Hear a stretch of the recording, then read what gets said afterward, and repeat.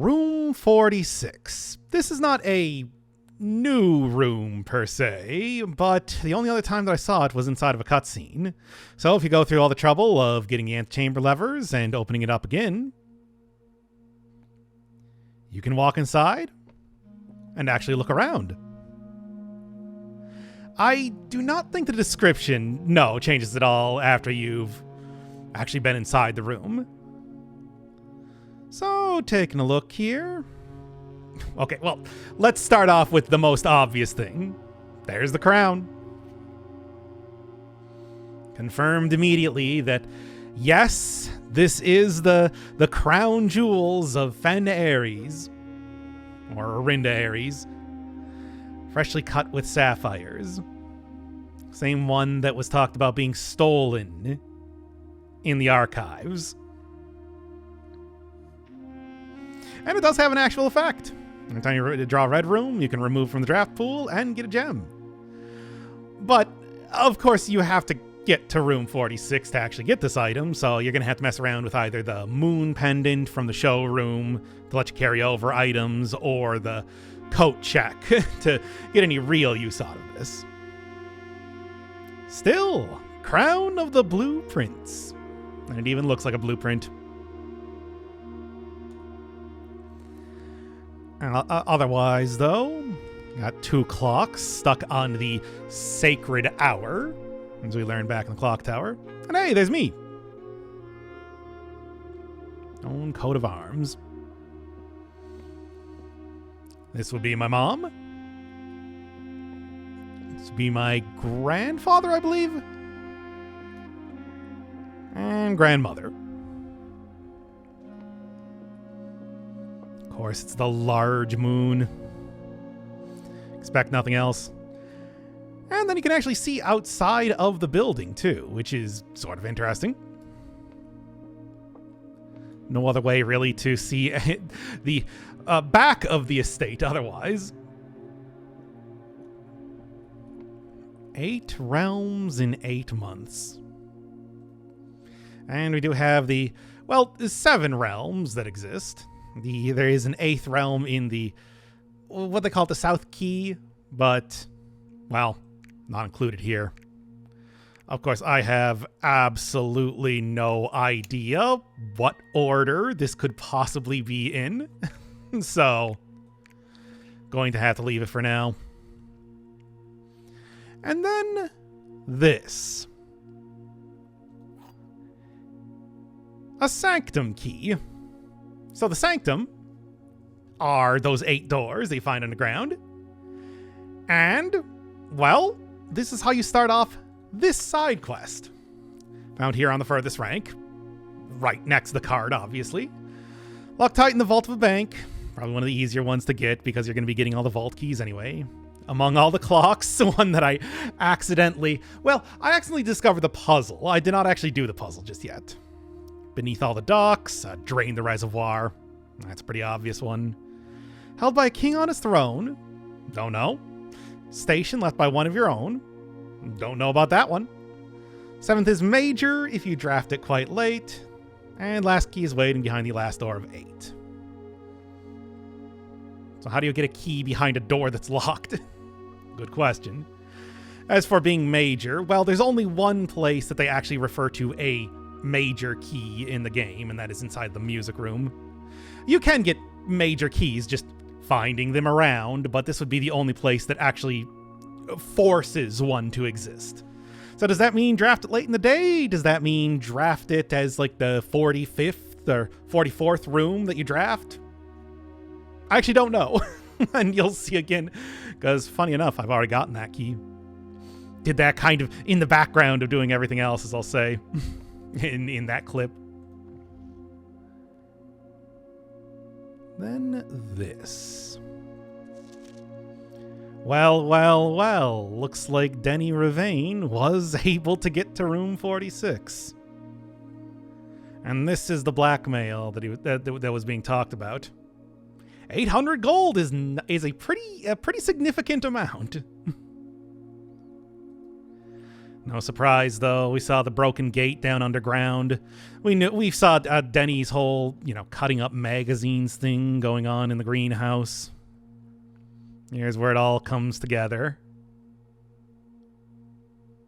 First time I played this game, I thought all of these doors that didn't seem to do anything were very suspicious. And no, they do something. You just gotta have the right key for it. And I don't think it matters which one you end up opening up with the Sanctum key. You can choose any. But I'll just go left to right. That's a good arbitrary choice. And it does ask, it'll permanently open it? Are you sure you want to use it? And there's no particular reason to say no. The only really useful thing that Sanctuary keys otherwise give you is that you can trade them at the trading post for allowance tokens. So if you don't want to take this out of the item spawning pool, that'd be something, but that's about it. Ominous. And there it is, that Realm and Rune book. Oh yeah. Oh yes. Here's where you actually use it proper. Hope you've been paying attention to all the various nations that exist in the world of Mora. Of course, I'll probably wait until I get all of the keys before attempting this, because it is an entire thing. It's an entire puzzle just by itself. I finally have enough money to buy something from the showroom. Of course, Moon Pendant is the cheapest, but with 60 coins, I know one of the things that costs 60 coins is the Emerald Bracelet. That means you don't have to pay gems for anything. Unfortunately, there are more than 4 items you can get, so not available this time. Master Key would also be the other one to grab, but I'll get the Ornate Compass this time. Rotate the first 3 floor plans. Good stuff. Getting that Ornate Compass, of course, was not to actually rotate around any floor plans. Everything's pretty much full in here. However, what I did get it for was to trade over in the trading post. That will give me an allowance token. Pretty handy sort of stuff. But that's not even it. Because you can get allowance tokens, and as long as you have enough money and the showroom to be able to get stuff, any one of the items that is 50 coins or over, so the Master Key, Emerald Bracelet, the Ornate Compass, as I saw there, has the potential of getting this. Easy way to get up an allowance, provided you got a lot of money. But also, you can trade it for an upgrade disc. And the Sanctum Key is not normally something you get from the showroom, but for whatever reason, it's also in the trading pool of the showroom. So most of the time, you just trade it for an allowance token, but you can also occasionally get an upgrade disc, which I will do right now. And funny enough, that is actually the only way to get multiple upgrade discs in the game. Just going and buying out the showroom, or I guess trading Sanctum keys if you really want to. But no, it's really more, once you have hundreds, say, of allowance from doing stuff like that, any sort of way that you can get extra allowance, then suddenly just drafting a showroom, buying it out entirely, and then going over to a trading post, well, suddenly you can just be swimming in these discs if you so want to. It's good for being able to re-roll plans that you don't like. But of course, the first one is going to be an original one just by itself. Billiard room. Oh, yeah, these have some fun ones. So of the 3, we got the Speakeasy Basic Edition. Break room. Lets you get a key card if you call it a day within. That's the one I'm going to be getting. And Pool Hall. Transforms it into a hallway and also just adds a bunch of halls in there. Speakeasy, or it's spelled here, Speak Easy. And with the color 4 edition, as well as just outright telling you, Basic Edition. Maybe more importantly, if I go over and just do this one, H, it is just a single one to do. So it is, if you're just looking for going through this room, grabbing some sort of benefit really quickly, Speakeasy is a good choice. Of course, I do think the other upgrades are a little bit better when it comes to actual usefulness. Of course, do have all the moonshine. The mice will play when the cat's away, of course. And just a little bit of lore in here as well. Talking more about Denny's whole moonshine thing. Selling it initially to the staff, and then, as I saw in the car itself, finding a buyer for it.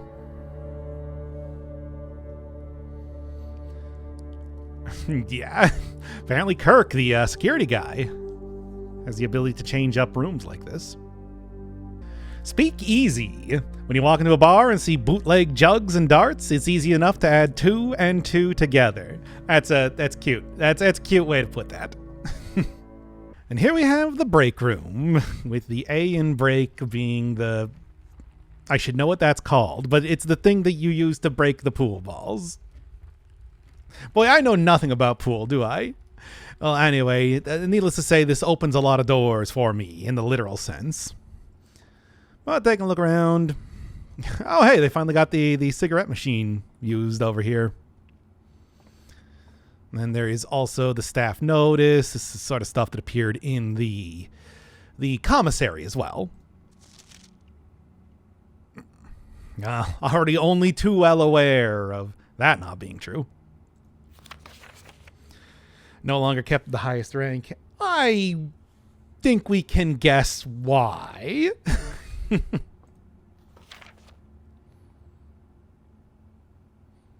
Okay, that note. Oh, banana. Then I guess in addition to a bar, we also got a coffee machine. Still the same basic thing as always, although it's an extended lunch. And yeah, you can see all the people: Kimberly Thomas, Kirk Darren, and Babbage. I can't remember the names of the rest of the people. I should know that. Well, let's get to solving this thing. Oh, and then of course when I actually solve this, I just get a key card. Well, I can come back in here to get another one. I suppose that's useful enough. Okay, come on now. Break room, a dimly lit staff break room equipped with a comfortable lounge area, a coffee snack station, and a collection of billiard games for the staff to ponder over. This cozy space served as a 15-minute haven for employees seeking a brief escape from their daily tasks. The pool hall, adding in, of course, on the pool table, and not really too much else.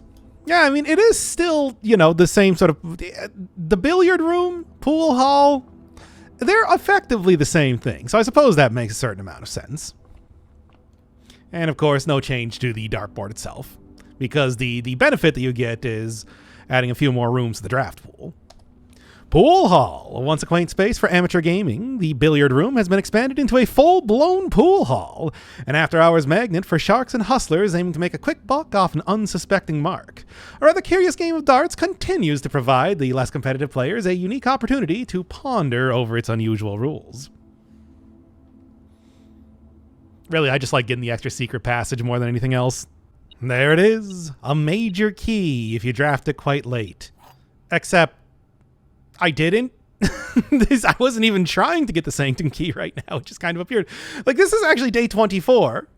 I was just doing some of the cleanup for earlier, and for some reason, when I decided to draft the music room, which is not even the last room here, or particularly late in the day, just had the Sanctum key show up.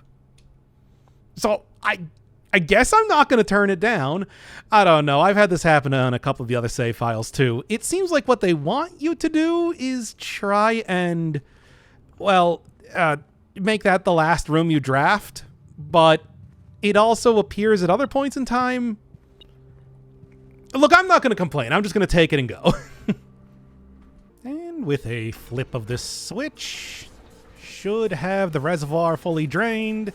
Does mean that the fountain is full again, but, well, I don't need to get into that part of the underground, at least for right now. The reservoir has been completely emptied, leaving a bunch of chests. Oh no, of course it's not so simple as to just drain the entire thing and then just walk down there, claim your prize. Nope, you gotta go through this entire logic puzzle, I suppose it is. But you do also need to use a key on each one. Let's take a look. Green memos are lies. That's obviously not true. So I guess Steam white chest probably telling lies. However, I have a laundry room and 21 keys. So I think I'm just going to go through here and start opening up everything. Sanctum key is not in a box. It is buried. I'm guessing that all of the Steam chests are lies then in that case. That's a decent assumption to make. Green memos in boxes near this box are both lies, and that being blue, of course, means that that is true. Black box contains allowance tokens. Yeah, you do also get a little bit of other stuff aside from the Sanctum key as well down here. Box containing... So, I mean, it's not a black box. It's not a moon box. So... who knows what that could be. But then again, I have 17 keys. I think I should be okay opening up whatever and just seeing what it says. Sanctum key is in the blue box. Not the truth. You are... Only one box in the reservoir has a prize. I don't know how much I know about red boxes and moon boxes right now. This is what happens when you make it really easy to get a lot of extra keys. What can I say? Okay. Well, there's 3 of them in total, so... I guess I can just look around at all of them if I so choose. Okay, so it's going to be marked by the sun, and it's not going to be a black box. Nope. Sanctum key is not in a box in the water. Well, that's least useful. Sun and blue. Not quite. Green memos and blue boxes are true. Very self-fulfilling prophecy. But this one's got to be it, right? Hey, there you go. Thank you. Not that I need a whole lot of extra allowance at this point in time, but it is nice to still get the rewards nonetheless. And I suppose there's no real reason to open up the rest of these, but I can.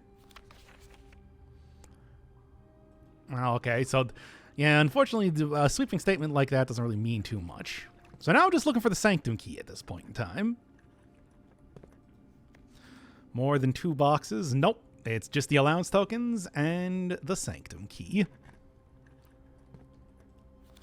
Sanctum key is in a white box, and this is a Steam and white. Yeah, I haven't really been given any sort of information on that.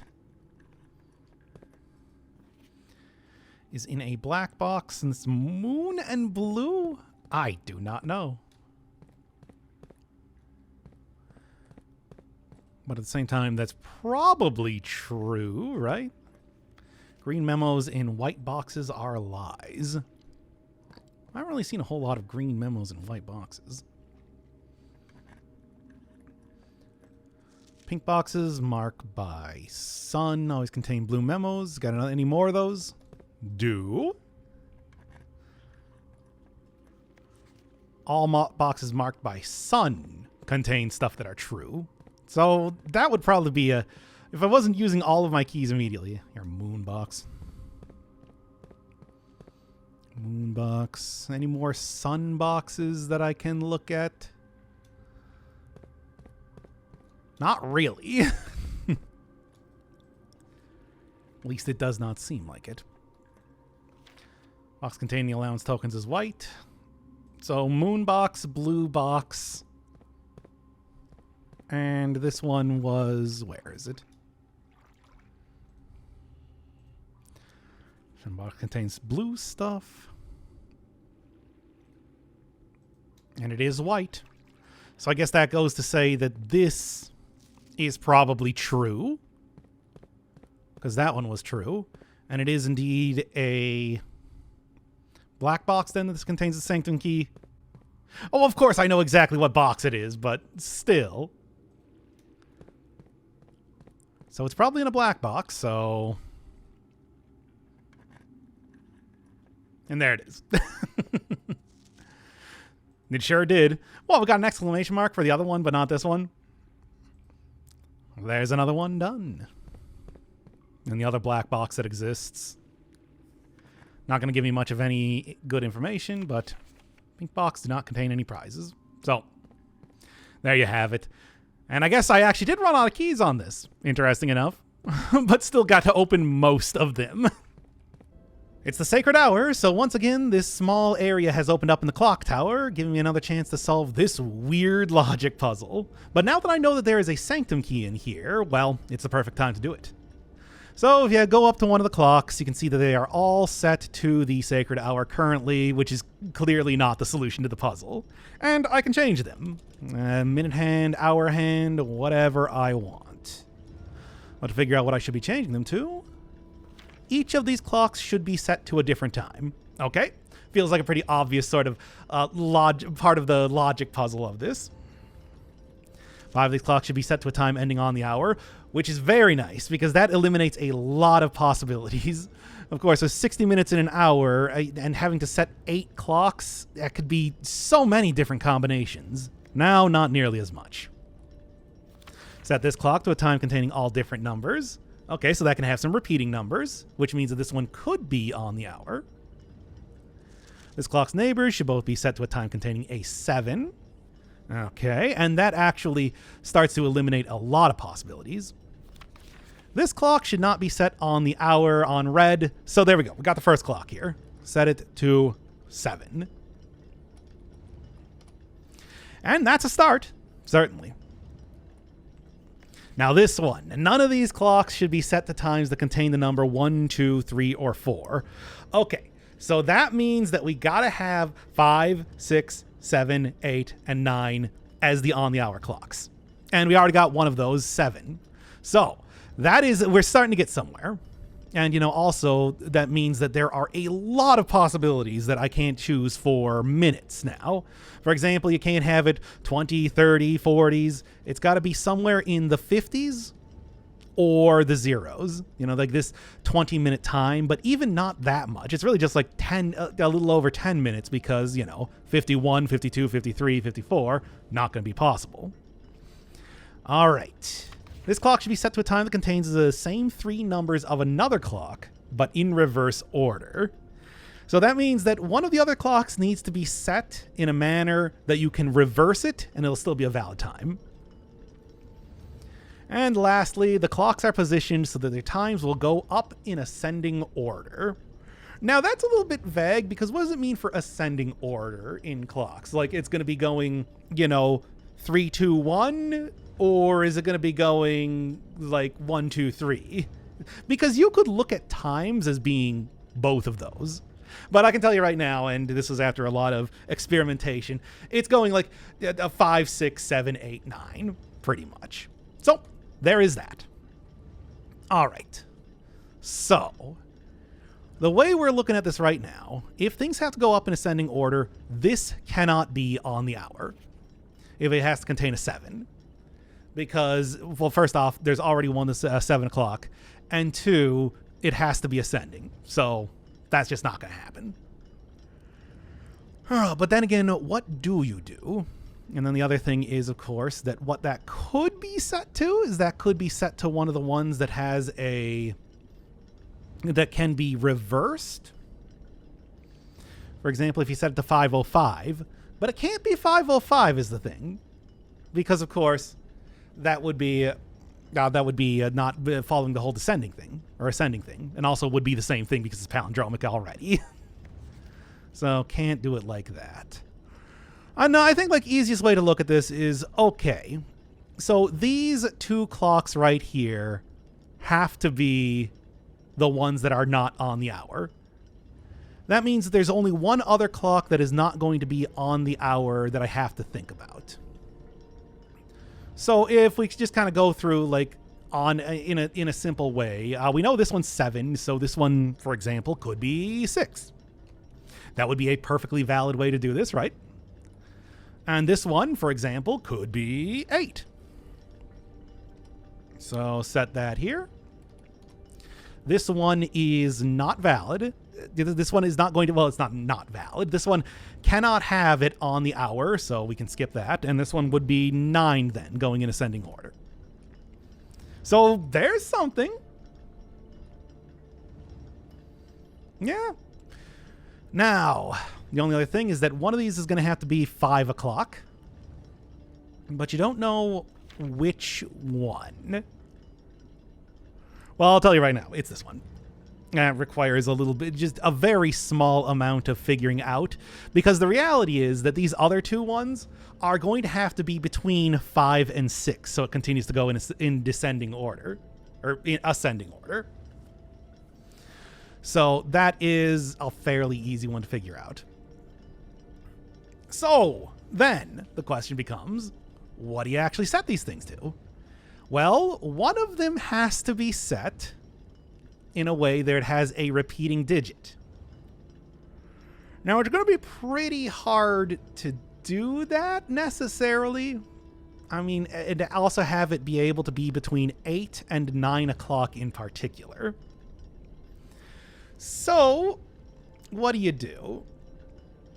Well, obviously, one of them is going to have to contain 8. It's going to have to be like 558 or 550 or 508. And I think like the obvious one to do here is 508, right? So this one would then be 805. And then which one's going to be 508? Well, not this one, because this one has to have a repetitive number. So we'll just set this one to 508. And then what is this one then? Well, it's going to be 1, 5. 2, it could be 509. But that it needs to have a repetitive number. So it's going to be 50 something. So what is it going to be exactly? I mean, there's a couple possibilities. It could be 558, but we know it has to have a 7. There you go. Simple as that, baby. It is not nearly as simple as that. I have the answer in front of me right now. It took me so long to figure this out the first time. But that is this Sanctum key. Certainly one of the more difficult ones to get. And for some reason they turned out the lights despite the fact that the light is still clearly on right now. How about that? I finally got to a point where I have both the vault and a vault key. This time, 370. Thanks to the trading post out here. So, let's go open that up. 370 should be pretty far down here. Extremely far down here, in fact. There we are. The last one, it seems. And a big old pile of coins, which I appreciate. And a note.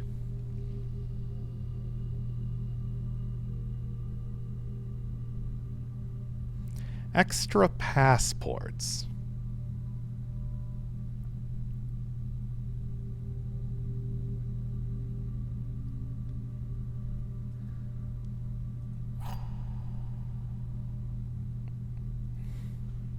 Very convenient setup here. We got a vault key. Which one this time? 233.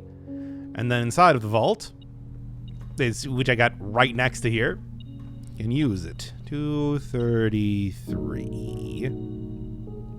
There it is.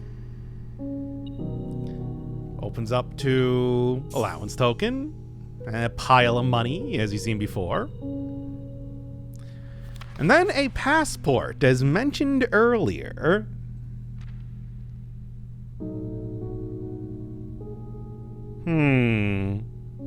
A very familiar picture, isn't it? This time got Vault Key 149. One of the earlier ones, certainly. Which is you. And inside? Not nearly as much money compared to normal, but do get the allowance token and another passport.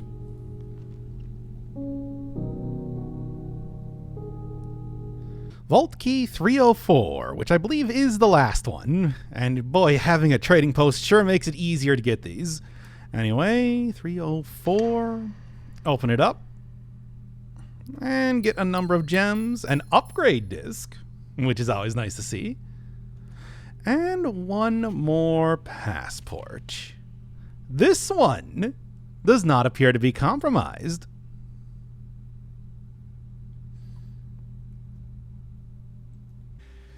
What do we got this time? Oh, the cloister. Oh, cloister is a very interesting upgrade. So you get it based off of one of the Ajaran Angels, but you might notice only 3 of the Ajaran Angels. There are 8 in total. And, well, you can get one for each of the 8 Ajaran Angels. And they each do something different. I think for me, I'm going to go with Joya because I really like the sort of permanent upgrades. Now, before I go any further, this is post-production Firebird saying that I am not going to do the full showcase right now because it does contain a substantial amount of spoilers. So that's going to be put way later in the video. If you want to see it right now, though, as always, just check the timestamps in the description. I've got a very specific setup on this one. There are no open passages if I create this room. So this is the ideal place for a dead end. But more importantly, this is the ideal place for a mechanarium, because I should have quite a few. I mean, at least 4. 1, 2, 3... 4, yeah. So that should get all of the secondary doors in the mechanarium opened up, without opening up any of the main doors, as you'd call them. And perfect, I was hoping for that so that I could use this silver key, because that should make it more likely, I believe. I'm probably going to go through quite a few stars getting this, but, well, that's fine. Ah, there we are. Okay, it didn't actually take too much, only down to 40, but still. So, inside the mechanarium now, like I said, there's 8 doors in total. These 3 cannot spawn, so I have the rest of them. And what do we got inside? Well, of course, there's the Antechamber lever. Know about that one already. And number 2. This is the, second easiest one to get, so it's just a silver key. Not really too interesting. And here, Sanctum key. Ooh. And then lastly, I think this is actually the 3rd hardest one to get, and then the Sanctum key is the 4th. An upgrade disc. The final upgrade disc of the game. Oh, yes, oh, yes. Yeah, hidden behind the last door of 8. And, well, there's only a couple places that have 8 doors in the game. The Sanctum room itself, which is clearly what they seem to be trying to get you to think. And then, of course, the mechanarium. We have, yep, up to 8 different doors, depending on parameters. Easiest way to do this is to get the aquarium, the electric eel aquarium, and then one of the experiments that keeps adding aquariums in there. And it's really simple to just get 8 different mechanical rooms, but, well, you can make it work regardless. The final upgrade disc, and this is a good one. I'm surprised that I haven't seen this one before, but let's get on with it.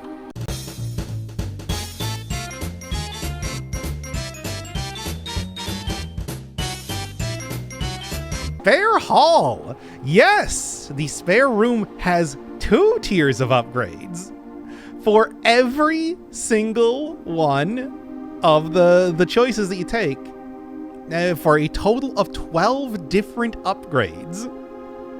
It's a lot.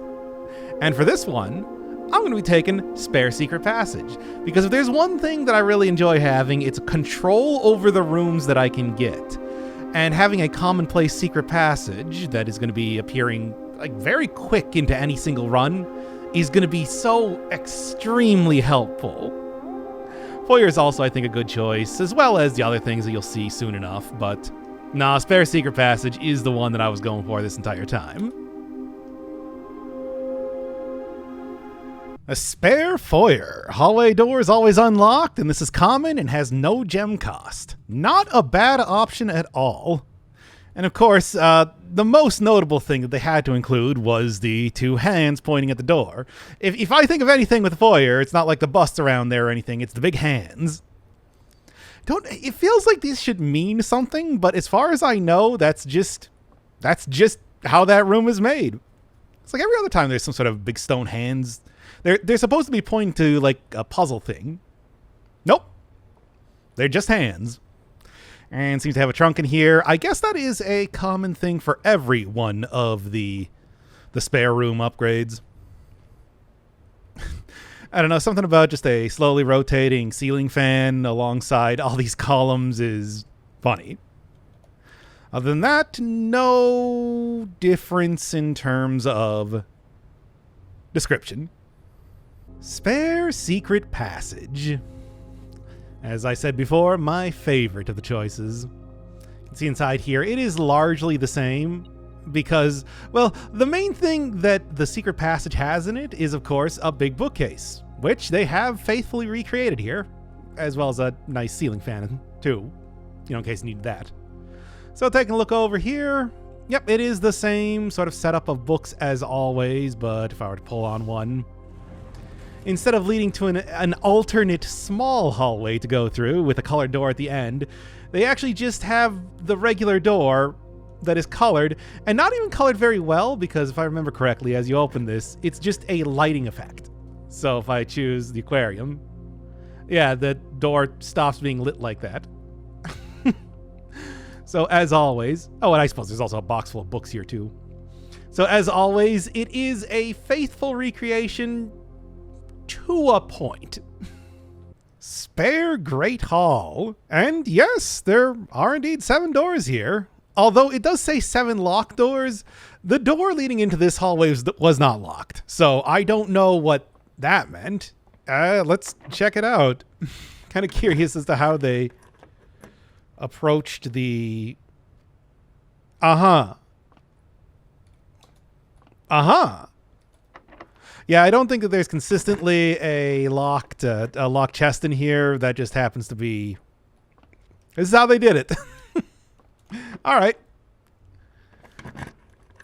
Because, of course, it's not quite as spacious as the real Great Hall.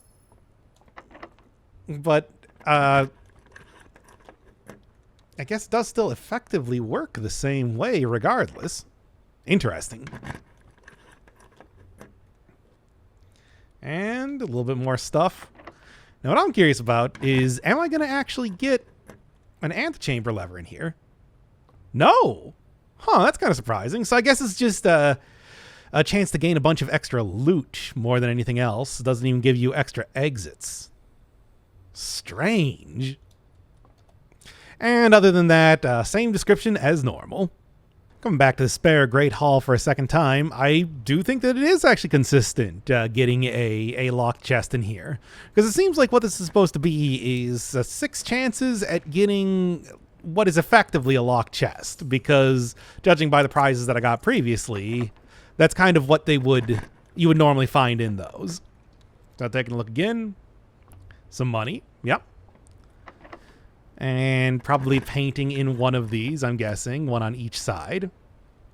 And then one is just nothing. Nothing at all. Let's see if I am correct on that. Nope. I guess it is just completely random where you end up getting the painting. Yep. And then I'm guessing this one's probably going to be the second one. And then last one is going to be another locked chest, effectively. No, it's just completely random. So you're taking the spare Great Hall. It is a real gamble, it seems. The spare master bedroom. If you're going to have a spare bedroom, might as well make it as fancy as possible, right? This barely fits in here. Oh, it's still got the full crest and everything, though. And items. It's just, yeah, a little bit more cramped. Pretty much the same thing as the previous description, though. I do like the icon that they use for it. Her ladyship's spare room. It's not quite as fancy as having a chamber. And taking a look inside.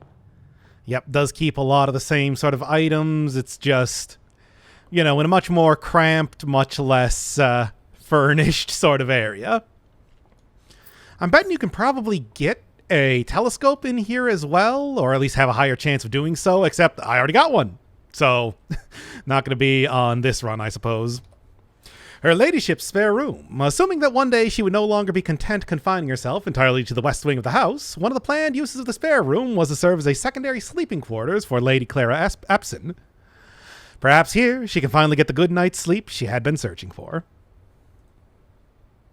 The servant's spare quarters, which I think is my favorite of the various bedroom upgrades because keys are good. And generally, you're going to be making the spare room before you make a lot of other rooms for the master bedroom, and you don't have to worry about finding very particular rooms in the estate, like the boudoir and walk-in closet for the chambers. Besides, this is actually larger than the normal servants' quarters, so I feel like Hartley would probably appreciate that. No memo underneath the iron this time. And aside from that, there's no real extra info in the description, just the same one as usual. The spare terrace may be my favorite of the 3 upgrades because I just like the idea of a very common room that just makes it so that you never have to pay for any other green room. Also, the green rooms are just absurd. Look at this. It's clearly just painted on the wall. And this does reflect what it would look like from, say, a terrace, I think facing in this general direction. Not entirely sure. But yeah, that's how they get around the fact that you can still make this on the inside of the house. Which is funny. No actual different description in here. It's just pretty much the same as usual. Spare veranda. Greater chance of finding items in green rooms. Now, I do already have a veranda. I don't know if it stacks. I want to say probably, but it's impossible to tell because there's no real indication as to when you get extra items from the luck. It's something about the way that these spare rooms are all so shoddily put together, where it's just like, yeah, this is a veranda, right? Yeah? Yeah, I mean, it's basically the exact same thing as a veranda. I don't know. Something about it makes it one of my favorite rooms in the game, just because regardless of with the actual effect of it, it's still, you painted the vista. You painted a vista on the wall and then put, like the rocking chairs that you would see in the veranda here. Yeah, you're right. No, it's basically the same thing. Same description. Yep, same one as usual. The spare patio, which seems like something of a fire hazard. Taking a look inside. Yeah, no, it's definitely a fire hazard. But hey, it does give you the, I'm guessing, probably very high chance of having an item over on the grill, so I do appreciate that. Yeah, no, I still think most of the time I would end up taking the spare terrace, the sparus, if you will. Still do have the usual setup of furniture that would normally appear over on the patio, along with, just a box of propane. Something that already comes in a container meant to be carried around. But whatever. And same description. Same description. Thank you, Draxus. As you can see with the skull in the upper left corner. Finally got the freezer now. And not just the freezer, because that's, of limited use by itself. But a freezer when I have burning glass. Okay. And this, I think, is the most appropriate way to start up what I'm calling Act 2. I mean, not only does it give you all the benefits of creating, of course, not that it even matters now that I'm thinking about it, creating a furnace near this room, as you've seen before. But, as they said here, the Baron's private, personal freezer needs a direct heat source to unthaw. And of course, since you gotta really go out of your way to get this letter, Oh, it's a very interesting one, this.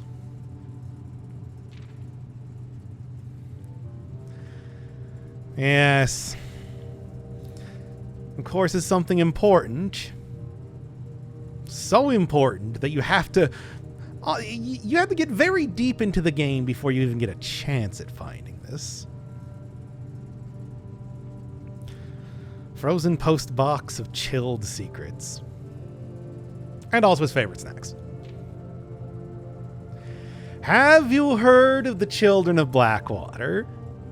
Now, considering what we've seen in the game so far, all of the various messages, well, not messages, but newspaper articles and the like left from the newspapers over the years, including a few interesting tidbits like the disappearance of your mom, as well as, of course, the Soul and Crown Jewels, which then abruptly appear in room 46 as you get the ending. Should be no surprise that your uncle had quite a bit to do with that.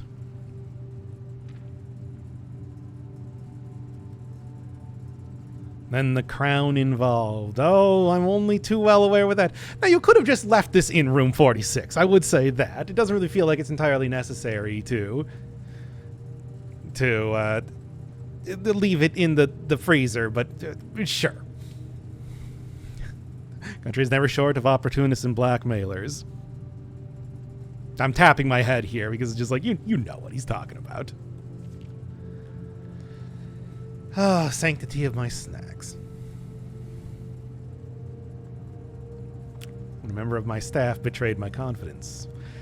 I have placed 8 red envelopes in 8 even more secure locations throughout the estate. And there we have it. Of course, the hidden message for you among the art that hangs in almost every room in the house. That's something that you could have very easily figured out. There's plenty of places where they've shown that, where you have things like, of course, the bulletin board in the commissary, where you have just the chiseled letter in the workshop, for example. But, you know, here's where you're just outright told about it.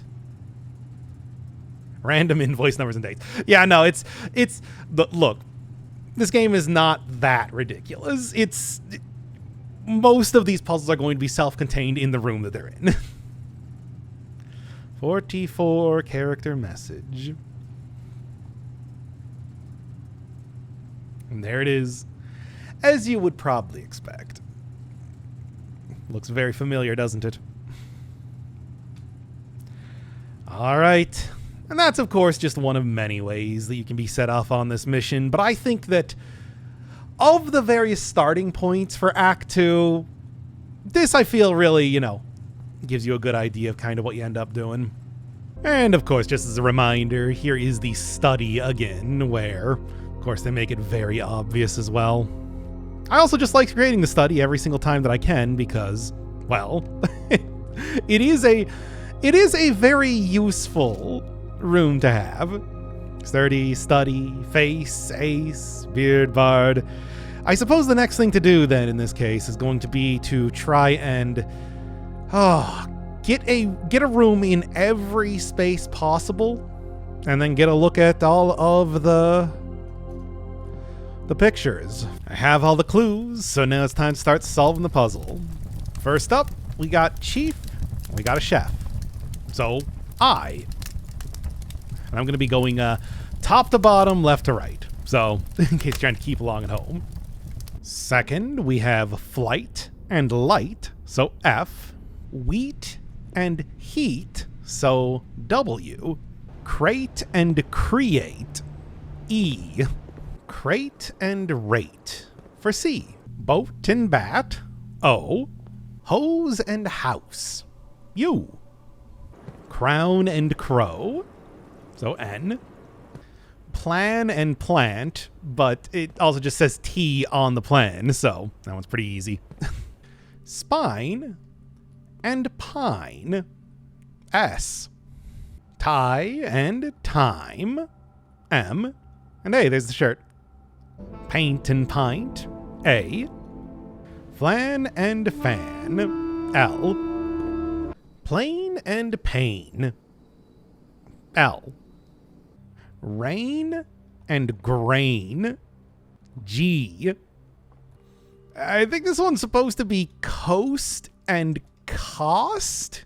Because it's a tag? So A. I don't know, I'm always a little bit unsure about U in particular. Planet and plane, T. Stage and stag, E. Coast and coat, S. Tube and tub, E. Also, I found a treasure in here. Pilot and plot, I. We need to go into the basement of the foundation for this one. And we got tiger, tier, G. Chart, cart, H. Tent and ten, T. Car and card, D. Coat and cot, A. Sage and stage, T. Fire and fur, E.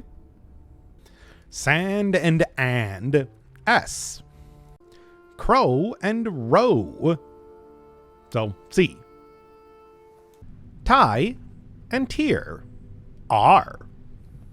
Road and rod, A. Clock and lock, C. P and peak, K. Plan and plane for E, but of course on the plan it also just says it. Stairs and stars, I. Bridge and bride, but in the workshop you also just get it, well, told to you, right here. Bath and bat, H. Cart and car, T. Dessert and desert, S. Pray and pry, A. Face and ace. Heard a lot about this one. So, well, F. Pin and pine, E. Lastly, we have stag and we have tag for S. And put that all together, because, oh man, that one took a while. We get, if we count small gates, 8 dates crack 8 safes. That's right, it's not even the solution to a puzzle just by itself. This is the instructions to solve other puzzles. Specifically, there are a lot of safes that exist in the game, and this is the... well, even with the words just spelled out there, it is sort of a cryptic clue as to how to open them. But at least it's something, so let's get started. To begin finding these red envelopes, let's start with one of the puzzles that I've already solved. Yeah, you may remember, use the date to open up this door, November 28th.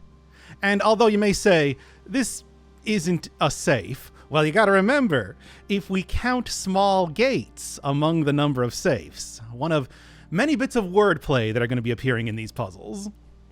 So, where's the envelope? Well, it's not here. And it doesn't seem to exist at all. People have looked through the game files and everything. It's not there. And you may remember that Alzara did say that I would only ever find 7 of the 8 envelopes. So, although Alzara has been wrong about a lot of stuff, does seem to be correct about that. So, what are we gonna do? Well, unfortunately, nothing. There is nothing to do. I'm just going to be missing the envelope. Specifically, this is envelope number 3, because that's how the game was designed. Although, one other thing I want to point out is that there is this object here. Remember that for the future. Wait, there's a safe in the boiler room? Not exactly. What there is this. The high pressure condenser, which was talked about a little bit in the secret entrance to the basement that I saw when I was doing the Room 46 run. But it does actually do some stuff. So, for right now, what I'm going to do is redirect a little bit of steam. And that should light it up. Remember that little room off to the side of the underpass? Well, now I should be able to get in here. And in fact, this is something that they changed up with the game. It used to be that the door would just open, but now it's a button. And once you activate it, it is permanently activated. It used to be that you need to recreate the boiler room every single time that you wanted to enter this. That is so huge. Also got a lot of power running through there too. And you can get another look off the side, like the Precipice. Not there's too much to see as of right now. No, it's largely a walkway heading up to the upper levels of the gigantic, ridiculous gear room. Yeah, that whole thing where I lifted a second set of gears up actually does make a difference. So first off, let me go just swivel that around one time and see what's on the other side. Now, here we go. But walking over here. Now this is really helpful. Dock level. Yeah, that boat you see over there, you can in fact take it across the reservoir. And of course I knew that in the first episode too, but you know, I wanted to wait until they actually told you about it to show that off. Full drain at 0, of course. 6 is entry level. And yeah, there is a sort of, I don't know, like a drain pipe or something over there. Gonna have to go get back to the pump room for that.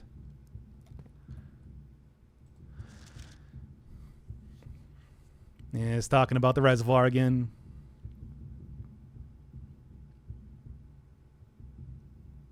And talking about the steam, of course, with the high-pressured thing.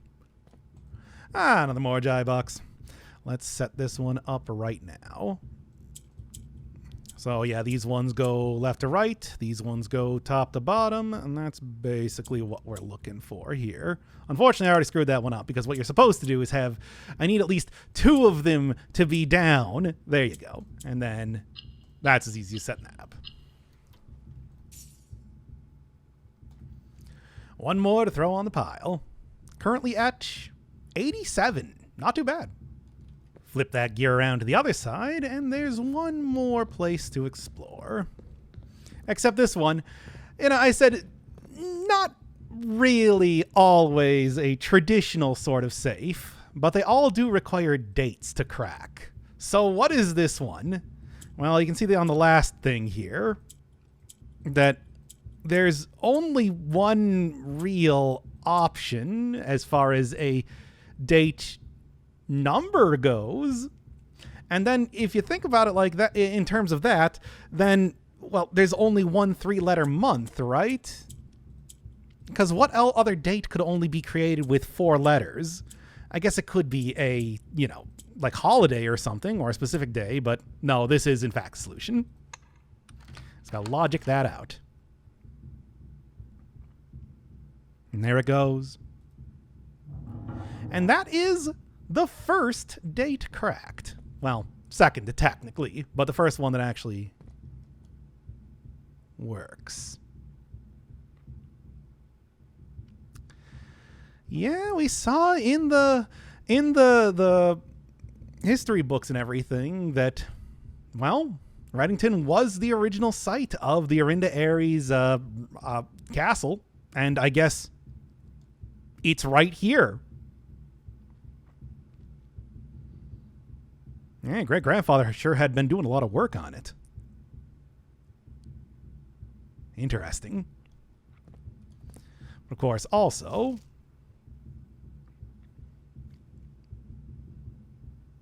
an authentic black print. This isn't the first one I've seen of those, but it's certainly going to be adding it.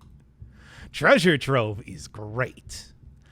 But then, of course, as outlined by my uncle, well, we have first off a cut ruby, which of course was on the originally on the defaced crown of Fen Ares before it was turned into the crown of blueprints, of which I believe I have right here. No, you can't restore the crown of Fen Ares, and it does in fact count as a gem, which is fun. And red letter number 1. And of course, as you'd expect, all of these letters are going to be dated the date that you use to crack the safe or lock, whatever it happens to be.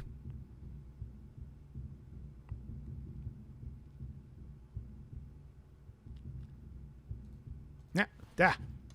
It's not click to go to the next one.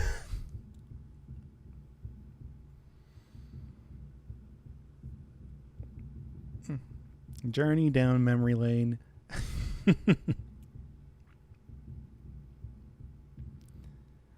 So, yeah, apparently this family has something of a history of being blackmailed all the time.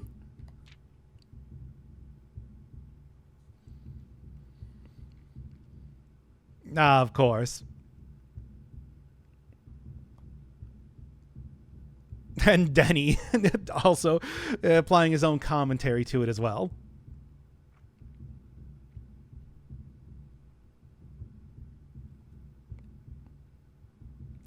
And with the first proper letter, in the pause screen, you can see one appears here underneath normally what would be the room that I'm in. And anytime you want to come back down here, you can get another gem. Not that, I think it's usually worth the trek all the way down to the basement to get a single gem, but you might want to. And yes, that stand looks very familiar, doesn't it? As for the treasure trove itself, I have plenty of places left to put rooms and, of course, a study, so let's check it out. This is, of course, by its nature, doesn't start out very impressive, but this can be the single biggest source of money in the entire game after you draft it, 100 times. So it is definitely worth getting pretty much every time you can, because every time you do, it's +5 treasure. Otherwise, do still have... I thought that this was supposed to be a lost blueprint, or, well, black print or something. Why are there still photos in here? And solid gold cannons. And hey, look, along with the armory, which of course was one of the other few black prints that exist in the game, we got the other Black Knight. Now, there is also an interesting gimmick to this room. Yeah, a very familiar sort of chest to the ones that I found at the bottom of the reservoir. And you do have to use a key to open it up, but much like those, they give you hints on stuff. A lot of them. Many of them, in fact. Here, let me go through all of those right now. All right, that took a second for me to find my notes. So there are a lot of memos in here, and a lot of them are related to sort of a logic puzzle style thing, much like the Reservoir, saying things like all boxes marked by the sun contain memos that are true, which is a true one. But I'm going to skip those ones for the more relevant to the game ones, even though I have them all written down in my notes here. There is no realm that flies the white flag. That one is false. You need a key to obtain the true treasure. That one is true. Fen Ares borders a poetic realm. That one is true. It never rains in Arch Ares. That one is false. You have seen all the memos that appear in this room, and that was after I saw like 10 of them. Oh, no. That one is false. Handwritten green memos are always false, but would be true if you changed one color in the text. And that one is just more relevant for, say, the clock tower puzzle that I just did, which had a handwritten red memo. So that's kind of how I knew how that puzzle worked, because I had found that before. As you suspected, there's more to the den than meets the eye. That one's false. The symbol infinity is used to, well, the symbol sideways 8, I just said infinity, is used to denote the unknown, death, and the number 8. That is true. The true treasure of the Trove is in the house. That one is false. No realm is considered spiritual. That one is false. The last room of 8 is in the inner sanctum. You already know that one is false. The Baron began and ended his travels in the same realm. That one is true. Nuance is known for being a peaceful realm. False. Sacred Hour is not technically on the hour. True. The power must shift to perform the ritual of castling. First time we're hearing about that, but oh, that's for later. The family core can be found in a red room with a 5-letter name. that's even more of a thing than the ritual of castling. Calendars never hide important dates is false. Yenna means both rain and ruler in Erishan. That is true. There are secrets in the rooms you drain. Yep. No, of course. You must don the mantle of the night to perform the ritual of castling. False. The page 6 of a new clue hides a secret. That one is actually super important. It will be coming up pretty soon. Ein means dreams in Erishan. That one is true. A secret door lies in the red house. That one is false because it's in the green house, where you can knock that down with the power hammer. True treasure is in this room, but not in the house. That one is true. The monk waits beyond the second chamber. That one is false, but it is handwritten. And we have seen a little bit of that sort of stuff. Blessing of the monk. And of course, Lady Epson's diary. The last train has left the station. That one is true. And you have seen all the memos that appear in this room, and that one was blue that time, so it was true. A very interesting set of clues, some of which are going to be very relevant, of course, when trying to figure out how the runes work down in the places, the doors that I've been opening up with the sanctum keys. Some of them are for future puzzles, and maybe most importantly, some of them are for a true treasure of this room. Found in this room, but not in the house. Treasure Trove. Turns out the oft-rumored treasure of Mount Holly was more than just a rumor. Indeed. Ah, perfect. Yes, Treasure Trove becomes more powerful as you draft it. So, of course, in the conservatory, setting that to commonplace instead of, I think it's normally on unusual, is going to make that very easy to keep adding that money in there. The study has a quite conspicuous safe in it, but what is the date that I need to use to crack this? Okay, taking a look around the room. A lot of it is just to get the message in the first place. But there is also a big chessboard. And not only that, the only piece on the board, the Black Queen that you can also see over there, is on D8. Okay, so what does that mean? Well, it does seem to be, my thought process was that it does seem to be that the Black Queen is on there, so maybe it has something to do with the Black Queen in this room? Maybe it has something to do with, you know, the chess blessing that you can get. Switching over to the Queen one would make that obvious. What date could be associated with this? Like maybe, 1, 2, 3, 4, 5, count all the way, and then that number of days into the year is the date? Nope, none of these. It's actually so much easier than you might think. So if you look at this, D8. Well, 8 numbers could be the 8th day, but what month starts with D? December. Just December 8th. There's no other D month, so it's really as simple as that. And man, let me tell you, I had the Queen's Gambit on for so long trying to figure out what exactly I'm looking for with this, trying to find, her ladyship's chamber, which has the White Queen in it, all that sort of stuff. Nope. It's all just date is not just referring to like the way to say date. It's the day D8, December 8th. And going right here, 1208. There you have it. Inside, we get one more of the cut rubies. And letter number 2. Museum's guard are sympathetic to our cause. And yes, I'm sure you can probably already see in the background. Ooh, we're getting something. Flexible floor plan.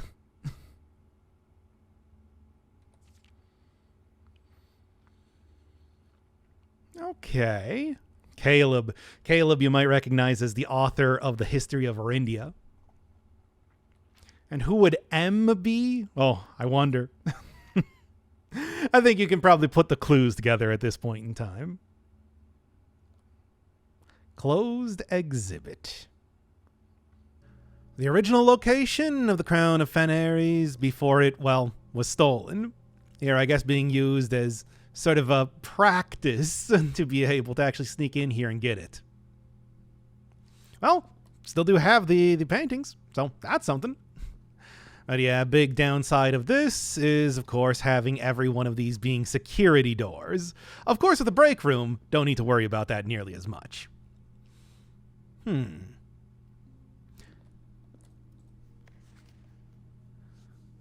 Faro, I don't think we hear anything more about. But I think that this note, maybe more than any other, confirms that, yes, they are definitely the children of Blackwater.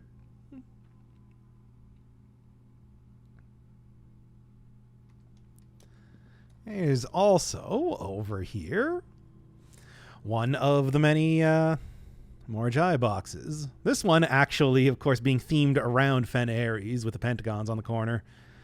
All right, so the shtick with the Fen Ares box is when you press the red one, all of the black colors turn to red. You get the idea here. So what I'm going to want to do is set you up so I can get that going. Same thing over here. And with that, should be as simple as just kind of filling out the rest of this, because there you go. Easy. Yes, of course, the entire lighting scheme makes this a very bright red room, adding to that whole theme too. But there is something interesting with this room. You see that little paper crown over there? The one actually that appears on the opening screen where you get the menu screen. So if you're wondering where that was, well, it is in the game.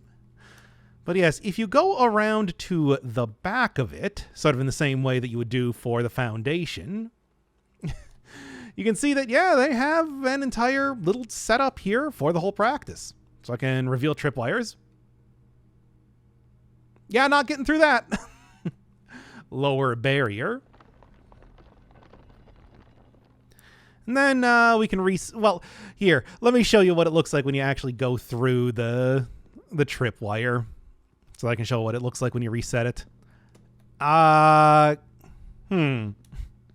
Just felt like here would be the best. No, of course not. Like, come on, the absolute absurdity that would be, you know, this game does not have that sort of controls. I think it goes without saying. So then the third one here is to reset the whole thing. Takes about 10 seconds before you can go and try that again. Except you might notice no tripwires during that time. So if I go and reveal it, let's just say reset it right now. I got 10 seconds. Let's go. Run in there. Run in there. Come on, Simon. And got it. There you go. So, paper crown. Yes, you get a specific item from this room. Of course, it is the crown also that the Red Prince wears. There's not a red room among the first 3 floor plans you draw. You may redraw floor plans. Sort of similar to how getting rid of red rooms works with the Crown of Blueprints. Also useful for rehearsing museum burglary, as you do. So that's fun. Is it all that good? Is it worth creating the closed exhibit for? Probably not. But it is fun to see that they do have something for you actually getting the crown. Closed exhibit. A painstakingly produced accurate reproduction of one of the so-called closed exhibits of the Fen Ares Royal Museum. Oh, I suppose I should probably actually show off what the crown looks like. So it appears in the upper left corner here, and redraw floor plans. Spins around. That's fun. The safe in the boudoir is a little hidden compared to some, but not very. Though there is, of course, the question of, what is the date that I'm inputting here? Well, I would say this is probably the second safe that most people open up because it is a pretty obvious one. All right, 1225. Get over here, see what's happening. Also, suddenly gives a lot more value to the boudoir because we got another ruby. So that is one more free gem every time you draft this room. Letter 4.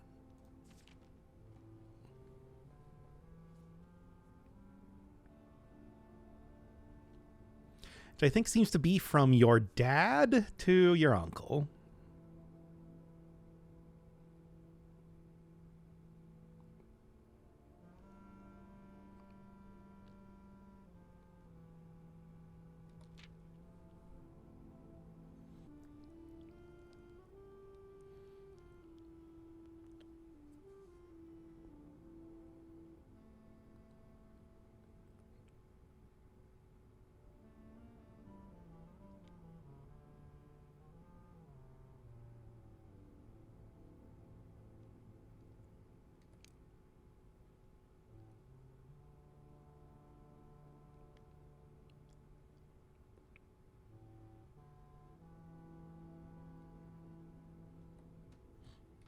The drafting studio. Oh, this is a weird one because you might remember that over here there's this little diorama of the office, which does show you where the safe is. Well, that's also a safe itself. And you need to have the magnifying glass to be able to enter in stuff. So detailed that it is, in fact, a safe. However, what's the date? Well, we do have a couple dates in here. For example, this one, Great Hall partitioning plan for today. It is not, the date is not today. That they already used that one for a different puzzle.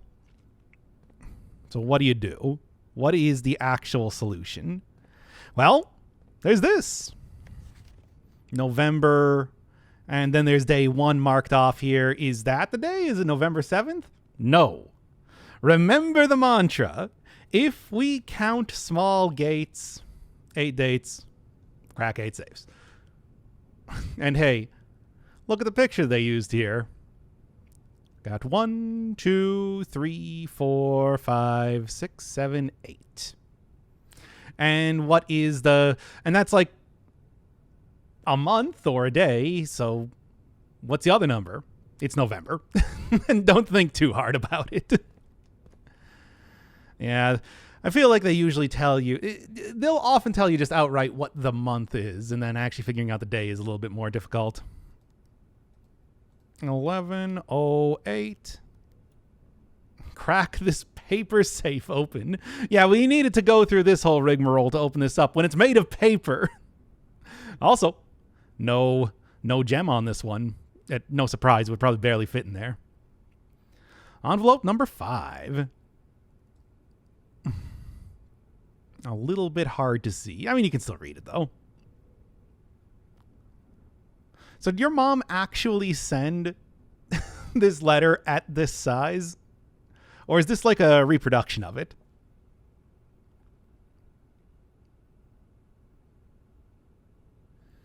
Unhallowed cavern that we have called home for the last year.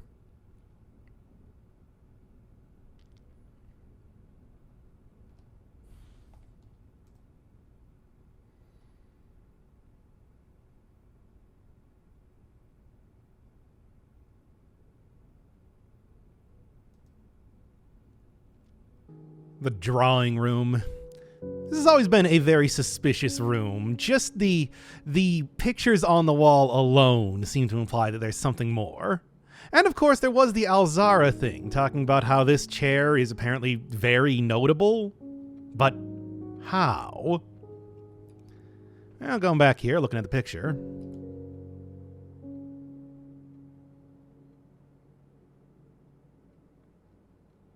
Yep. It took me a lot of looking around to be able to finally notice that. So, let's go grab this.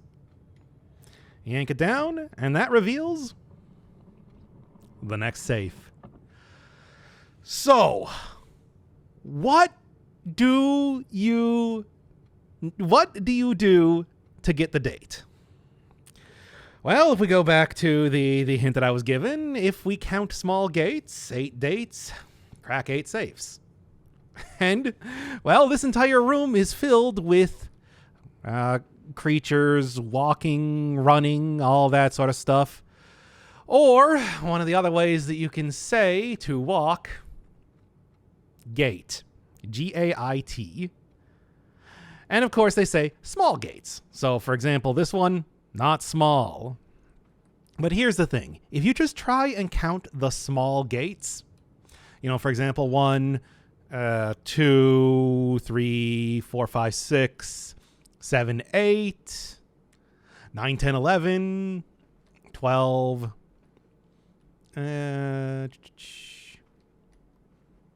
13, 14, 15, 16, 17, 18. That doesn't give me a date. I mean, it gives me a part of a date. It gives me a day, I suppose, but that's not really what you're looking for. And that's where I got hung up on this puzzle for a really long time. Because, okay, I get the wordplay. And there are a couple of places that will kind of point you in the direction of walk, meaning gate. And, you know, sounding like gate and everything like that. But what do? Well, as it turns out, the fact that the small gates are actually two different pictures, the man with the umbrella and the woman in the dress, is meaningful. So, for example, there is one woman in a dress, 2, 3, 4 in total. And you can see there's far more of the man with the umbrella. So I think it's fairly obvious to make the assumption that, and I do believe they even say that she has a slightly longer gait than the man in the umbrella, which it denotes that it's supposed to be the month. So we got 4, and then we got 1, 2, 3, 4, 5, 6, 7, 8, 9, 10, 11, 12, 13, 14, 15. 4, 1, 0, 4, 1, 5. There you go. Yeah, and let me tell you, it took a lot of experimenting around, just kind of like figuring out exactly what you're supposed to do with that. It makes sense given all the clues, but let's just say thankfully there's no penalty for getting it wrong, because otherwise I'd probably still be here. Crack that open. And we get another cut ruby, which is actually really good for this room, because suddenly this means that the gem that you spend creating this room is now refunded every time that you come in here, because you can just grab that. Letter number 6.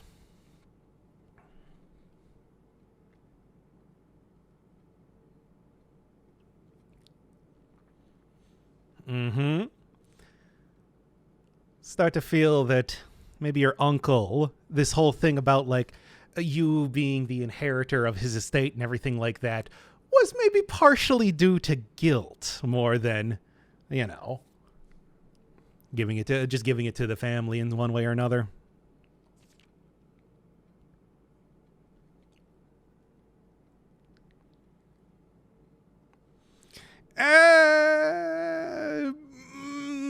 Simon's currently 14.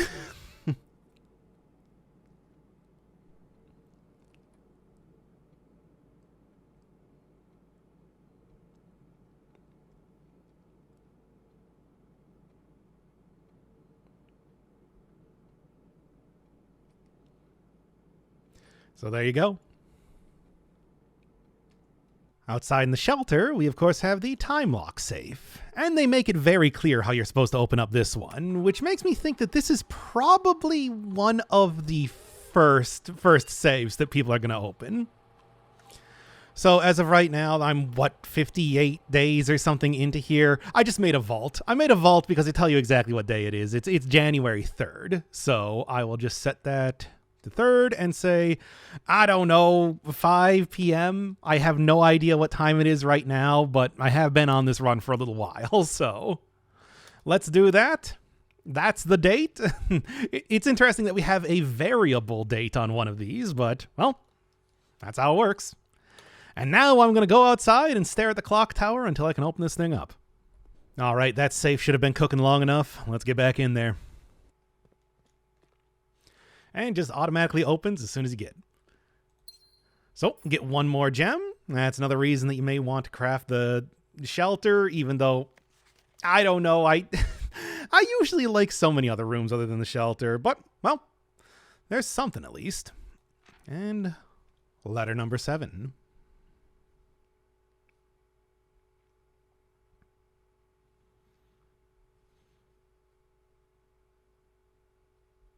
Cousin Mary. I don't think we've heard too much about this character. I actually don't remember them at all. I don't even remember their name.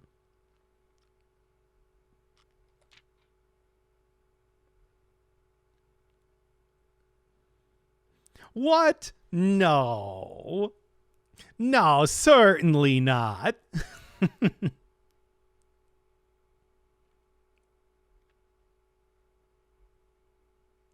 Two of the crown's 8 rubies have now surfaced. So we do know about one of the rubies. The one from the... That's why you could see the stand for that back in the gardener's cabin over in the orchard. I guess the other one is just, well, the other safe that's missing a ruby.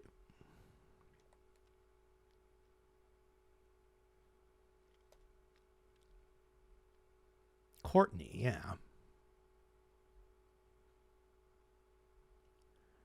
Interesting. Before I do the next safe, I thought I'd do a little refresher about the busts in the foyer. So going around a circle, Lord William Epson, Baron Thomas Sinclair, Major Nicholas Key IV, J.R. Yenna, Baron Edwin Sinclair, and lastly, Count Isaac Gates. The office has another one of those very easy to find safes. I mean, just look at the hand alone, but a very difficult to solve one. So opening up the drawer, just flip that, and we got the safe. Now to figure out the date, take a look at this. So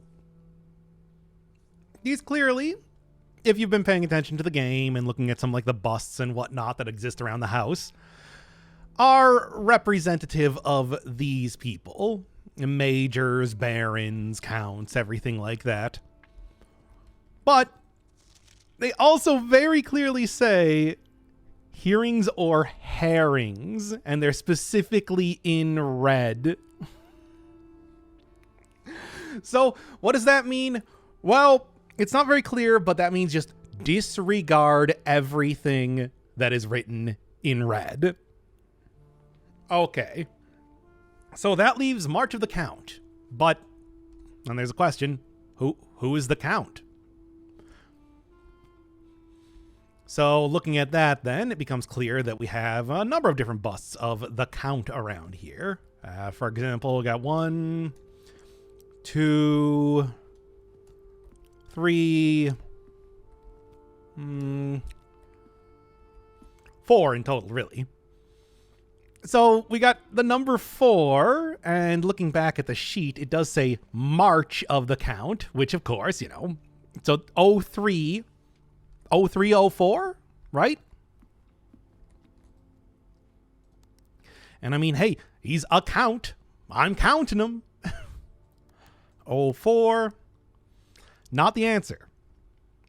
Why? What could the answer possibly...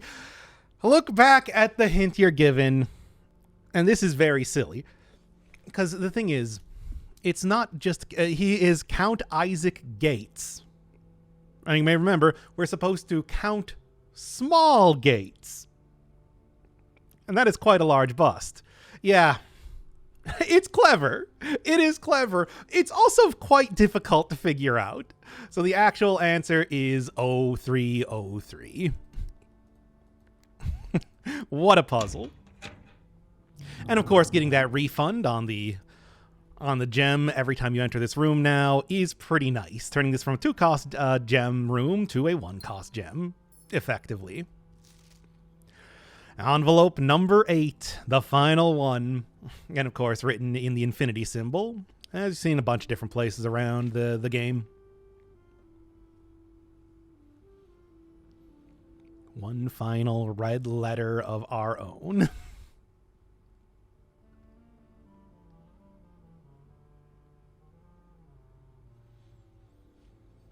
So yes, apparently all of these were kept originally in that one drawer that we saw in room 46 before, well, you know. You still took one of them, though, into letter number 3.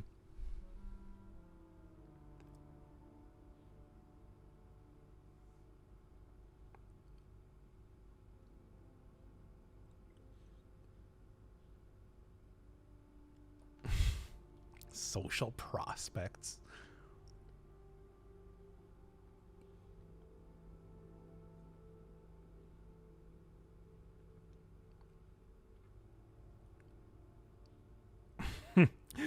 All right, so surprisingly enough, Denny is not actually an active villain. He's just decided to give up after getting the money at this point. Still don't like it, but, well, what are you going to do? Oh, X. Yeah, whatever. We know who you are. Sorry for the inconvenience. And that is the 8 letters of the game. As of now, Simon has inherited the house, found all of the envelopes, and is kind of lost for what to do next. I suppose I could go mess around with the reservoir, maybe consider some of the hints that I got in the treasure trove, but really, it's not clear what I want to do, which means it's the perfect time for a new clue, which for some reason the colors on the cover invert when you pick it up. I don't know what's up with that. And yes, I had to rent this one a second time because I didn't like how I read through the book the first time. Look, this is a very densely packed book with a bunch of things to look at, but I should also look at it as a normal story first. So, let's do that. For you are looking for a new clue too. Yes, it's not just the text itself. These images are going to seem very familiar and, of course, have a lot of different stuff to look at. For example, the dead cases, being a bunch of dead end rooms. That's fun.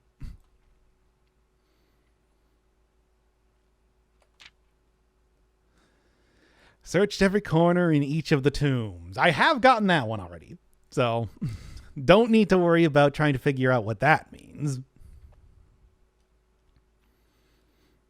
Of course, there are also the candles there that you can light up to be able to open some doors. It was already over when he spoke to the chauffeur. Doesn't quite rhyme, but good enough.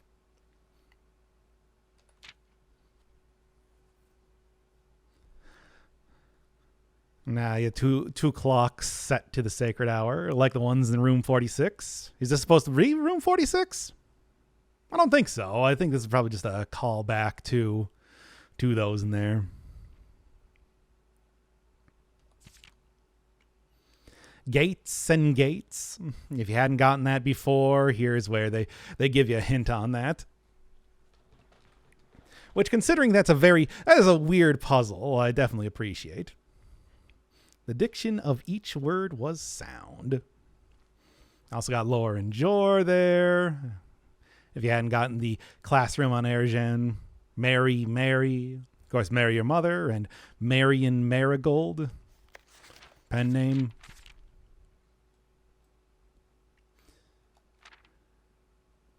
And is he holding on to a blueprint? Yep. In fact, I believe that is the pause screen right there.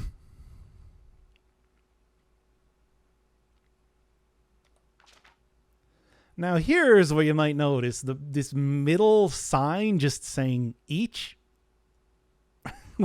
Why would that be in the picture if it wasn't explicitly part of some puzzle?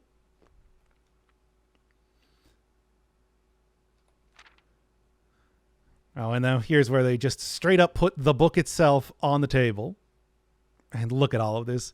Look at all of this stuff to try and figure out. Aside from that, though, do have that picture from the ballroom. And here's one from the shelter. Third one, don't think we've seen. Have you seen all the signs? Like stop sign? Have you finally found it? Could it really be true? If it's a new clue, you know what to do. All right. So that's the book. Now, if we back up here, let's consider everything we know about A New Clue. Well, they did mention in the notes that I got in the treasure trove that page 6 of A New Clue holds a hint. So that's something to look at.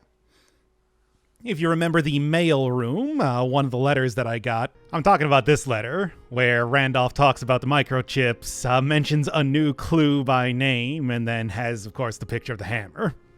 Yeah, that one. So, yeah, microchips, hammer, look for that sort of stuff. Aside from that, just kind of got to figure it out by reading through this book over and over. So, let's take a look. Have you seen all the signs? Route 8, depart, keep left to Tanner Fork, turn right, dead end. Record each stop, and very tiny there, on the way. Record each stop on the way, and Tanner Fork is a location in the game. If you remember the tourist guide to Reddington, that is on the map there, that is leading into, I think, both Reddington itself and also over to Mount Holly. So that's something, but whatever you're supposed to do with this information is not clear right now. Still, that's something to keep in mind. So, next, I suppose... Yeah, there's the hammer. And there is, next to a vase, looking at a blueprint on a very familiar grid of 9x5 squares. That's definitely the entrance hall. So, gonna have to go check that out. All right, that's something. Now, what else? Well, okay, so the books. The books we're seeing right here. Tender Cipher, Luna Renamed, Uncle Aw, Draft the Sixes. Red, green, purple, blue. Well, on the next page, Draft the Sixes is an anagram for the Fixed Stars. That is one of the books you can rent off from the library. That is also the book that appears in the observatory. And the rest of them, if you're going through and trying to figure out exactly what they're supposed to be anagrams for, one of them, Uncle Aw, very obvious, A New Clue. The other two are Realm and Rune and Red Prince. So those are some books to look at. And then on that topic, looking at this over here, Dead End Major Key, seen all the signs, got that. Red, green, violet, blue. Library covers the way is XYZ ABC. C apparently represents dead end. So I'm going to have to be counting the pages and looking at specific words in each one of these books. But it's not really clear as to what exactly that means yet. Still, though, something to keep in mind. Major, a long name, is what that would be in Airjan. So that's something to consider. Taking a look. Yeah, right over here. The suspect is major. The suspect is minor. So the suspect is actually minor. The suspect is not a long name. The suspect is not a minor. So don't look at the invoices and whatnot that I've been seeing around on the Precipice, I guess. And then the suspect is a key, with, of course, the very familiar diagram of the terminals that exist in the game. So is this where we finally figure out the archive key? The answer? Yes. But how do you figure out what the suspect is to actually figure out what the key? Well, way back over here, we've got a suspect list listing a bunch of different names and ages. So we're looking for somebody who is a minor, under 18, and has a short name. Bo Lee. There you go. So, there's at least something solved right now. Do actually have access to the archive key to see all the deleted logs over in Blackbridge Grotto. All right, so there's one. And I suppose there's also, of course, checking out the entrance hall with a hammer. Now, what else? Oh, of course, page 6. Can't forget about that. So, what are you looking for? Oh, hey! Tiny little itty-bitty letters. All right. So, there are small letters next to a number of the words. Some of them are being used multiple times, it seems, 5 and 14. Case as well. Found A. And yes, this one was implied over on the treasure trove map, which I actually need to use that clue to figure this out. It took me so long to realize this one. But all in all, it says, all checked corner case rooms had a low case clue found in the rooms. Corner case rooms? Well, right here. Patio, nook, office, pantry. So I'm going to need to go to each one of those rooms and try to find a low case clue. Now then, anything else? Anything else? No, I think at least for right now, this is about as much as I'm going to get here. There is one other hint about the archive key hidden in the admin logs. Requested name doesn't quite fit with our typical length formatting. So yeah, if you were just looking at the various names in that suspect list, trying to figure out one that does not have a 4-letter last name also works. Okay, let's see what those deleted logs are. The first few ones are going to start out the same. But then it quickly changes. Prov C and Hound U.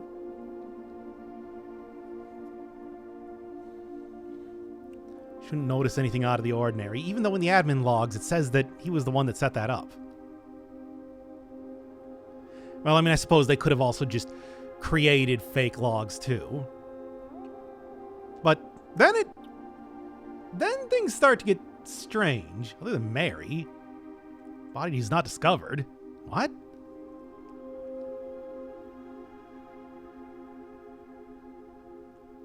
Plans with the museum. Camping out of the old schoolhouse. Yeah, makes sense. I don't know if I would necessarily say it's very spacious, but there's certainly no reason why most people would be creating a schoolhouse.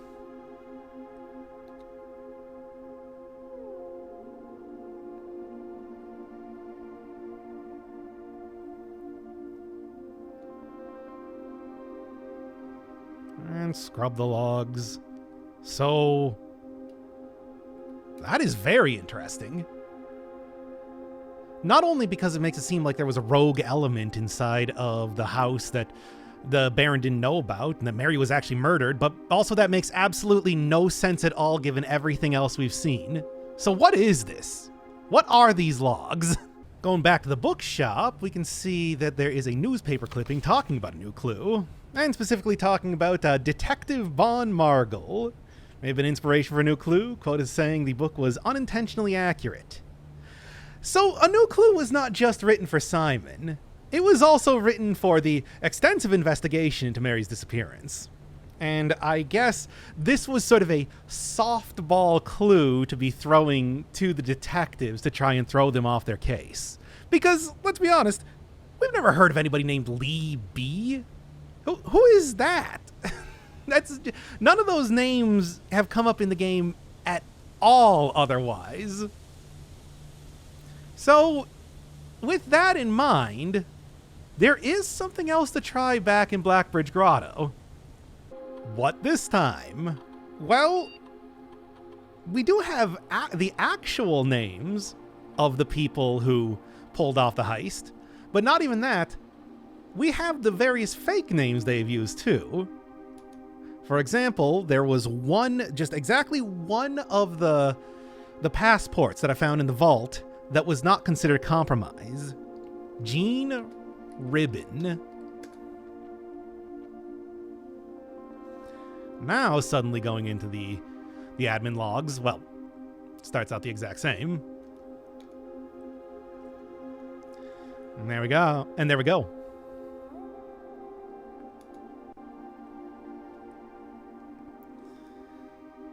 Yes, and this really makes it clear. Time to move out of the shelter.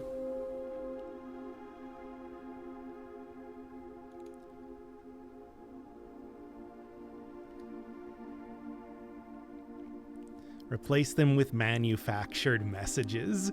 I mean, it makes sense. You think about it. So your mom was here. She was writing her book. She started to see suspicious stuff going on. And in the case of her being, taken out in one way or another, she put clues in her book to try and lead the detectives to the true murderer. It's got all the hallmarks of a good murder mystery there that was entirely manufactured for this. And there you have it. It's like, she suspected that was going to happen the entire time. Or she also just did it in the first place. The visitor last week has given me a bit of inspiration. And there's the actual... And yes, Moore did indeed create the Lee B key.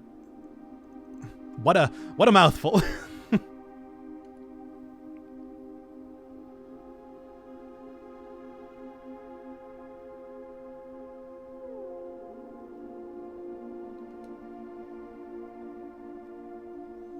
And I do believe that with P is also another one that I can use here, but it ultimately just does the exact same thing. No new information to be gleaned from this. Yeah. So, not anything related to, new clues for puzzles or anything like that. Just a little bit of lore, a little bit of backstory. Okay, so in the main entrance hall, there are indeed a couple pots that do look quite a bit like the ones that appeared in the book. I mean, they're not quite bright blue. I do think they appear some other places in the estate, but not much. So, yeah, got a sledgehammer. Let's get to smashing. Let's see if that's even possible. One of the things that you might notice with this, if you played the game yourself, is that it's actually a little bit difficult. You have to wait a second to make absolutely sure that the game knows, okay, you know what you're doing. Nothing. Well, there are two of them in here.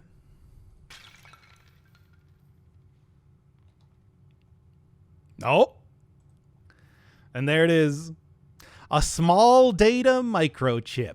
Finally starting to get these corner cases. In other words, rooms that only fit into corners. So first up, we got the patio. And over here, there is a message telling me about, hey, you might want to dig up those piles of dirt. But there is a lowercase word right at the top. Buried. Inside of the nook, we have the note on recommending keeping a journal. And the word beside. Inside of the office, we got, of course, this one talking about the antechamber lever in the greenhouse, but also west, very conspicuously lowercase. Inside of the pantry, we have Bridget, but only the bridge part of her name. Put that all together, and what do you get? Buried beside West Bridge. So just head over to the west of the house, and the bridge is right there. So looking down to the ground. Yep, takes a second to come up. I'm able to dig up the last microchip.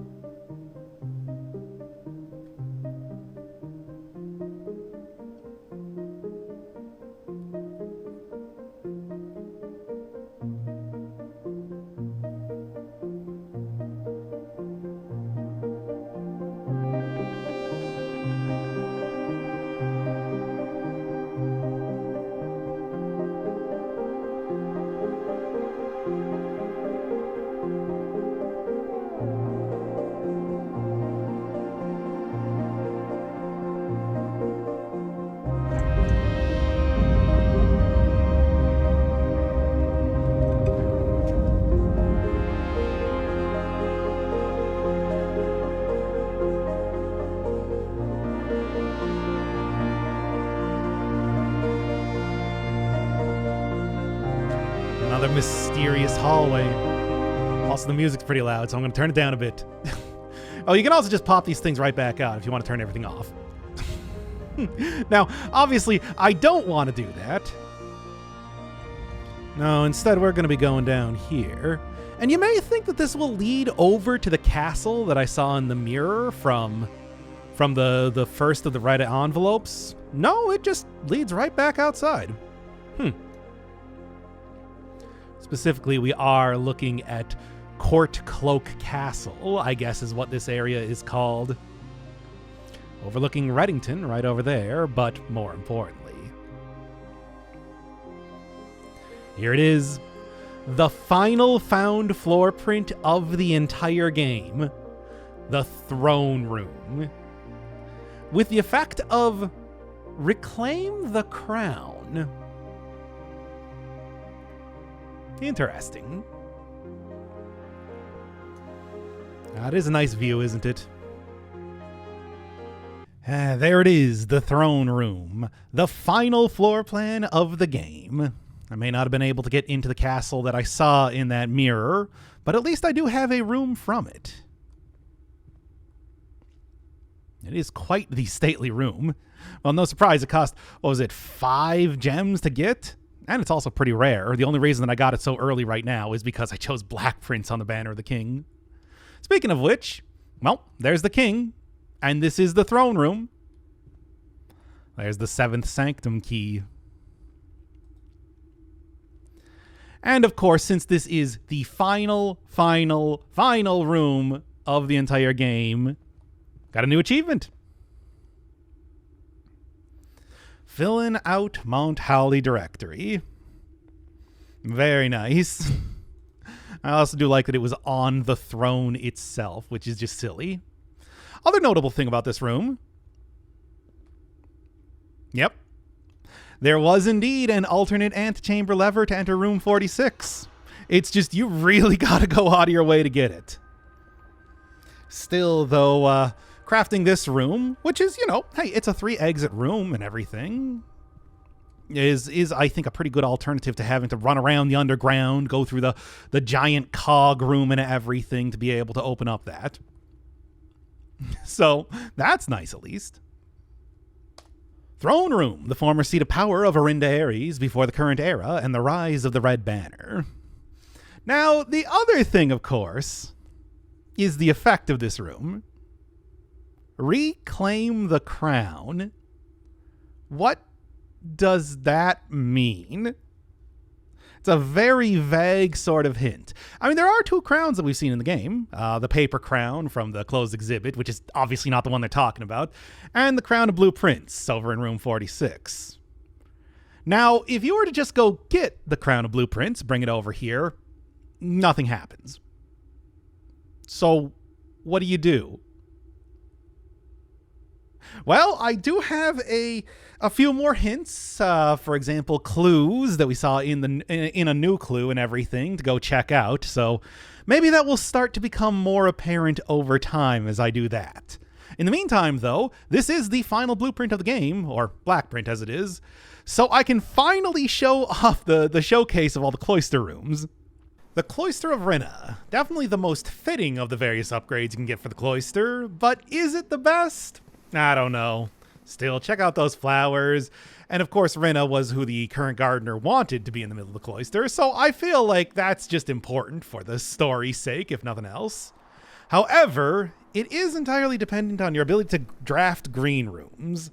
Great if you get it near the side of the building. If you got it right down the middle, kind of rough, because that means that you are stuck with courtyard, solarium, aquarium, and that's about it. Still, let's see what I can get here. Sure, I suppose so. And that increases luck, which means that I get more items, but at the same time, too, you never really know how many more items or when that's going to be active. But hey, it is, like I said, the most thematically appropriate of the various upgrades.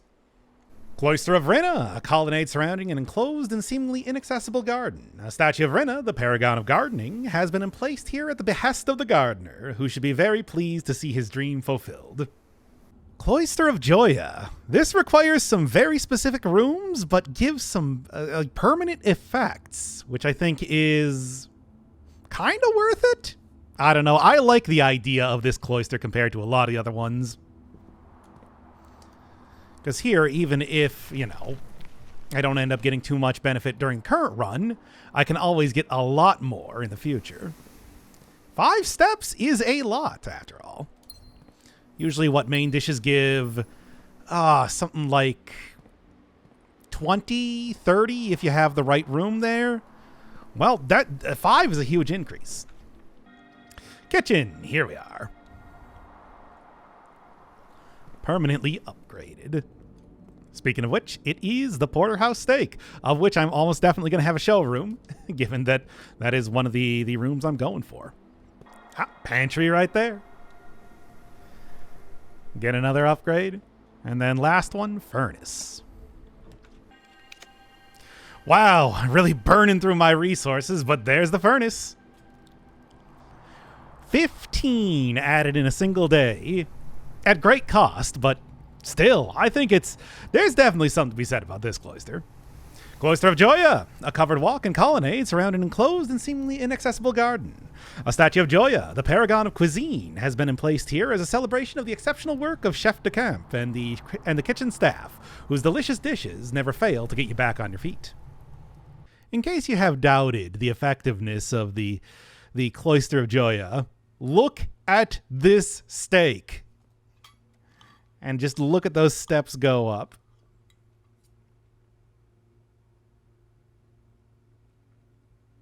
Yeah, it really makes it when you're doing a lot of these late game puzzles that you never really run out of steps to work with. Cloister of Daja. Gain 2 stars for each room with an animal. That's kind of a weird one, but there are a number of different rooms that do exist with animals. And you also do get extra stars, which it's very rare to see a room that does have that sort of border.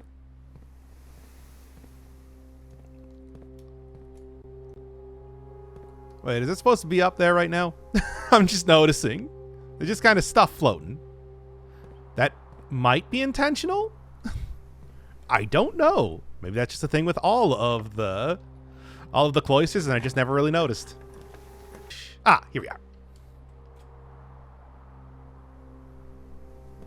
Very nice. And of course, I also do get even extra stars for the starfish in here as well. Cloister of Daoja, a covered walk and colonnade surrounding an enclosed and seemingly inaccessible garden. A statue of Daoja, the paragon of husbandry, has been emplaced here. You can't help but notice that more birds than usual have taken up roost in the surrounding rafters.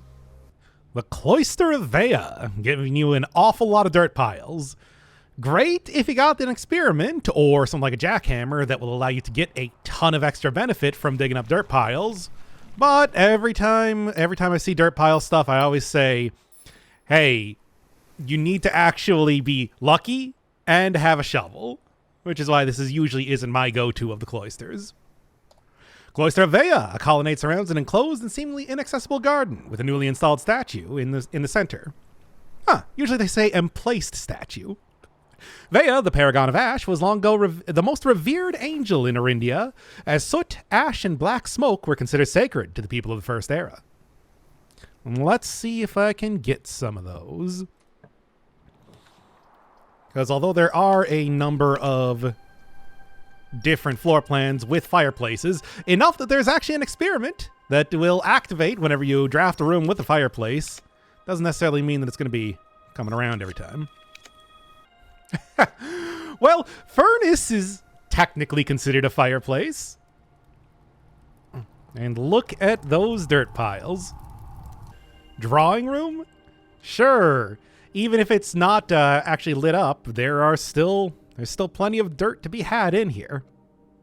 Cloister of Mila got bedroom synergy on this one. And one thing that they don't tell you is that extra item is a rare item. We're talking stuff like the hall pass. We're talking stuff like a watering can. And of course, things like the wrench. So this one is quite powerful. Now, most bedrooms tend to not have a whole lot of exits, so you do kind of you do get a lot of dead ends. However, I think that can be worth it, given the sort of benefits that you can possibly get. What are we looking at? Come on, some sort of bedroom here. Sure, that'll work. I don't know if that means 2 items. Kind of hoping. Oh, and it did. Hey, look at that. That's fun. And I mean, hey, if I get the vault on this one, that is extremely good. Boudoir? Sure. I mean, I get to not only... Oh, yeah, telescope. There you go. Always love seeing that.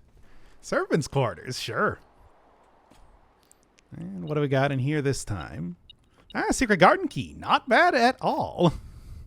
Yeah, no, I do think this is one of the better cloister upgrades. It just does mean that, of course, you do need to plan out having this many dead ends. Cloister of Mila, a covered walk and colonnade surrounding an enclosed and seemingly inaccessible garden. A statue of Mila, the paragon of service, has been placed here in a strategic effort to boost staff morale. Oh, speaking of rare items, this is actually a quite rare one. Aerosol can of repellent. Oh yeah, this is one that you only see usually in a very particular circumstance. Or the guest bedroom. Got a hall pass here.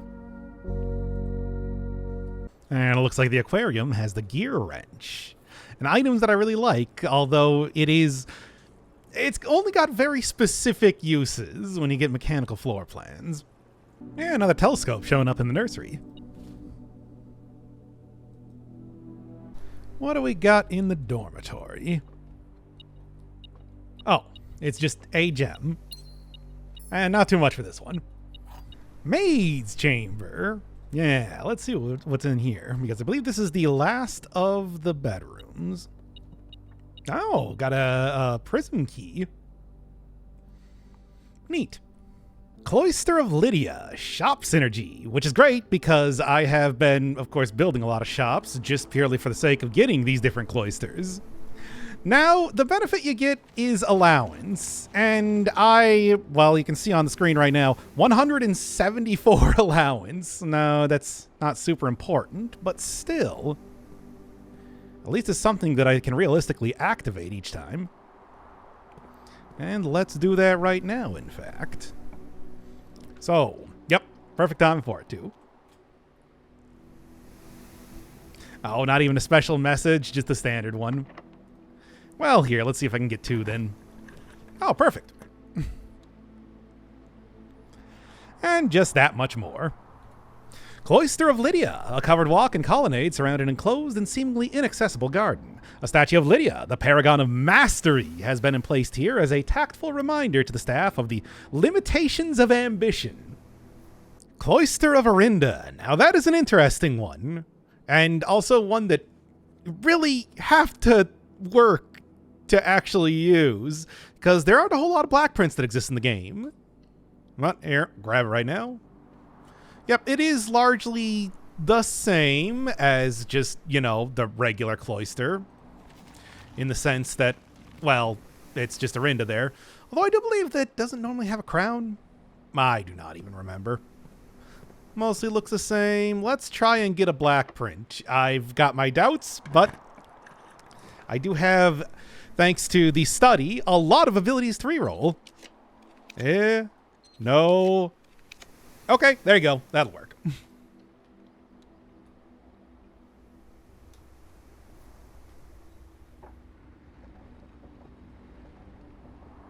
Oh, I actually got the north door. So I guess that includes more than just getting, I don't know, the 3 normal ones. You can actually get the one leading into room 46. Oh, okay, here we go.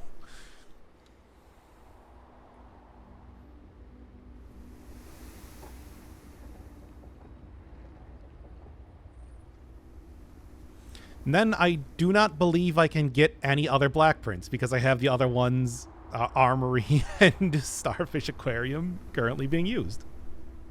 Cloister of Orinda, a covered walk and a colonnade surrounding an enclosed and seemingly inaccessible garden. A statue of Orinda, the paragon of royalty, has been placed here in defiance of the Sixth Era Edict, which prohibits the dissentious angel from being depicted with both a crown and a scepter.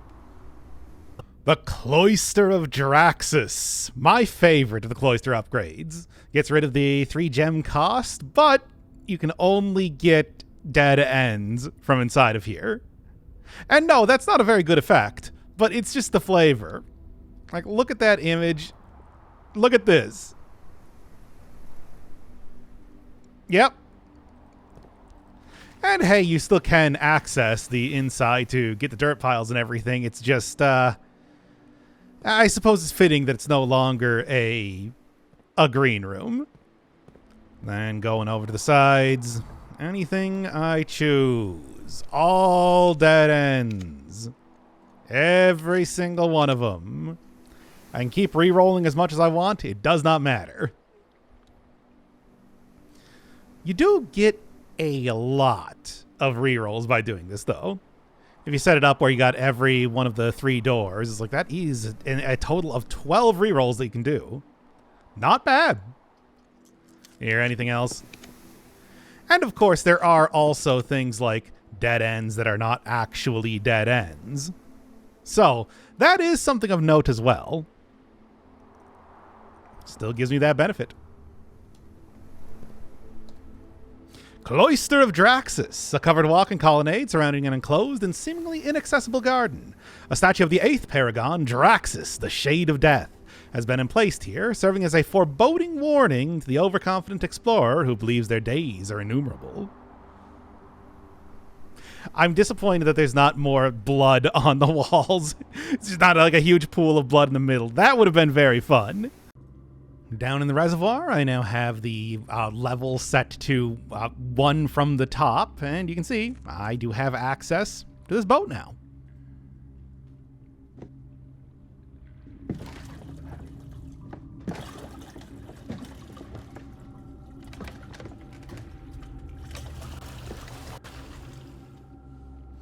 This, of course, would save me a lot of time when it came to finding the foundation. But, of course, I wasn't supposed to know about it yet. I suppose just messing around with the pump room, you could figure that out. But I didn't do that in my original playthrough, so I decided to not do it in this one. And yeah, this is all automatic.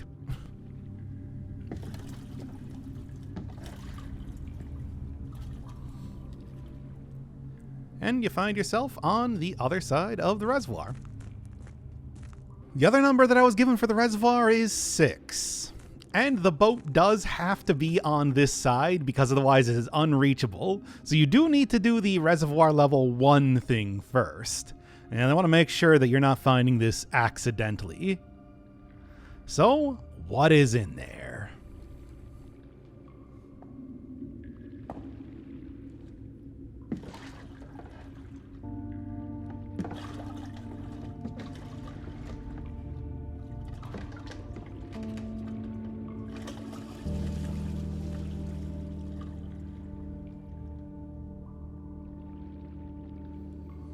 Despite having that icon of a paddle, you don't actually paddle anything in this boat. It just does everything automatically.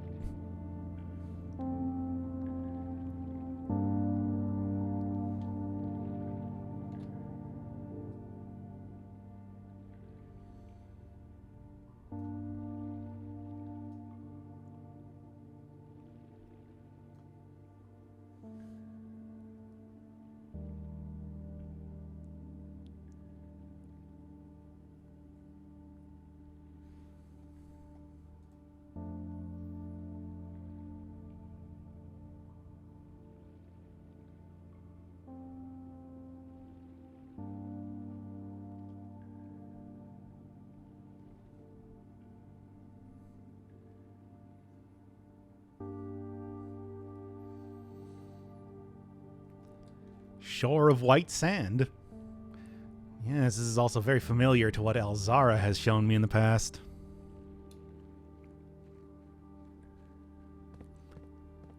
Inside, it's the Safehouse. Yeah, you remember how your mom was referring to that in the letters. That wasn't... At first, when I got that letter, I thought that was referring to the shelter outside. But no, they said that it was, you know, a gigantic cavern out of stone that they had been living in for a year. And I guess that would be this. No, you can't use this. Yes, it would make a lot of the game much easier if you could just blow open a hole in the wall, but Simon does own this house at this point in time. I don't think he wants to do that. Otherwise, we got a fridge here. Got a nice gramophone.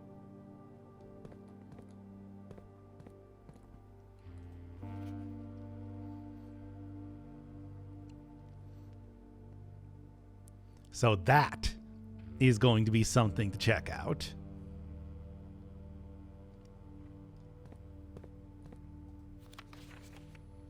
Oh, yeah, and there is a photo of your mom with, I'm guessing that's probably Caleb Manning and the other person that worked at Ruffington. That is also the photo that appeared in the background of A New Clue.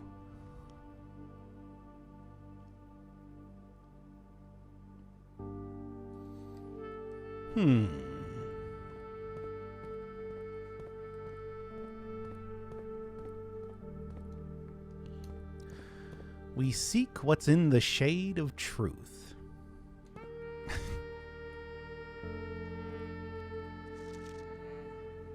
And there is the Royal Museum map. And there's the closed exhibit specifically.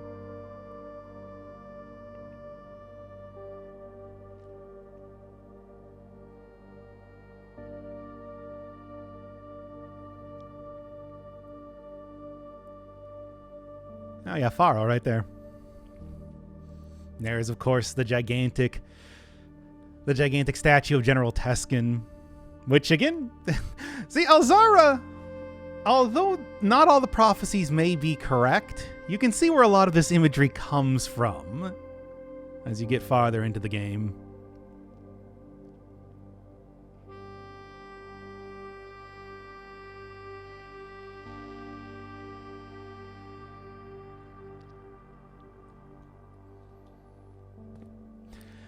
In a station left by one of your own, the last sanctum key.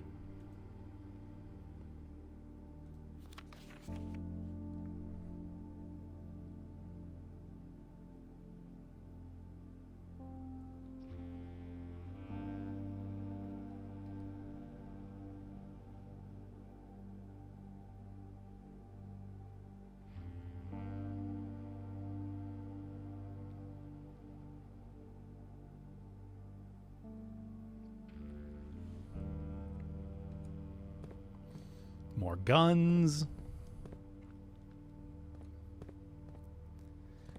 And I do believe there was another... Yes, another note. And just to show this footage here of the one that I found up in the attic. This one, tucked into the corner in particular. Yeah. So, that's going to be something to look at. Because if you put this all together in the security room with the idea that A represents archives, you know, it spells out this. So, that'll be something to do later. Walking down here, though, there is... In a station left by one of your own. Yep. It is the Arinda Aries train metro. Of course, this being completely and totally unused at this point in time because all the tracks were destroyed when Fen Aries took over. But I guess it makes a good place to go hang out at. And hey, we're on platform 8. This one took me a while to figure out. But yes, the whole metro thing is not meaningless. In fact, there's a lot of interesting things here. Hey, look, there's Tanner Fork. There's Dead End. We're currently on Route 8. And You know what? This is actually a good time to just go show that security footage thing that I've seen that I saw before. As much as it doesn't look like it, that is the password. So let's get in here and see what it does. Swan Song HSS.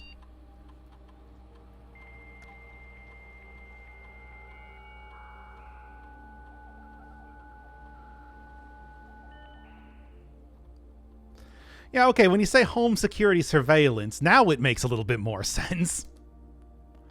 And funny thing is, if I go over to 1994, or not, well, that's this year. If I go over to 1993, this is actually how you view the cutscenes in the game. That's right, it is hidden this far into the game. So if you want to go re-see all of the Alzara predictions, for example. Yep. But first off, let's actually take a look through the ones that are new this time.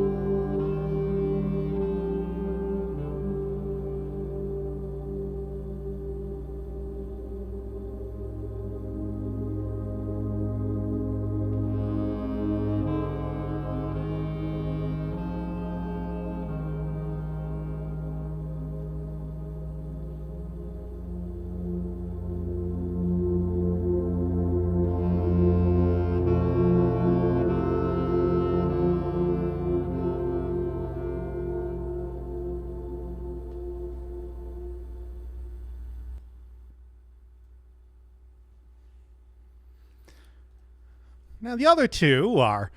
I'm actually really not even quite sure what to make of them. The second one for the entrance seems to be somebody, like, tracing steps, counting steps for something. It's got to be related to something, one of the other puzzles, but I cannot think of what it is. The security room with your mom holding up a drawing of something is very interesting. And unfortunately, I do not believe... Yeah, they did actually get rid of the security footage for every other year, except for that and, well, the current year. Yep. So when I look directly at the map...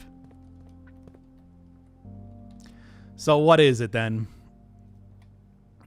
Yeah, it's like I had to be walking back and forth between this place so many times before I finally got it. And it was like, oh, that's what all of those numbers in a new clue meant. All right, so I'm opening up my notes here. Oh, this entire document is so huge. All right. So, you are here. Route 8. Depart. Keep left to Angel Tower, apparently, which is 7. To Tanner Fork. No, which is Ares Crossing to begin with. Where is that thing? Number 3, apparently. Yep. And then number 10 would be Tanner Fork. All right. Turn. And then, yeah, from here it's turn right. So 1 is the Oris Train Hall. 2, Dead End 13. And that, of course, does create the same sort of shape that your mom was putting on the screen in the footage. All right, so all in all, what does that mean? I mean, record each stop on the way, of course.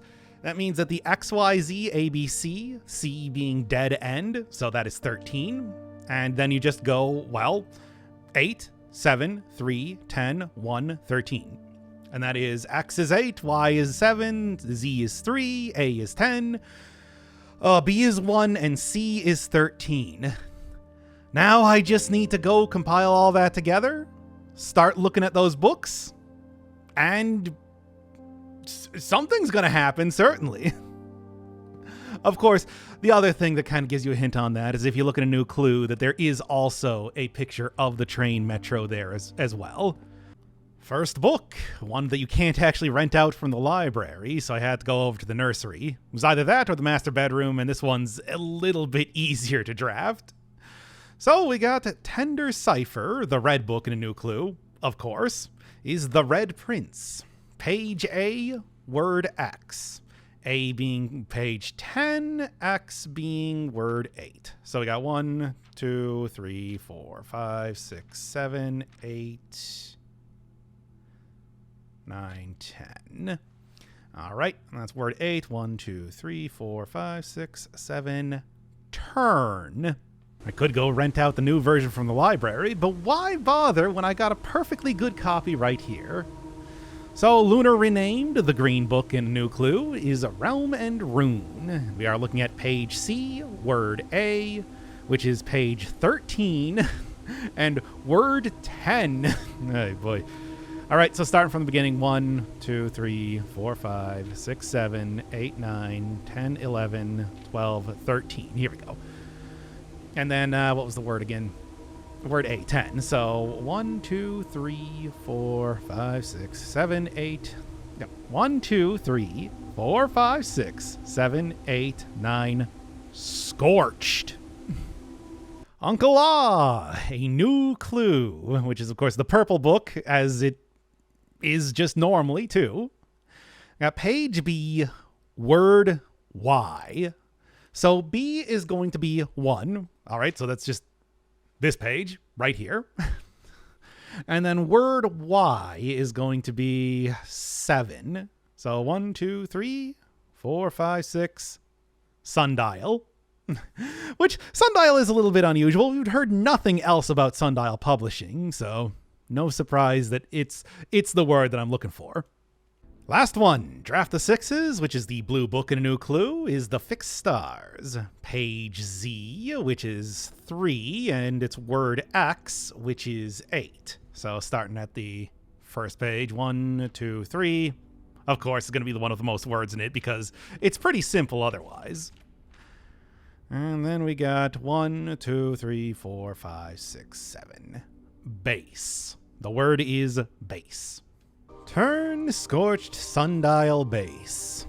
Yeah, this thing has always been very suspicious, but there is no way you would have figured out to do this without those hints. So I got my burning glass, also, of course, using something like the torch would work. There, and now just turn it so, well, the one part of the base kind of lines up together. You can do this at any point in time. For future runs, for stuff like doing it on one day, it might be worth doing this. Well, some of the special runs, I suppose, is what I'm trying to say. Maybe not day one. Yep. Head back over to Blackbridge Grotto. Gotta get all those microchips. Funny enough, I actually figured this out before I got the third microchip, the one where you have to look at page 6 of a new clue. So this was very confusing to me. I figured out the more difficult puzzle before the one, completely out of order. But hey, that's just a part of doing blueprints, of course. They intend for you to do these in many different orders. And a lot of the hints that you see do kind of feed into each other in one way or another. All right, let's cram them in. There, and there.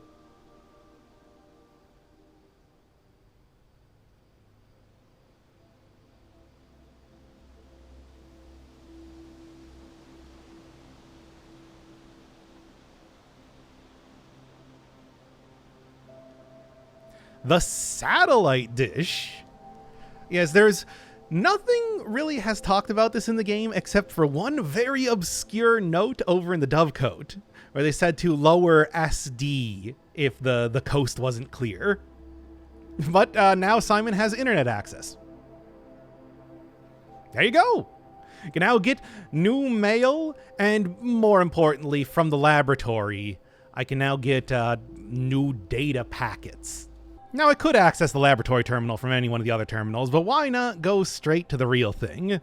Oh, and also in the pause screen now, yep, it is part of the permanent editions. So get in here and start surfing the net, baby. Not Swan Song. So one of the things here that once you have the satellite dish up and running is that you can go to the staff announcements and they start updating. This is another place to get a couple hints here and there over time. Yep.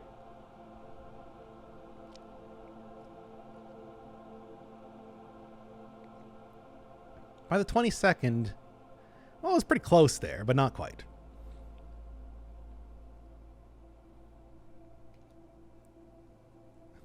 Oh, it's not going to be more than a couple months.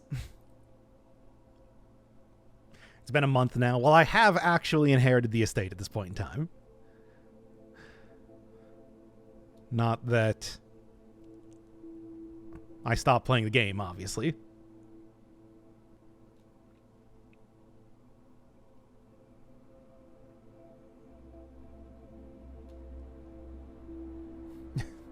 Get some well wishes on Christmas. Or as her ladyship used to call your mother, Merry Christmas. That was actually, yeah, talking about like seasonal greetings back in A New Clue. That is, there's no puzzle associated with that or anything, but that was just a reference to this.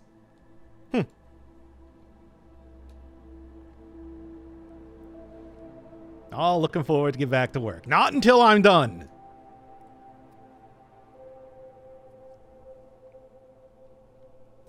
Morajai's Winter Harvest and the celebration of the third Paragon. Another hint about Morajai.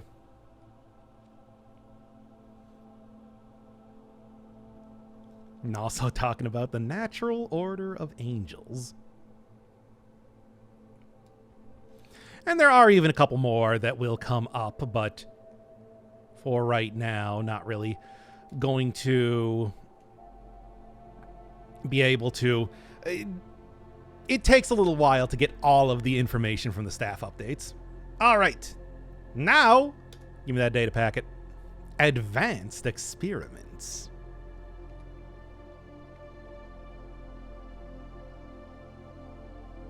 Ah, 1993 internet.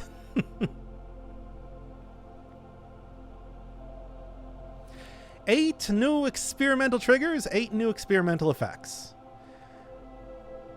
And yeah, you can see that there are some weird ones in here. Lower the reservoir, stock the pantry with fruit, permanently increase your lock-picking skill. The really notable one, though, remove a crate from the tunnel. Much like getting mail delivered to the mail room, this one is actual progress that you can't really get anywhere else. They can't really affect in any other way. 8 or more again. I need to do that. Stock pantry, I suppose. It's kind of fun. Unseal stuff. And what else? Permanently add 1. Sure, all the permanent increases. So what do I got today then? Probably something that I'm not going to be able to use. No? Yes. Actually, perfect. Somehow I hit that so quickly that it just resulted in it being canceled. Okay, so I can even start just getting rid of a lot of those crates right now by doing this, and then doing this, and then doing this. Over and over. Of course, I'm not going to be able to see the fruits of my labor, but that's fine. And then on entering this room, every one of the doors is now open, and also the frame rate just tanked a lot. I don't know what the deal with that is. All right, it's about time to do this. And before I even get started, a good way to prep up is to finally read through Realm and Rune, which I'll do right now. I've got Realm and Rune right in front of me, but before I even do that, there is one other thing I want to point out while I'm in the library. When it comes to figuring out what each one of these runes are going to be, there's a lot of different hints around, but I think one of the clearest and most concise ways to figure out stuff is the stamp collection that I got. So if I'm looking through Arinda Ares, not too much, really. Iraja, got, purple, but also you can see very clearly in the background, a lot of rain happening. Nuance just has a very large dirigible as their symbol. Fen Ares, not much to say about this, but it does mention fog. Arch Ares, we weather together, and it's raining, but also a lot of lightning too, as well as some sort of cooling tower. Vera Shores, it's showing showing people riding around on a very large turtle. Kararika, showing mountains, a bunch of snow. Morajai, the White Sea of Yore, and having a very large boat on there. So what does it say? Stamps found on the estate will be added to this page. Okay, yeah. So yes, those are all very important things. I mean, I'll probably be mentioning the stamp page plenty of times when I actually record the part that I'm doing this for right now. Yes, it's all recorded out of order. You gotta understand. It's hard sometimes to get a library on a run. Okay, move this out of the way. This is not a new clue.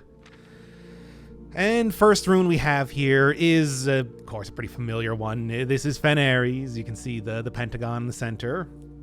And, of course, we've seen this several times, probably most notably in the vault on the various passports. So we got the core, pentagon in this case, dividing lines, the rays, moats, and border. And core is going to be given to me in each one of the sanctum rooms, so there's that. Yeah, Arindaries, Fenaries, Araja. Easiest way to reference this is, well, this book, but also looking at the Morajai boxes. For example, the first one I saw, the Morajai, clearly had the rainbow symbol on it. Stuff like that. Transportation, representing the rays. So we got naval capabilities. Road, streets, carriages, horseback, train system. Arindaries, of course, very clear example of that, but also we've seen the Arindaries rune several times throughout the game, so don't need to worry too much about figuring that out. Aviation, camels, and turtleback travel. So just looking at those stamps in the upper floor, you can already see where a few of these fit in. Weather. So we got foggy, which, of course, we go back. Fenaries, very foggy. And it also happens to be very coincidental that they don't have to have the draw distance set too high when you're looking outside over at the Mount Holly estate. Okay, we got wavy lines indicating extreme heat, rainy realm with rays pouring down, stormy weather, snow, windy. Okay, and again, those stamps. Moats. We got tribal, a primitive realm, agricultural, martial, metropolitan, academic, spiritual, poetic, industrial. And you might think, well, you know, this would actually perfectly line up so that each one of these is used once. No modern realm is going to call themselves hunter and gatherer primitive. So yeah, there are going to be a few repeats around here. And we got the border, representing the various colors, of which have mostly... Yeah, I figured those out entirely at this point in time. The classroom, if nothing else, made sure of that. So, road carriage, foggy, militaristic, red. Okay, best way to do this, left to right, I suppose. Starting with Arindaries. We have seen this rune a number of different times over the course of the game. Here's just a couple examples. Underground, in the room with all the candles, which I still haven't lit up yet. I should really do that at some point. There is a gigantic rune of Arinda. Another example of the rune over in the throne room. In the secret garden, by knocking down the wall and flipping it over to, what is it? To the south, I suppose, in this case. So, interacting with these wheels, you can flip this over, not that one, not that one. There you go, Metropolitan. Perfect. And next would be the actual, the lines themselves. It's foggy, which is that one. That should be good. Next up is setting this over to, what is it, rails, of course. Which, yes, it is the 3 there. And lastly, got to set this one to color black, which actually did start out as black. I'm realizing right now I might have just done that. Yeah, thankfully it's pretty easy to figure out exactly how each one of these wheels works. But you do have to go through the entire thing. And then once you think you got it, press the button in the middle. And it commits it. So, what do we got over here then? Well, over on the left, every time, you get sort of a representation of the country itself, which I really like. Because some of these places, like Morajai, for example, I'm never going to visit or get anywhere close to in this game. That's just completely out of the purview. But thanks to this sort of area, which, by the way, this entire ridiculous clockwork setup, how much did my uncle spend creating all of this? It's absolutely ridiculous. You know, that's my inheritance you're spending, right? Well, anyway, this is just completely unbelievable. Why would you create something like this? Anyway. But yeah, you're able to, in these chambers, actually get like a little taste of what it was like, or, well, what it was like back in the days of Arindaries, or what it's like currently over in Vera, for example. And there is also the Black Bridge Hotel and Spa. So that is a real location with a real morbid tale around it, now turned into a hotel and spa. Anyway, all of these postcards, of course, having the stamps of, if you haven't collected those yet, on here, also give you good hints about 8 realms in 8 months. And that is, this is where you're supposed to figure it all out. On the other side, we get a more Jai box and explanations for each one in case you hadn't figured it out yet. Now, I, well before solving any one of the runes, had these all figured out because, well, it's easy enough to do just kind of experimenting around, right? So, what do we got here? Yeah, this one should be fairly simple, all things considered. So just get you there. Keep you on the top, actually, and then we'll get that in the middle. Not that I'm really going to do too much with it. Flip that around. Flip that around there. Get, say, you down here. And then pretty much I just want to be able to... right, yeah. It's from the corner. Flip that around there, do that there, and then get everything set up nice and easy. And yeah, it's just an allowance token, but hey, at least it's something. I can always use more money, of course. And with the first one of the runes solved, it now appears in the bottom of the pause screen. So you can see here, I've got the core of Arinda Ares, and that's going to be true for every one of them. Of course, you could easily do these, as soon as you unlock the door, or do them all at once, which is just what I felt like doing. Keep them all together. Going to the next. Ah, nice familiar sight. Of course, this is Fen Ares. Click that down. And on the pause screen, we now got a pentagon. And walking over here, well, this is where I live. So, of course, represented by 2 cannons. It is militaristic. Here's a general model of what houses look like in Fen Ares.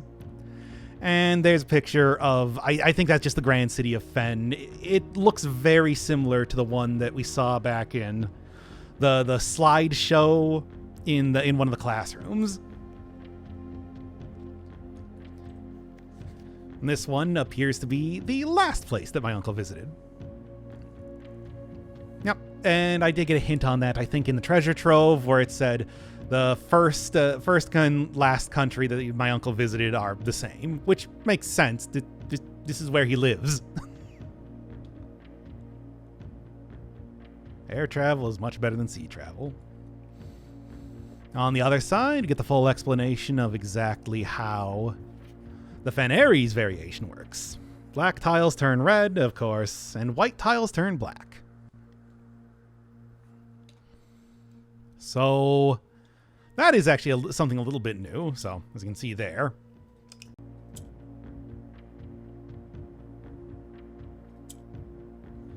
Okay, yeah. Flip that one here. Do that one there. There you go. Much better, much better. All right, and then from here, should be pretty simple to kind of set up everything that I am looking for. So you get that over there. Would that be enough to... No, of course not. Yeah, I'm not even going to say just how long I happen to, spend trying to figure that one out. You don't need to know. It's fine. It is fine, okay? Yeesh. Okay, no, it's fine. All right, but then from here... do that.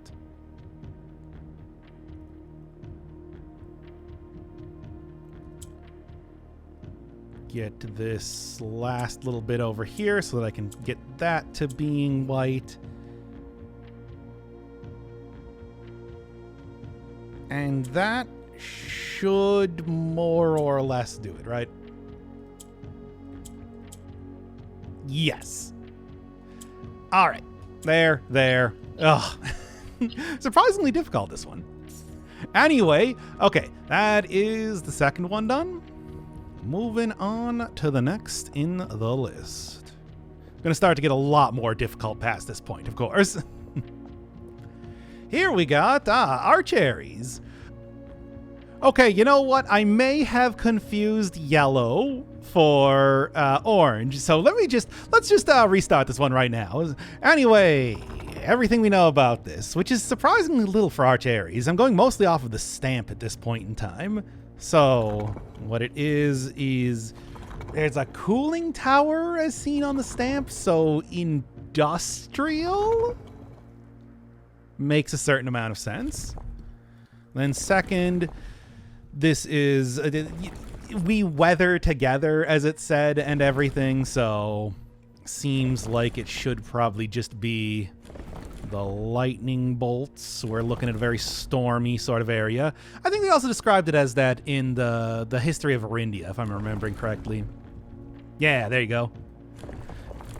Next up, what sort of mode of transportation? Well, it's very industrial. You'd think it would probably be flight, but it was also bordering a country for many years that famously had a rail system. So rail kind of makes more sense, like both for Araja and archeries. And then lastly, actually choose yellow this time. Don't set it to orange, you absolute fool. And that one is correct. Okay. Again, I'll just cut out that first attempt where I confused yellow for orange. And taking a look, yep, you can see a lot more cooling towers and everything over there. And of course, there are these storms themselves. And look at this. Look at these cool houses that they have. Of course, we're never going to actually see it, but there's just something about the fact that this is still included in the game that I just absolutely adore. And then there's also this, I guess, like musical instrument that is probably used in that area. Just little bits of world building put here.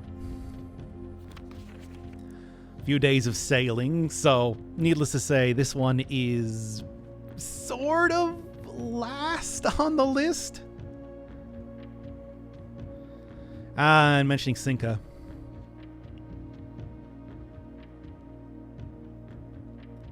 Which, no surprise, I suppose that would be in the industrial part of the world. Renabom, archeries.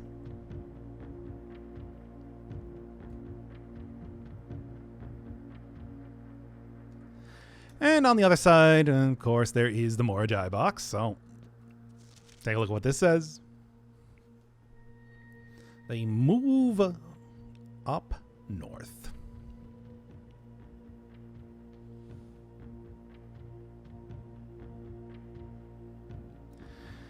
Based on compasses. And of course, just like the rune itself, I'm screwing up this one an awful lot. So, flip that one down there. Let's get you... yeah, in the middle. That should be good. Do that. Then real quick, just get that one to the bottom. Flip that one down there. Same thing. There you go. Why was that so difficult for like a minute there? Anyway. One more to throw on the pile. Yeah, archery is definitely one of the harder ones because you don't just get a bunch of fragments of runes to look at. Unlike, say, Iraja, where there have been a few different hints alongside, of course, the stamp itself. Here is a part of the rune of Iraja found in the clock tower. Inside of the archives, there are the two file cabinet drawers that I opened up. I think the one I'm looking at is the one I opened with the key that I dug up inside of the laundry room. On the very last page of this is another little fragment of the rune of Iraja. Oh, right. Yeah, it's not it's the one that looks like flowers, of course, that is the poetic one, not the other symbol that I was thinking of. Okay. I should have taken more notes on these. Whatever, I'll get it in post. And taking a look over on the left. Still got the railways and everything. Oh, and look at the buildings. And over here, we of course got the hat. Saw that on the Learn Erosian blackboard, whatever it was back in the classroom. And then, of course, it also appeared in her ladyship's chamber. Somehow got there during a point in time when it wasn't actually raining.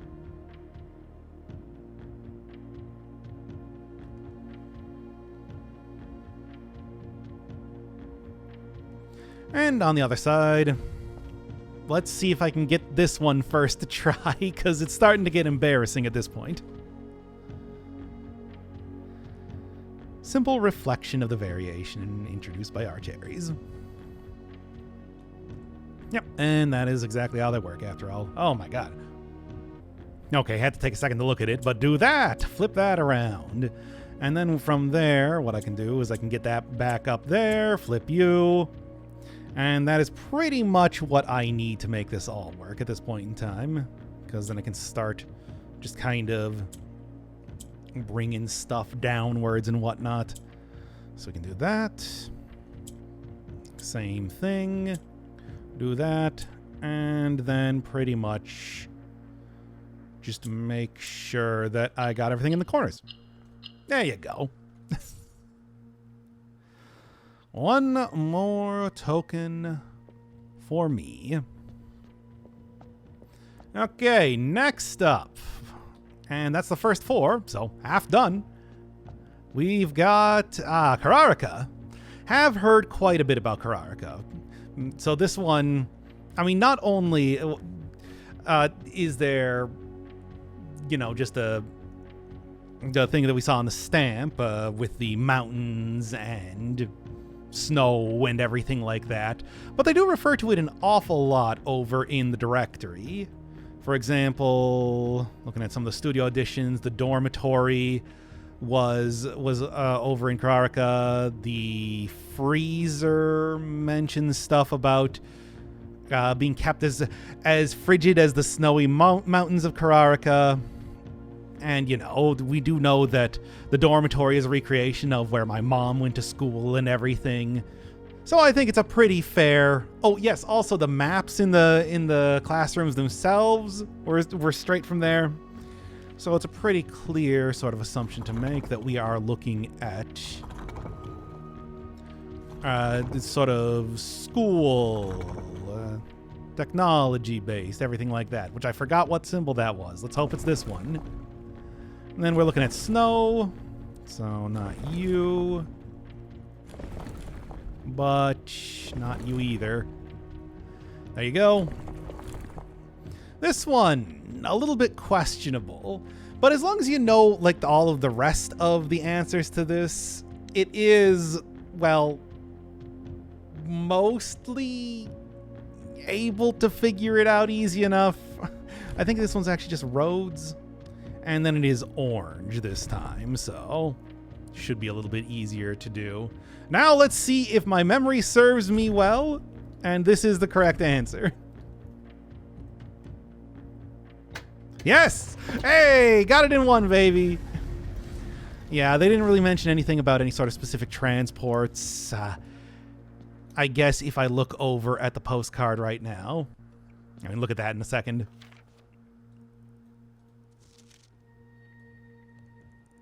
It doesn't really show anything here either. So I don't know. Some of these, well, you just got to guess on, I suppose. Snowy mountains. Very nice looking. Then we got what I guess is one of the traditional sort of ovens used in that area. And here's like a little bonsai tree. Okay, taking a look through. Ended up forsaking all but one of my books. So I guess this was one of the last places that your uncle ended up going. Mount Ephros. School of Drafting.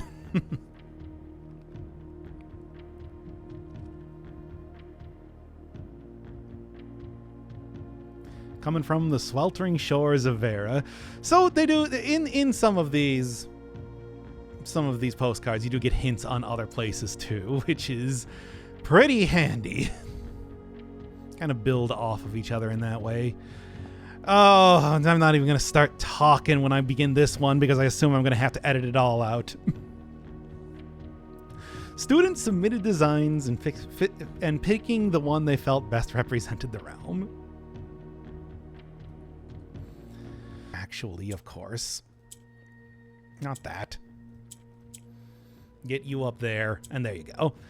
Okay. Hey, that one wasn't nearly as bad. And more money for me. Okay. I thought I remembered these a little bit better than I actually did. Next up. Morajai itself. So, not too much info on this. You saw the stamp. And there is one other place that that does mention Morajai. If I look over at the Secret Garden, for example. Flanked by a variety of Morajai fruit trees. So, what does that mean? Well,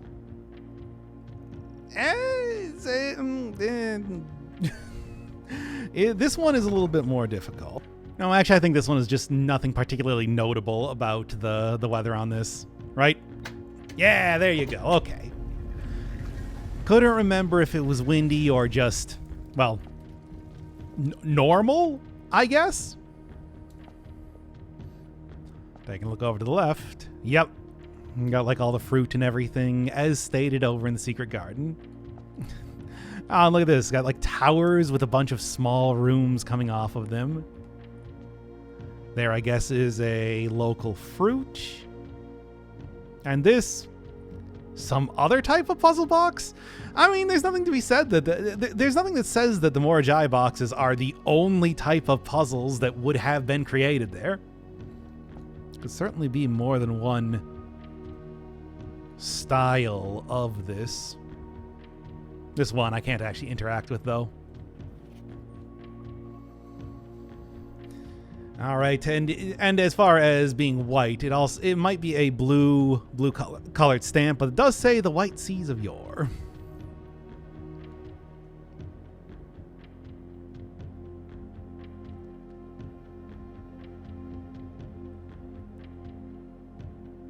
Short sea voyage, so probably right from Vera, since they're in the same sort of area.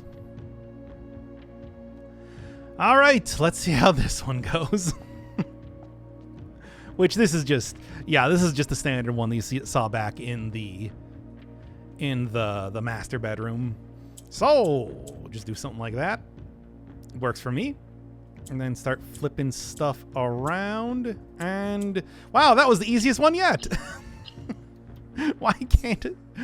That's the problem. Unlike a lot of other puzzle games that I've played, like a Baba's Is You or The Witness or something like that, I can't just keep continuously practicing these puzzles to make sure that I have them. I mean, even doing all of the runes themselves is sort of a once per save file thing. And then, hey, wait, did I miss Vera? Did I just, like, run right past Vera? Yes, I did. Okay, there we are. Got the little puzzle piece thing. So, what do we know about Vera? Well, this is desert. This one actually does do the turtle travel. But since this one's a little bit more difficult, there is actually a fragment of the rune that exists in the game. This one is really obscure, but here's a fragment of the rune of Vera. You can tell because of the outside color, but also there was a Morajai box over here that was sort of Vera themed.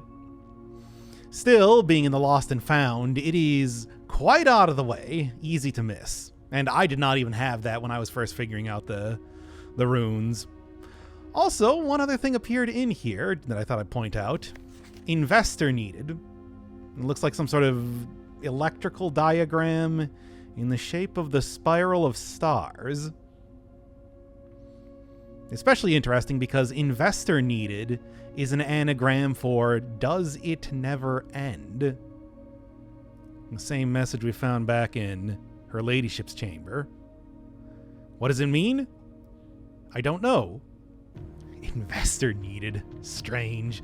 But at least that means that I have a pretty good amount of hints as to what exactly I'm doing here.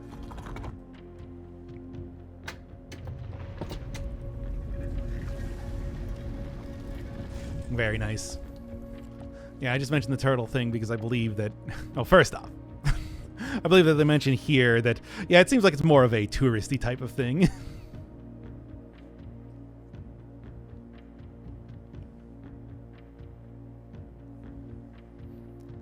All right. Yeah, we also got turtle. And tents.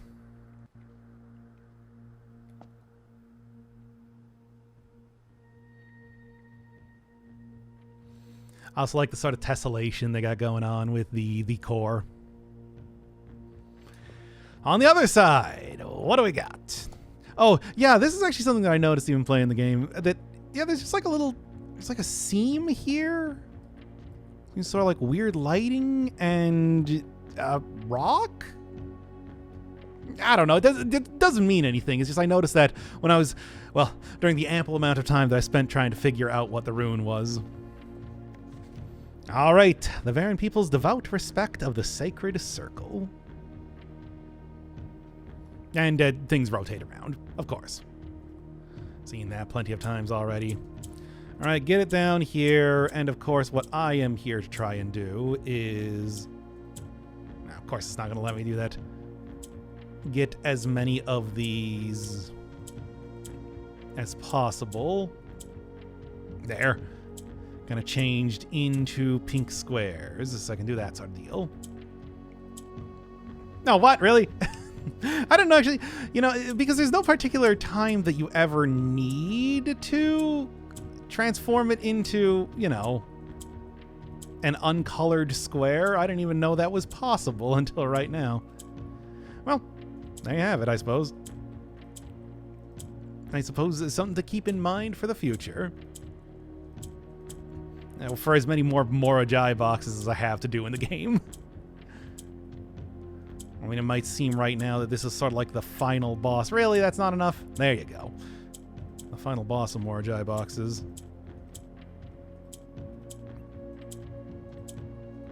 Starting to really get there. Deep into the game at this point in time. Hit all those. And there you go. Give me that token. All right, and now this time I'm actually going over to Nuance. Nuance is an interesting one because gotten more information on this one than a lot of them, but not like a ton. So what do we know about it? Well, first off, one of the treasure trove notes is that it is not a peaceful country. So this is actually a second militaristic country that exists in the game. I would not have known that if not for that treasure trove note. And hit the second one. Hit the second one here. What sort of weather? It seems to be... Why is it not hitting the thing? Well, it seems like it is largely a... You know, the flight-focused society. Dirigible, of course, was something that they apparently donated to the Fenari's army after they won. Saw that, of course, in the slideshow, but also, yeah, that sort of stuff appears on the stamp and everything. So windy? I mean, it's definitely flight. They're definitely using flight on this one. If there was one that you need to guess, I suppose it would be that, or the militaristic part. And then it is bright green, which, what does that one look like? A bunch of diagonal lines. No. Yeah, so not everything is used in the game, but enough of them are used that you can kind of figure stuff out, even if you're not sure on most things. And hey, let's check it out. Oh, yeah. Yep, all the dirigibles, and just like a very, very got the skyscraper metropolitan area, even if it is considered to be militaristic. Like, look at these things. I love this little model. It's really cool.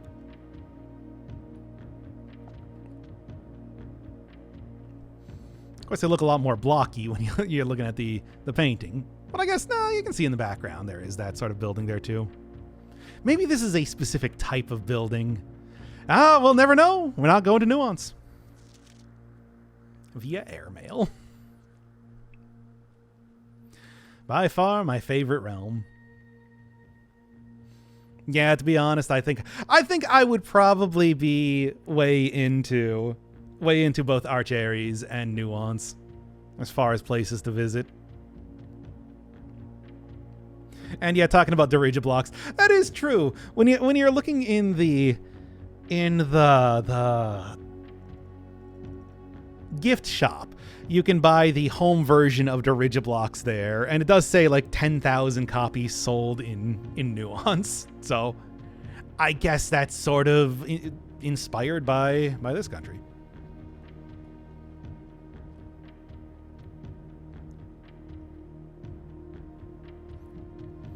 Well, anyway, over here I got the final box. Tile swaps the opposite side, represent the ease with which air travel conveys its cargo. Sure. Okay. So, once again, a very similar sort of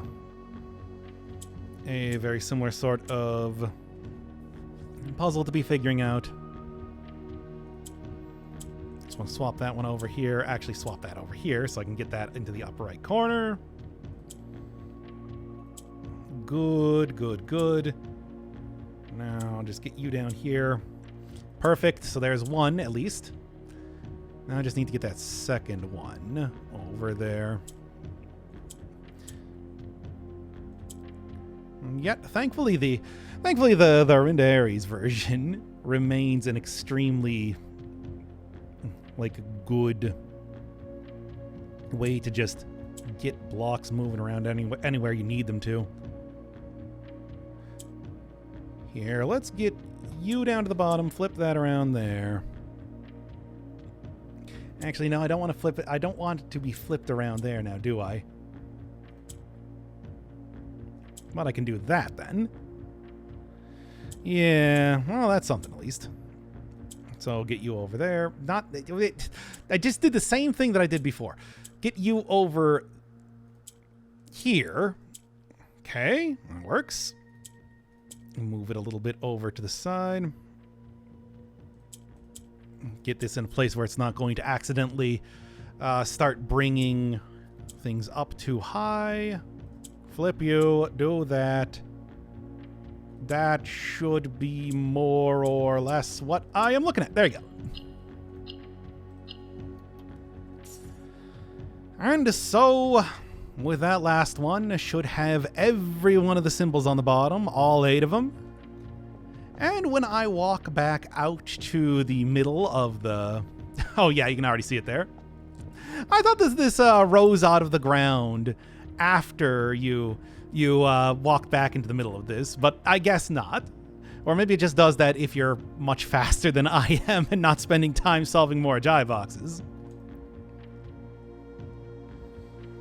Yeah, there you go. All right, back in room 46, we got 8 realms in 8 months. Starting out in Orinda Ares. Then over to Eraja, up to Arch Ares. From there, taking a boat over to Morjai. Then down to Vera, up to Kararika, back to Nuance, and then finally right back to Fanares. Yeah, I didn't mean to pick that up so quickly. And there it is. Inside, we got 2 different documents. One is the deed to the house.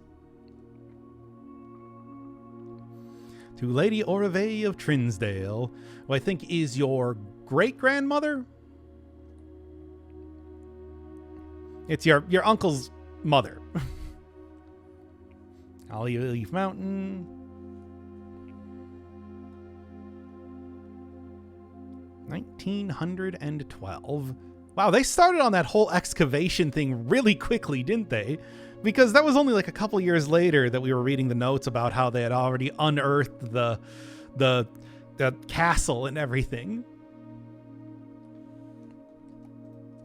Then there's also the last will and testament of me, Herbert S. Sinclair.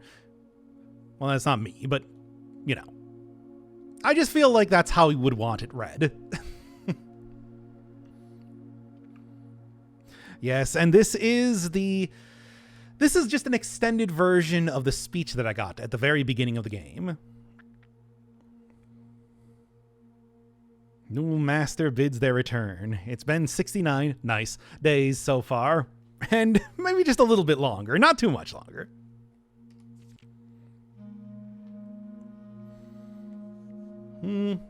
Courtney. Yeah, they're referred in one of the red envelopes. Grant each a cuckoo clock set eternally on the sacred hour. Which I guess that would be those two.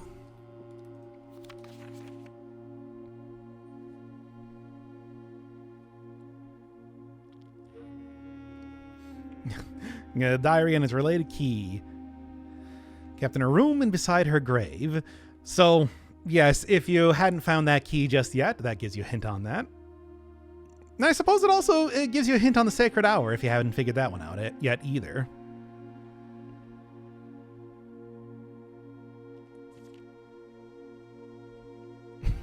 Oh, what, you blacked out all the stuff in the gallery? Come on now. Made 1 year hence following the date of my earthly departure. And if you play 365 days, it does get removed. That's not going to happen for me. That's a long time to be playing this game.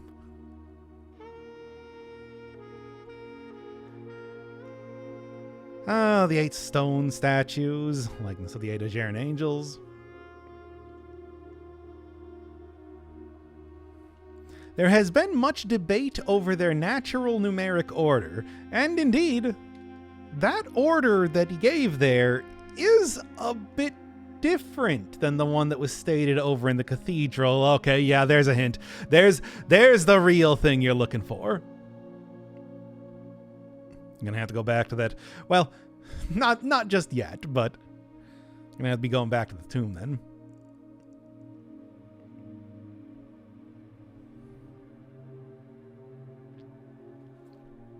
Location of the 46th room. Everything they've seen before. Failed to uncover the room. Be gifted to the Arindian Heritage Foundation.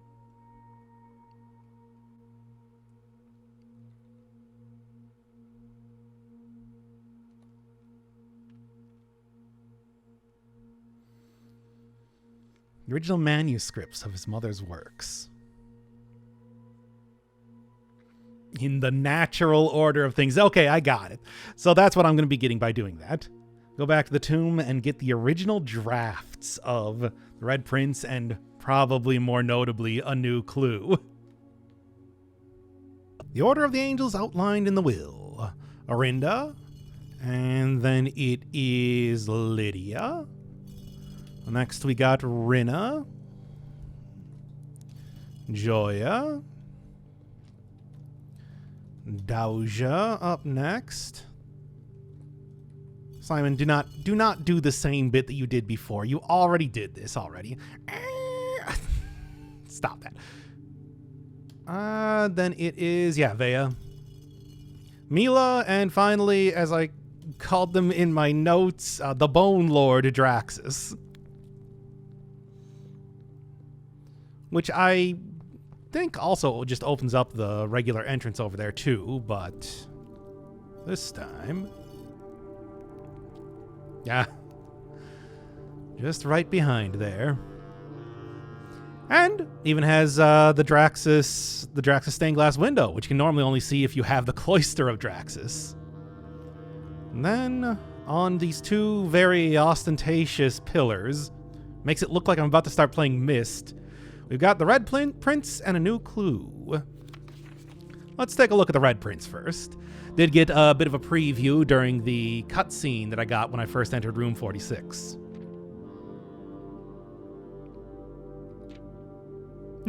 Just put a pentagon there.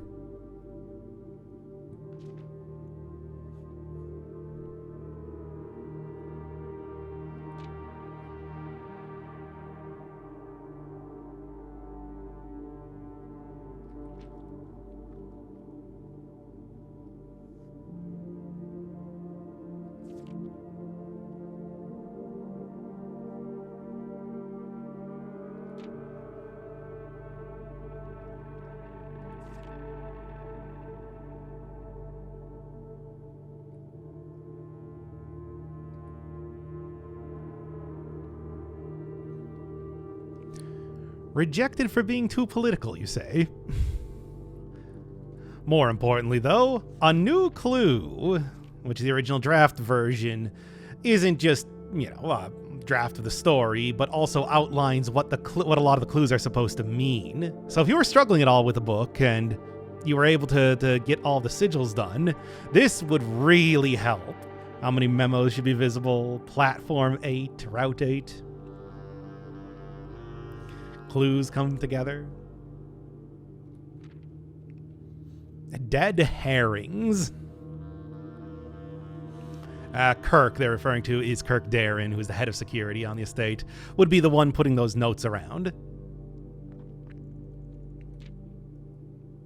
Swap king with the rook.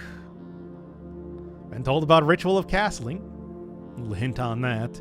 In fact, these puzzles I haven't even done just yet, so it is handy for that, if nothing else.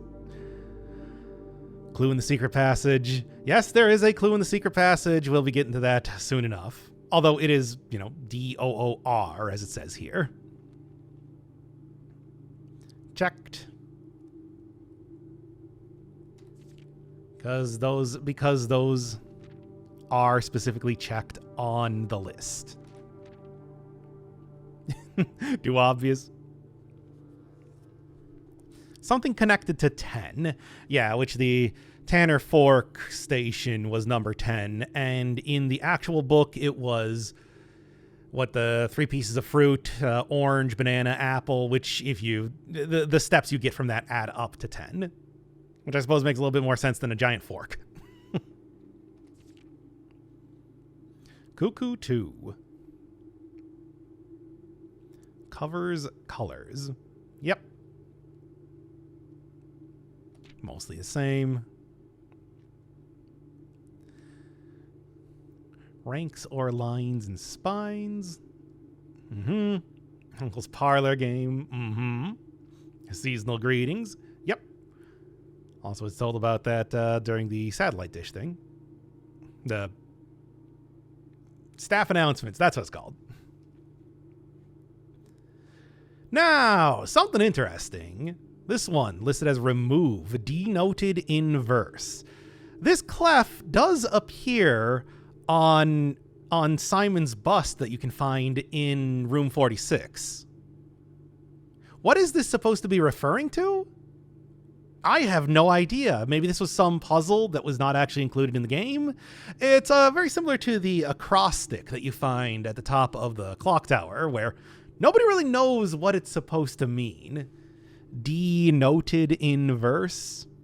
I mean, you can denote something in verse for like music, but the way it's written seems to imply that you're supposed to remove notes, denote them, and inverse, the opposite of something. I don't know what it could possibly mean. Something of a mystery. No cause for concern is remove the pump room. Okay, so there was no chance that he was ever going to discover the actual safe house. At best, it might have been the shelter, but they already knew about that. Entrance hall, and it did originally have just a moon there.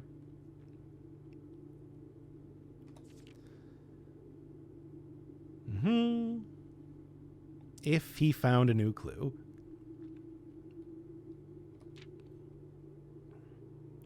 Yeah, show the entire route. Well, Once per page, of course, of course.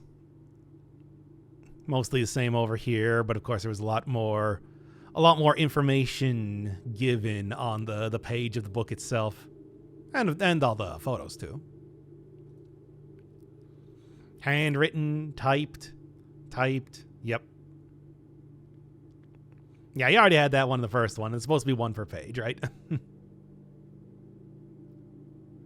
Set this up before we leave. Which, yep. If you didn't figure out the Gene Ribbon password, also tells you about that here. So that is very useful, even at this point when I have a couple more puzzles to do. While I'm down in the tomb, I also crafted up a burning glass, so let's actually do this. It's been way too long. No specific order you need to light these in, just get them all lit.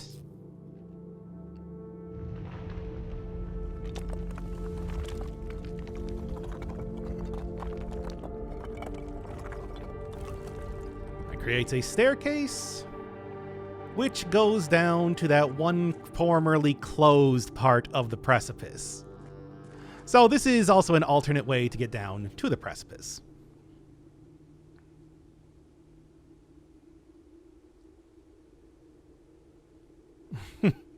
Yes, it is.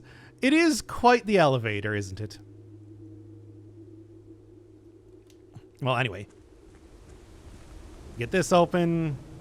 And there you go, something of a shortcut. So, for example, now I don't need to keep continuously making the tomb if I want to go down there when I don't have the fountain drained. Not that I have too much reason to, but hey, it's a handy shortcut. We've got progress. Real progress. But I'm still not that much closer to actually reclaiming the crown. So the next few things to check out are that whole ritual of castling thing, and really look into this. Something that I'm sure over in the chest chamber you probably noticed already, but this is the note that really gets you in that direction if you hadn't. However, before I get too far into that, now that I've gotten all the sigils, I think what I want to do is start cleaning up some of the achievements that I have to do. 64 days into the game, and I am finally at parlor game number 40. You know, I'm thinking about it now. Maybe I should have actually been using the Blessing of the Monk just to kind of speed this up a little bit. But then again, there's still plenty left in the game to do, of course, so let's go do this one proper, show it on camera, unlike the other 38. But yeah, you can see just how difficult. Okay, when I say just how difficult, and then I look at this box, I mean, they start to get multiple statements. They start to go all over the place with the logic and everything like that. The box with no false statements has the gem. All the statements on the blue box are true. So if that's true, that's true, that's true, then this one would have to be false, but that can't be.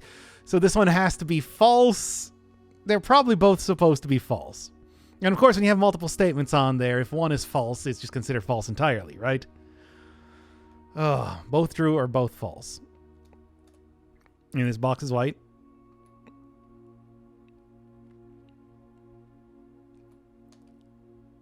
Okay.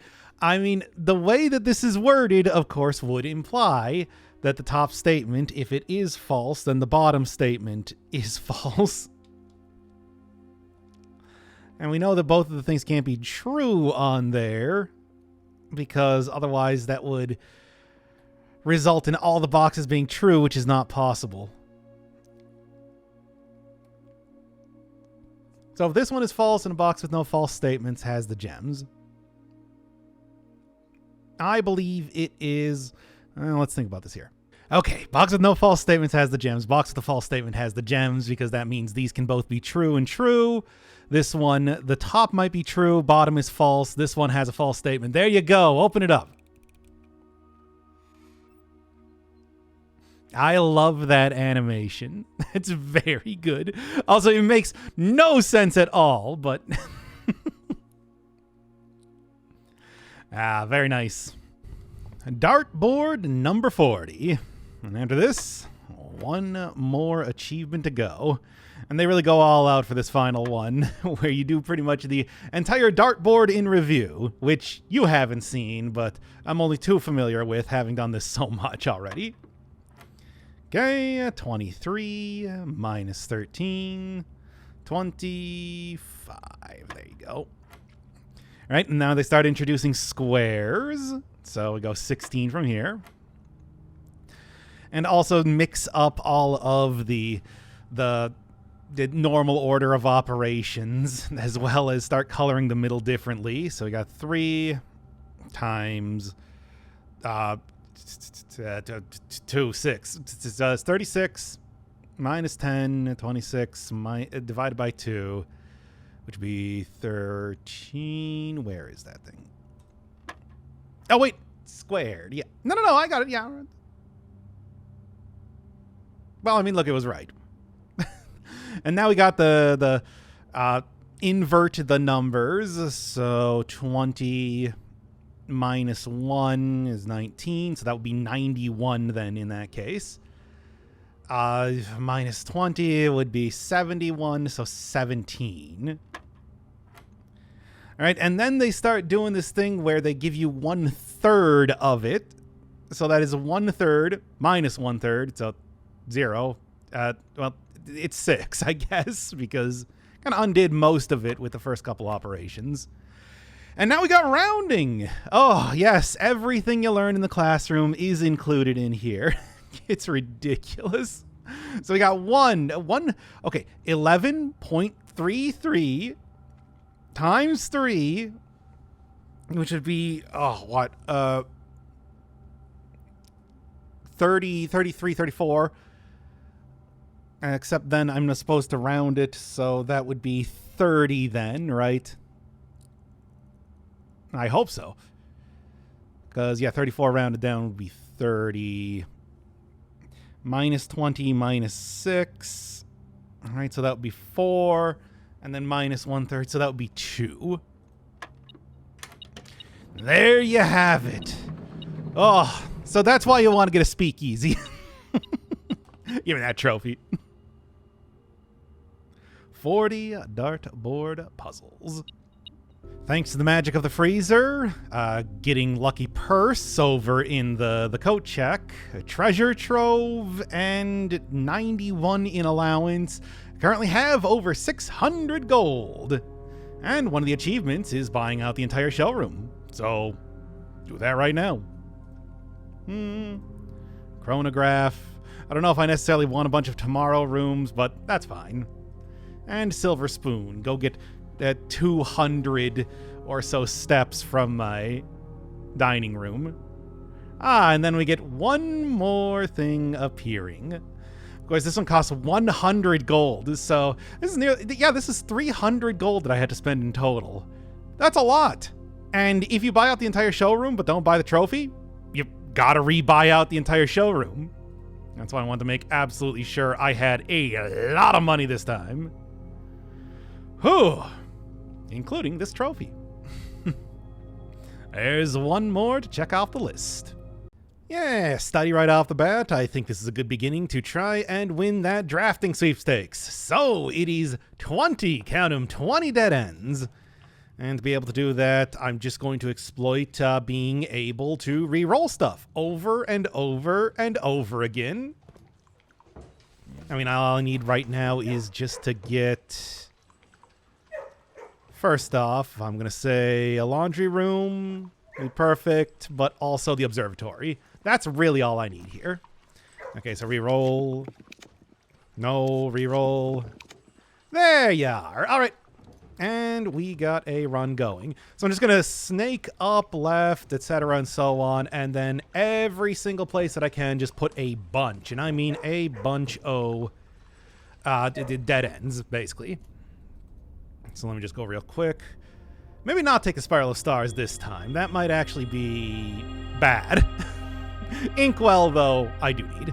Everything else, fine. So going up here. Oh, Secret Passage is actually a great choice because this also counts as a quote-unquote dead end. Yeah?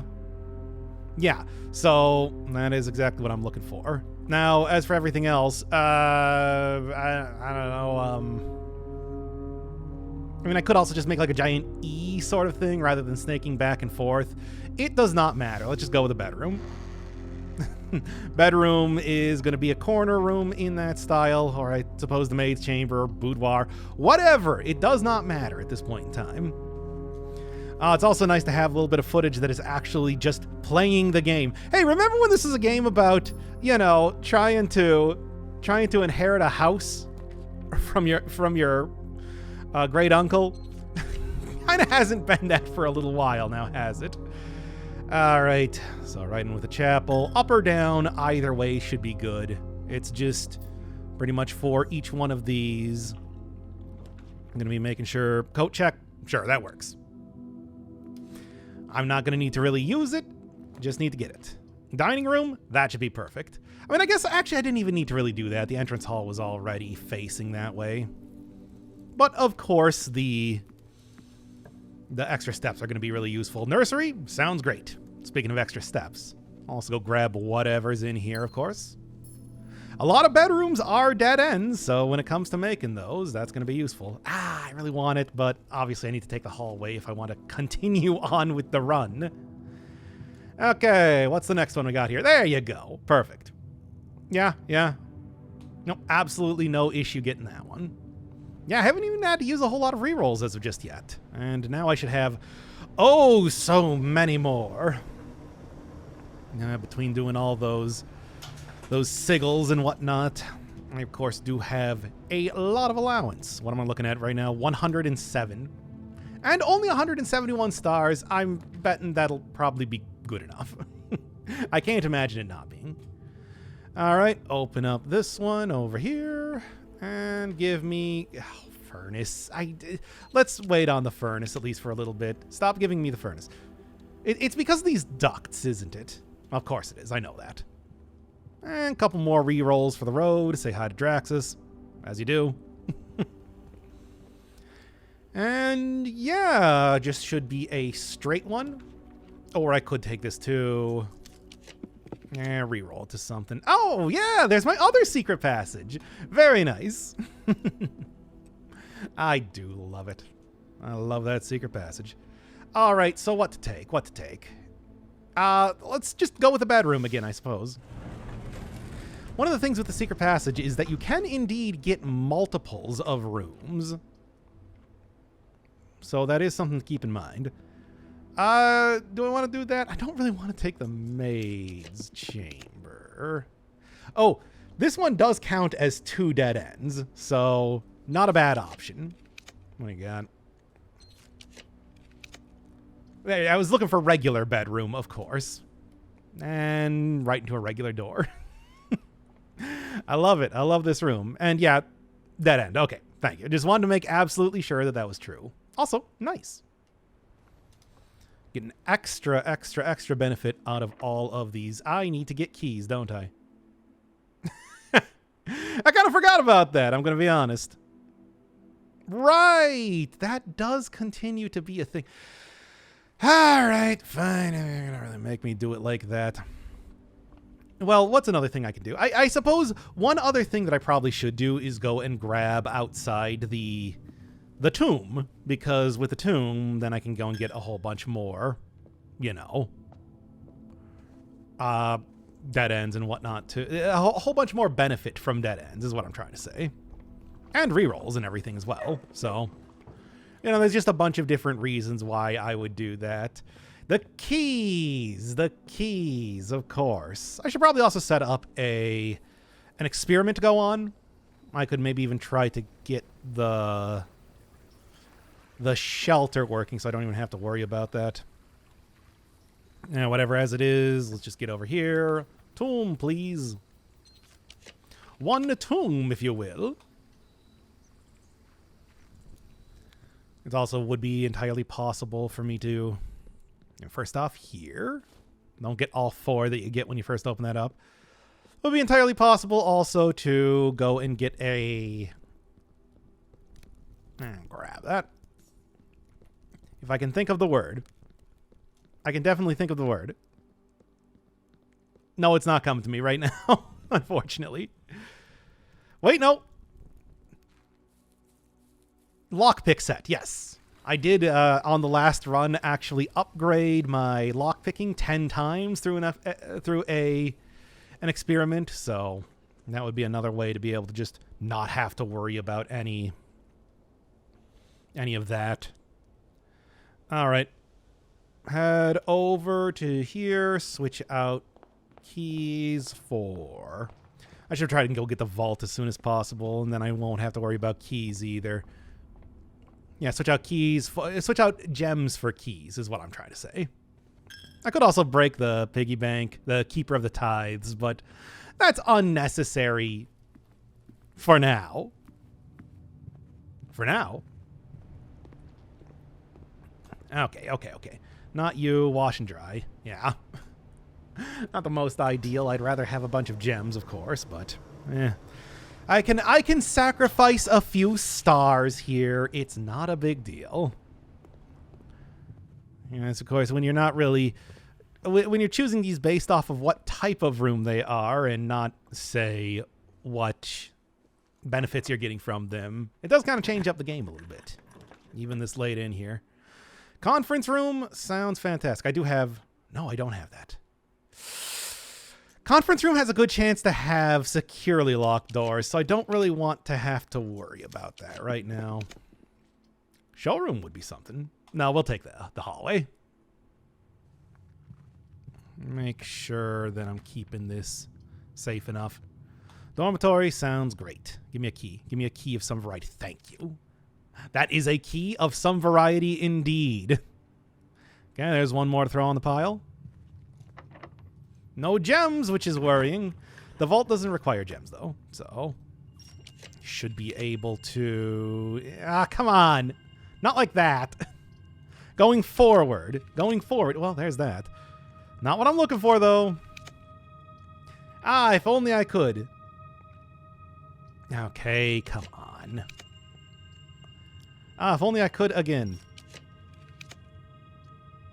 Come on now, really. It's a good thing I have an ungodly amount of stars to work with now, right? All right, Great Hall, that's fine.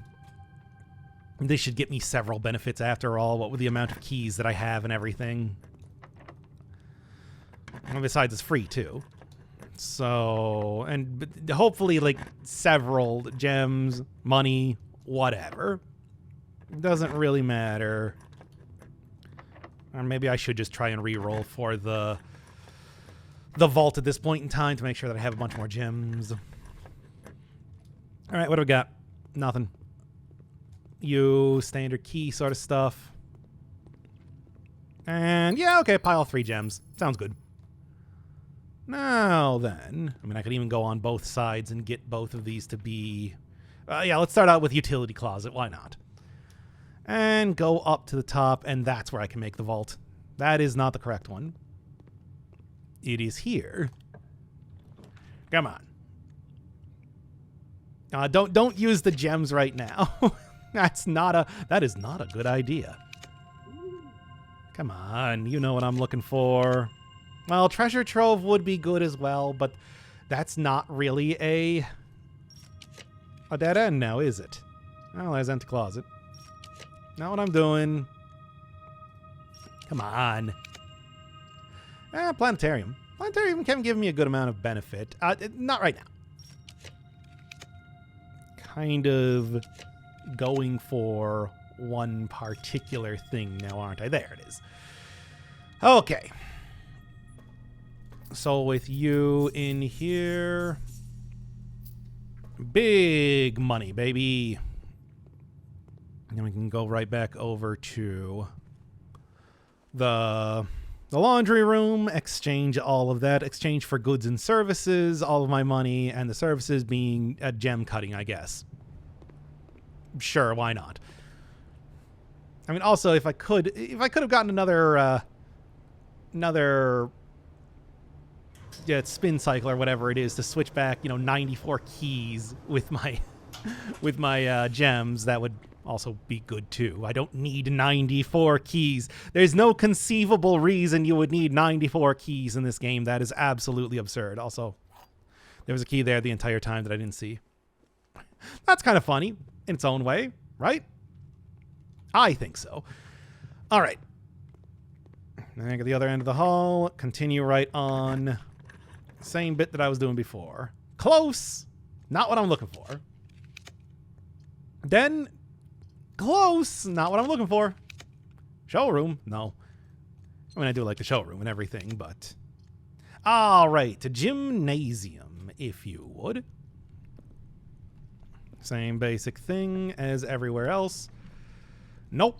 You know I want those sweet dead ends, baby. I should also go back to the tomb at some point. Yeah, it'll work. Good high quality. Hey, nice. A good high quality type of dead end too. High quality. Going to be getting a lot of stuff out of there. All right, from this point, nope. You know I need a lot more exits than that.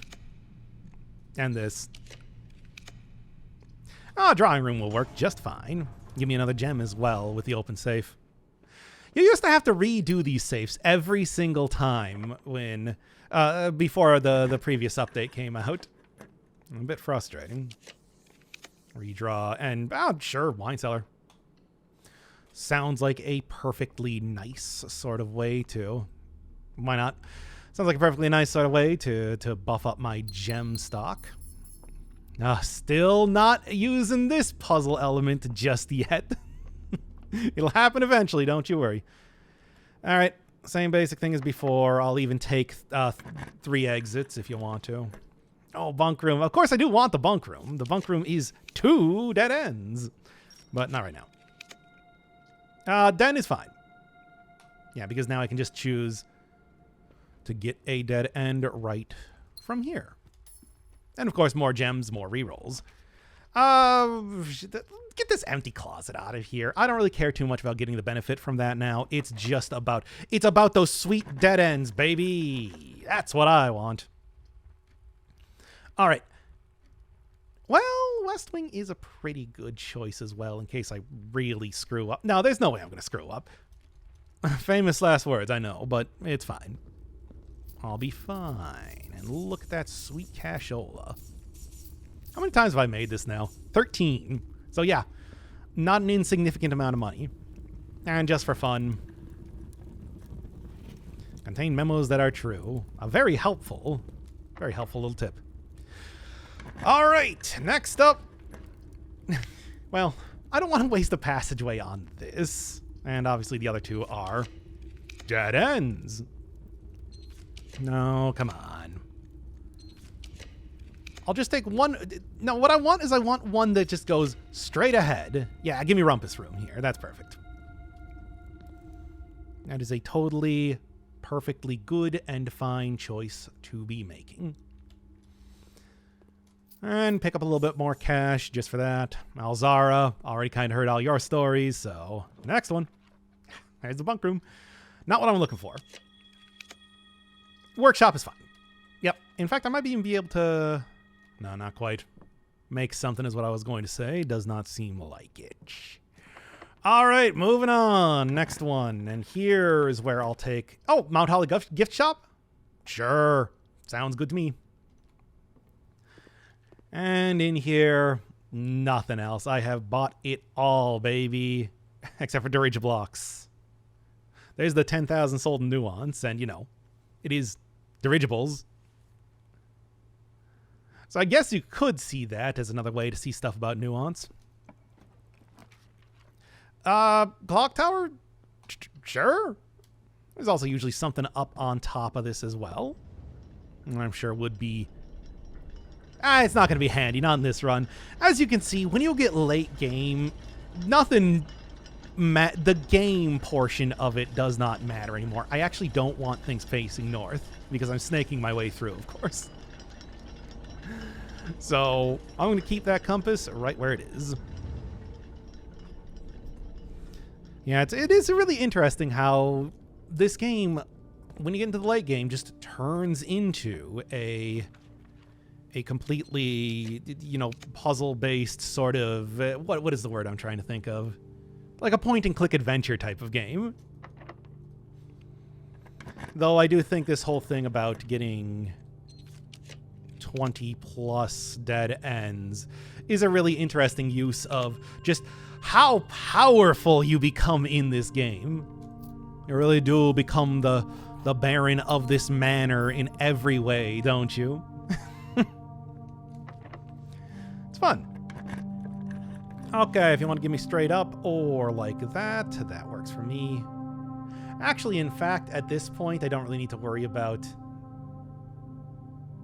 you know, going the traditional way. Really, what I should do is I should just choose the boiler room, go up a little bit farther, and then just start kind of looking at this. Cram to traversing routes, whatever you would call this. Like these ones where you actually walk forward into the same place. I mean, of course, it's all effectively the same thing. Mathematically, that's just how it works. Oh, throne room. Fun. Not what I'm looking for. A weight room. I don't know if I really want to mess around with the weight room right now. The passageway, sure. This is about the point in time to use it. I already kind of have everything. No, attic, sure, fun. I already have kind of everything working right now, as it were. I'm sure, actually, at this point in time, I probably have 20 plus. Oh, if only I could have used that earlier. At this point in time, I probably have 20 plus dead ends as it is, so I kind of don't really need to worry about it. But let's max it out, baby. I got the resources. I got the stuff for it. Cloister of Joya? Sure. Which I'm just using to walk across this area. Man, the mere amount of extravagance that is on display here. All right, what do we got? No, you know what I'm looking for. The vestibule, sure. Sounds good to me. And over here, can't pick it? I just put 10 levels in my lock picking. What do you mean I can't pick it? All right, well, anyway, casino is really all I need considering this is the end now, so. Shove it in here, grab all of these things, if and you will. I'm really starting to doubt the effectiveness of that raise your level of stuff thing. All right, planetarium, sounds good. Also on this save file, despite the fact that you saw this even in the last episode, I never actually got all of these, so, well, now I do. Just randomly filling that little last bit out. It's the problem with having, you know, 30 different save files over the course of this. When you're trying to get all the spare room upgrades and the cloister upgrades and whatnot. All right. Crack this one open. Give me one final dead end. If I could make it the lavatory, I'd actually kind of like that. I think that would be fun. Oh, furnace would also be a good choice too. But no, I want to get lavatory. At this point, I just feel like that's the... Considering how absolutely infrequently I actually make... Oh, it does count as 2. Okay, you know what? Bunk room is actually probably the more fitting one, considering it counts as two dead ends. Dead end, and upgrade.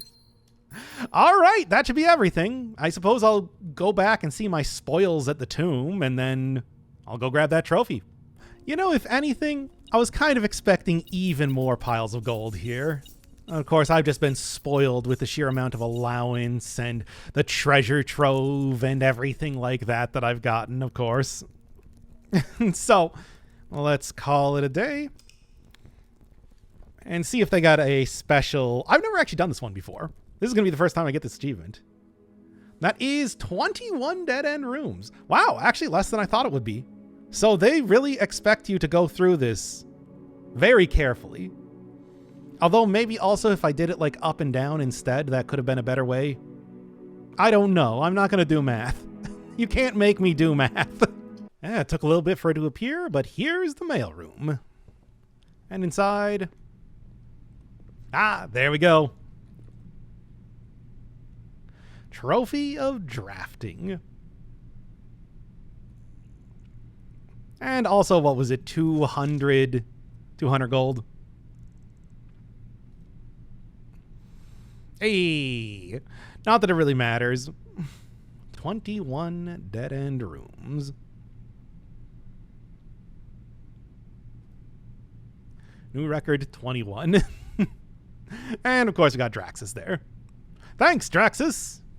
And now that I have, well, in excess of 8 trophies, there is a new thing for me to be buying in the gift shop. And yes, this is the same run that I did all the sigils and the buyout, the showroom on. That's the magic of editing. There it is. The blue tents. Each blue room drafted on the 8th rank will contain a hidden blue memo. And I've got it. If I look at the pause screen, yep, now got one more new permanent edition. And some fancy new tents out there. Let's go look at them. Just a random thing. Here's the Darebird plushie. Where it appears in the master bedroom. That's why it costs 110 gold. Oh, yeah, look at that. Well, they're much larger, certainly.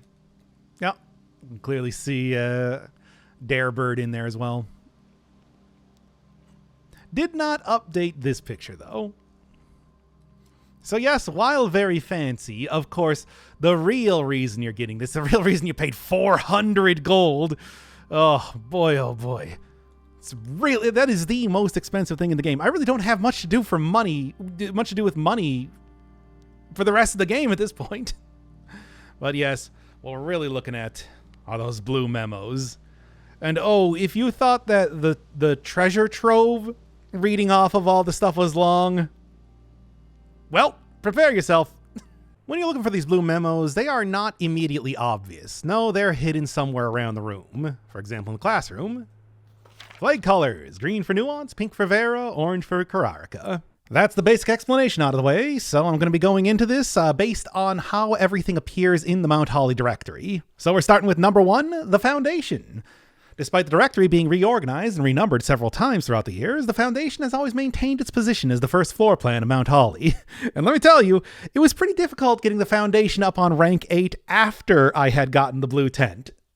Spare room. There are 12 different potential spare room upgrades, and you've seen them all. Rotunda. There are 4 different methods to rotate rooms, which is the Rotunda, the Ornate Compass, Dovecote, and the Blessing of the Dancer. The Parlor. The gems are in the whatever color it happens to be box. Yeah, it just lets you cheat. Billiard room. The bullseye operation can trigger multiple times. Gallery. The titles are synonyms. Room 8. The elephant belongs in this bin, which is the Wrath bin. Closet. The closet was one of the original 46 rooms of Mount Holly. Yes, there's been plenty of them added over time, but when the Sinclair family first bought the estate, I guess there were only 46 rooms. Walk-in closet. Her ladyship Clara Epson was laid to rest on the 11th of June, 1983. Attic. SHS, Simon H. Sinclair, was born 3 years after HSS, Herbert S. Sinclair, your uncle and your grandfather, respectively. Storeroom. There are 6 permanent additions, of which I have all of them now. Nook. The rook can perform a special move with another piece. More hints on the ritual of castling. The garage. The license plate on this car is an acronym. SWNSNG. Swan song, but what is it an acronym for? I don't know. This is one of those unsolved puzzles, much like denoted in verse or the acrostic. Music room. There's a major key hanging on the wall of the Safehouse. I guess they count the Metro map as a major key because there is no other keys that exist in the Safehouse at all. Well, of course, aside from the Sanctum key, but that's not hanging on the wall. Locker room. The memo next to this is a lie. That is the one that says Kirk Darren is a pseudonym. It's a green memo. I don't even know why it exists in the game, but this confirms that it is not actually true. The den. The sin associated with this room is most often associated with the use of one's time, or with one's use of time. It's sloth. They also mentioned that in the hint for the bear itself when you get to room 8. Wine cellar. The numerals below the coat of arms are 4 different numbers, not 1. That's an important one to know for much later. Trophy room. There were a total of 8 gems removed from the ruby crown of Rinda Ares. And yes, we have seen all 6 of those, and two of them are missing. The one for letter number 3 they found out in the orchard, and the one for letter number 4, the one in the drafting room. Ballroom. The majority of gems in the house are artificially produced. Artificially produced by flowers? Or maybe some other method. I don't know. It's kind of hard to say exactly how Denny Ravain's magic gem flowers work. Pantry. There is a letter missing. That's a very interesting hint because there are many letters missing throughout the game. You might remember the misspelled coffee that appears in the pantry. There's, of course, letter number 3, red envelope 3, that is missing in the game. There's even, when you look at any one of the keyboards for the terminals, the letter I is missing from the keyboard. It's strange. Does it mean anything? I don't know, but it is something of a theme throughout the game. Rumpus Room. The real Alzara was an Arajan soothsayer who belonged to the royal court of Ares. He was banished from the realm in the 15th year of Araja for a prophecy that did not come to pass. Which might explain a few of the prophecies that it gave me. Vault. The family core is unlocked only by the sum of its digits.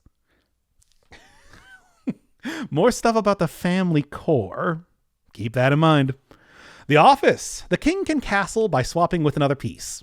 Well, between the nook hint and the office hint, it's, well, the rook and the king. That's also just how castling works in the real world.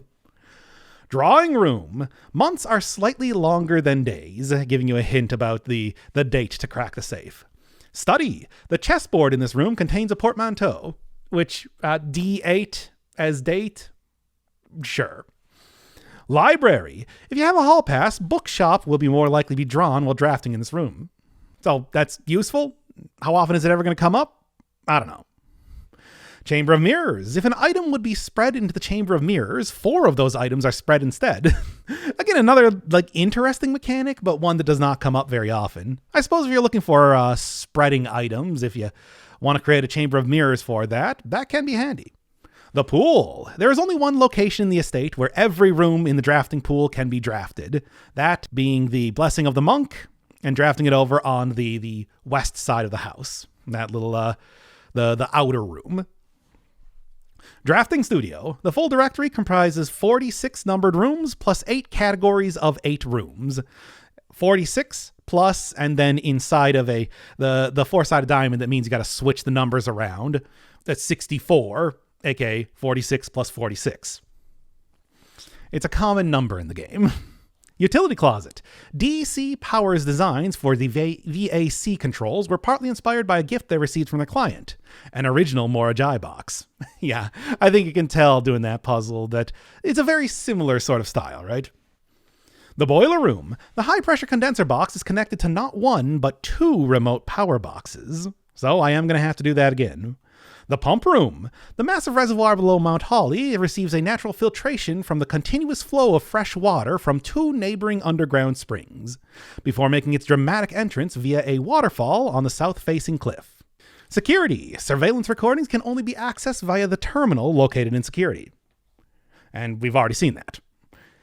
Workshop. Certain rooms, like mechanical rooms, are more likely to contain security doors. That is actually a very helpful hint, especially when doing, say, the 21 dead-end rooms. It's something that I've kept in mind throughout the game, even though I never actually said it, because it didn't come up until now.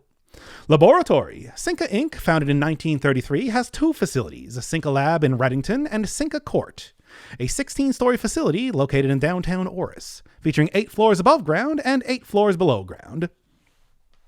Sauna. Saunas are commonplace in both businesses and residences in Kararika, and while I completely forgot to look at the sauna for another hint about Kararika when I was doing that sigil, but that's also reinforced here. Coat check. Coat check is drawn slightly more often the day after checking a new item. That's very useful. Mailroom. Only 6 of the notorious red letters were addressed to Herbert S. Sinclair. Freezer. The ice in Master Sinclair's personal freezer can only be thawed by applying a direct heat source, of which that's how I started out Act 2, so there you go. Dining room. There are 10 different dishes that can be served in the room. Those are the regular ones and also the ones you get from the Blessing of the Chef, which is on the first episode. The observatory. The largest planet in the night sky is named after the Paragon of Ash, Vea. Conference room. Red memos were created by Kirk Darren and approved by the Baron and questionably served as the estate's primary security system. That doesn't really feel like that's a true memo as much as it's a little bit of editorializing on this ridiculous system they came up with. Aquarium. This tank contains a red herring, and that is on the hallway tank, which does not have any hints inside of it. Now, there is actually a red fish that exists in the aquarium. It's in the bedroom tank, but red herring is not actually supposed to be referring to a real fish. It's just a type of smoked herring. I don't know. Dovecote. 3 members of the Sinclair family have attended school overseas in Kararika. I want to say that's probably your uncle, your grandfather, and your mom. But I know it's definitely your mom, and I believe it's your uncle. Don't necessarily know who the third person is. Kennel. Sinclair's 4 canine companions are named Carter, Thoughtless, Hot Sauce, and Drawbridge. Very important part of the lore. Clock Tower. In eclipses only appear in the north sky. So I already saw Classroom 1, but there is a different one for every one of the classrooms. Classroom 2, the figure of 8 in symbolic guise as the infinity symbol, has long served as a vessel of both death and the unfathomable. Classroom 3, the scientific foundation of architectural drafting, combining advanced principles of spatial suspension and temporal anchoring, was developed and refined at the Farius High Institute of Kararika at the beginning of their realm's 15th era. A little bit of lore about how widespread the idea of drafting is. It isn't just specific to this house. It is a well-known thing around the world, well-studied as well. Classroom 4. Of the 3 major expeditions to the South Key, only one party returned. The cartographers among them conducted a very cautious survey of the coastline, but refrained from making landfall. That is some really weird world building, because we don't really hear too much about the South Key. You could see it on the map in the classroom there, but aside from having the infinity symbol on it, it's just a mystery. It's too bad that we don't get too much more information on that. I am interested. Classroom 5. The illustrations in The Red Prince and Swimbird were made by Marion Marigold herself. Classroom 6. The third king of Arindia was the last in the line of Horus. Classroom 7. The 3 advanced operations in modern mathematics are squaring, inversion, and rounding. Classroom 8. Loon is the Eurasian word for water. Essa is the Eurasian word for love. Joro is the Eurasian word for father. All of these very helpful when it comes to translating the note that you find in Lady Epson's grave. Classroom 9. The answer of the exam's final question is equal to its number 46. Of course. Planetarium. The Inkwell is not the largest constellation, and I've already shown off the entirety of the Spiral of Stars, so you already know that. Mechanarium. On the coat of arms, the first number is 1 numeral. The rest are each 2 numerals. The stuff about the family core, it largely comes from these notes. But that is all of them. Only took 12 minutes, not even all that bad. Because it is not very clear what to do right now, it's a good time to start experimenting. And I am in the Antechamber because I have taken the Blessing of the Monk. And one of the things you probably want to do when you first get this is try it out in weird rooms. Rooms that, would not normally be outside of the house. So the Antechamber, for example, we even got a hint for that in Lady Epson's diary. Why did she draw that? I don't know. I don't think that's ever really explained, but she did, so that's definitely the first candidate. But also stuff like Entrance Hall, for example, Room 46 itself, you could go draft out there. And then there's the treasure trove. Why? Because some of the hints that I've gotten have said that the true treasure of the trove is within this room, but not in the house. And certainly drafting it over on the west side would be in the room, but not in the house. So that's a couple things to try right now, but for the time being, I think Antechamber is like the best starting point. All right, next day, turn right around. walk over to the west gate. Because it's really not anything very fancy or weird. The Blessing of the Monk is very simple in how it works. You just pull up your 3 choices as usual, and then the third one is replaced by whatever room you ended in. So we got the Antechamber. No cost on it, of course. Going inside, though. Yeah, still get the pedestal in the middle. Still get the basement key, which is handy just by itself. I suppose that's a way to do that if you didn't want to try and put that into the closet. So close, yet so far away. So, not seeing much of anything right now. Yeah, same as usual. But what if I started opening up the other doors? I got a couple of the doors open. You can see the ones on the left and right don't really lead anywhere. But the one that would normally go into room 46, a little bit different. It is literally just a giant cube. Huh. And in here, steady is the scepter, deadly is the stone, heavy is the crown, ready is the throne. All right, there it is. This is the major hint for how you're supposed to be reclaiming the crown. So, what do? Okay, so I have the crown, of course.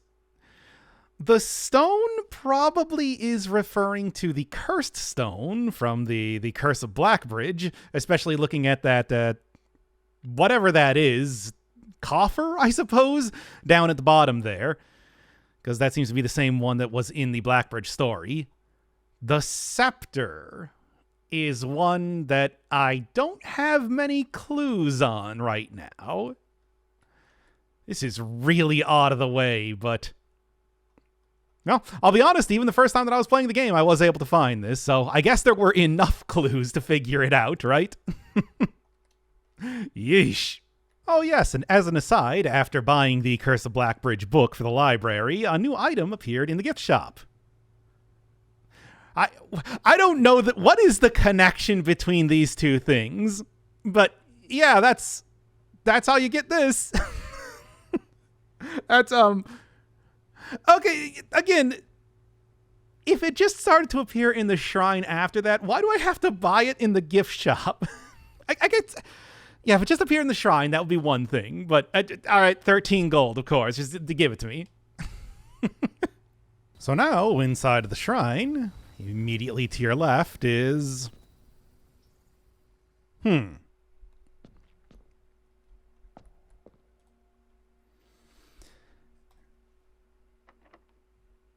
but that's not how they did it in the story, right? This time I've got a sledgehammer, so let's crack this thing open. Yes. Oh, yeah, there we go. No. I'm still going to take it. There's the stone. You foolishly picked up the deadly stone cursed effigy. Yeah, it does curse you. It curses you anytime you have this in your inventory at all, period. If you try and leave this in the coat check, nope, you get cursed as soon as you take it back out. But hey, I also get curse mode. That's cool. And it also sets my steps to 13. Fun. So, well, that's how you do it. There's the second part of the puzzle. Now I just need that scepter, which is the longest and most involved part. This time I chose room 46, which just appears like this when you choose it. Huh.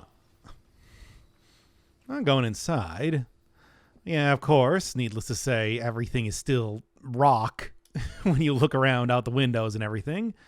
And it seems to be mostly the same.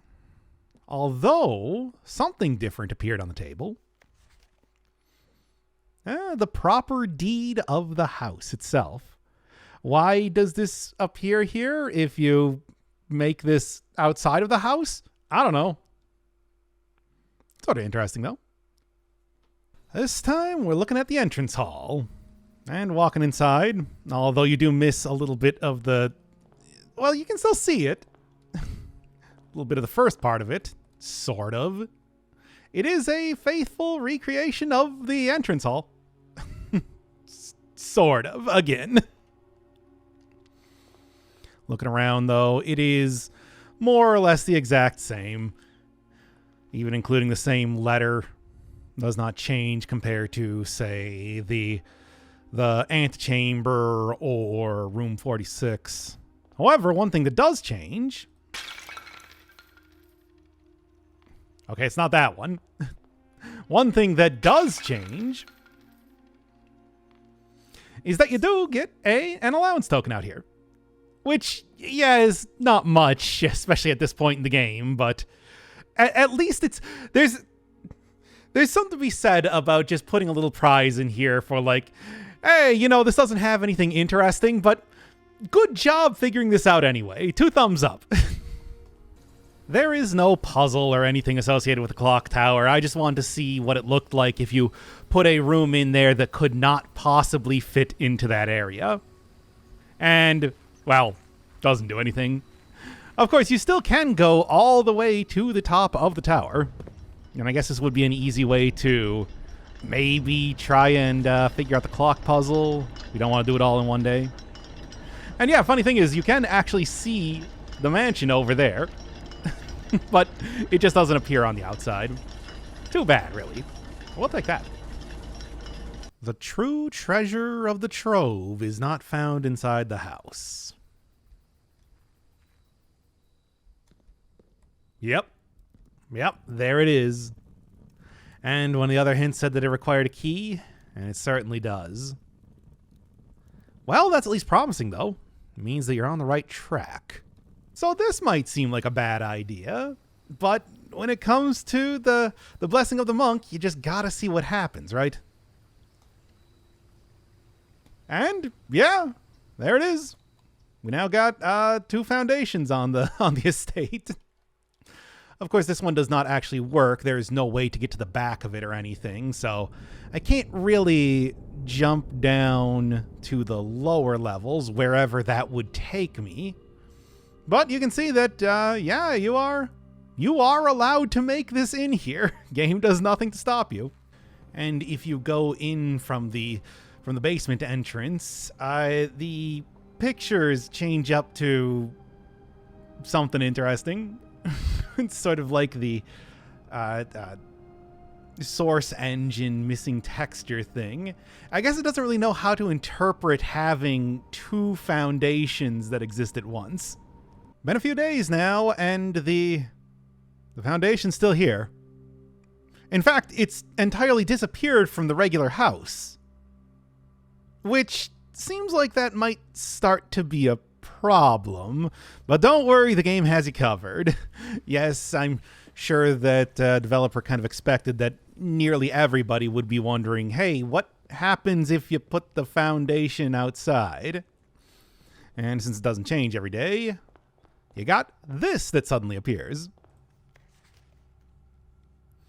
Yep. No, that's definitely a mistake because that...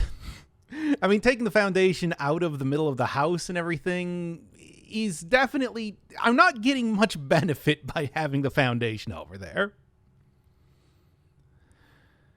And thanks to that, get a can of repellent. You can get this in a couple other places in the house, whether it's the one of the cloister upgrades. I know you can find it in the Lost and Found with some regularity, but for the most part, the only place you're actually going to find this item is by trying to move the foundation. And handy enough, that actually does move the foundation. So if you got it in a position where it's not like particularly advantageous, say in the first couple ranks or something, this is the way you move it. It's not easy, but at least it's possible. So I'm going to go run in here. Let's get rid of this thing. For 1 week, which is a shame. That means I'm not going to be seeing the foundation for a while, but at least I can now use my west room over there again. Here we are down in the chess puzzle chamber. And as outlined in the station, there it is. And I do have a power hammer here.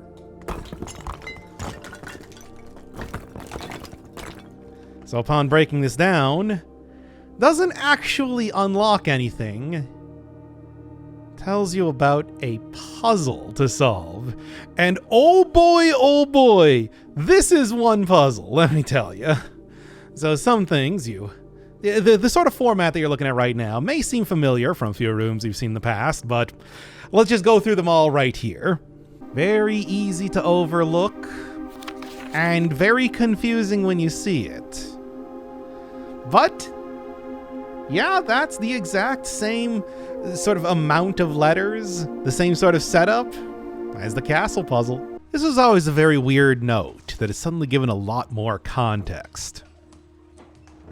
The mathematics worksheet inside of the locker room, 6 or 0, is what that seems to say, but now with the context of the castle puzzle, it makes a little bit more sense.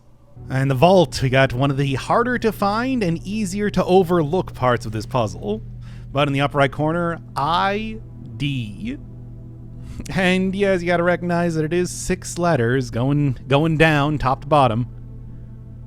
That's a rough one. Something I overlooked for a very long time. In the back of the cloister, you can see on the statue, CXET. That is, I guess, if you're already looking at this, it should be obvious, but somehow I still missed it for a very long time. Something I never really considered doing until I saw it in the draft version of a new clue is making a secret passage and then not opening up the bookcase. You can also see this if you open up the bookcase and you just look over to the side a lot, but, well, this is obviously the more intended way to do it. The DOOR is also, of course, listed in the draft version of a new clue as well.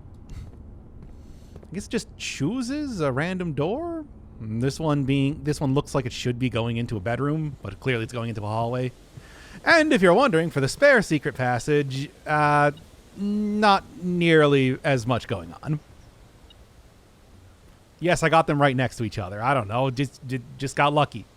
Put it all together and you get CIX, which is Roman numerals for 109, add 6, Tor Lor Et, which is Eurasian for turn counterclockwise, word east. Lore and Et are pretty easy to figure out. There's a couple different places where that appears in the game. Yeah, I think even lore just is on the Learn Eurasian classroom board. Tor only ever appears in one place, and that is the sacred circle diagram in the classroom with the map. So, not the most obvious, but you can also figure that out just based on how, well, Eurasian works and looking at stuff like the rotunda. So, where do I actually use this? Well, there is a ritual that I still have yet to do. There have been a few references now to the ritual of castling. And what does that mean? What do you do for the ritual of castling? Well, there are a lot of chess pieces that exist in the game, and castling is a chess move where what you do is you, well, switch places with the king and the rook. So you might think, so are you supposed to, have about 2 spaces there with nothing in between them? Try and switch them around, set that up in the house itself, something like that. Because one of the things to successfully castle is not have any pieces in between. So maybe have a room with a king and have a room with a rook, and no rooms in between it, or maybe rooms that don't have a chess piece in it. There are a few. These are all things I tried. These are all things that I tried to figure this out. I could not do it because it was just, I know there is a ritual of castling. I know it involves the king and the rook, but anything else was just too vague. Well, as it turns out, way easier than you might think. Let me just go throw... Oh, come on, there's so many pawn places. I'll find something, right? There you go. That'll work. Right now, I have on the Resilience of the Rook. And that is not just get a bunch of rerolls over in the corners. That is because, well, the rook and the king are required to castle. So all I need to do is take the Resilience of the Rook, or take the Banner of the King, and then just take the King or the Rook, respectively. Really, whatever the one that you haven't got is. And then the magic happens. Yeah, I actually had to look this up, because I just thought it was going to be something way more complex. I don't know.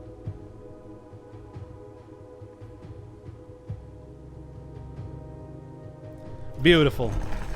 And it also just deletes the cardinal, so... Or the bishop. So no piety of the bishop for you anymore. Not that, you know... I'll move me over here as well.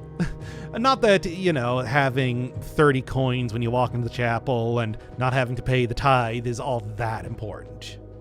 So, from here, walk right into the unknown.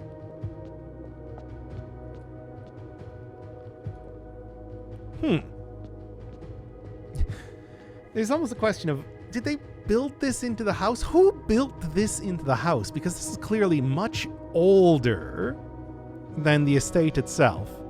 Well, I guess they must have built a chess puzzle. Puzzle building seems to be a common thing for this family, just entirely.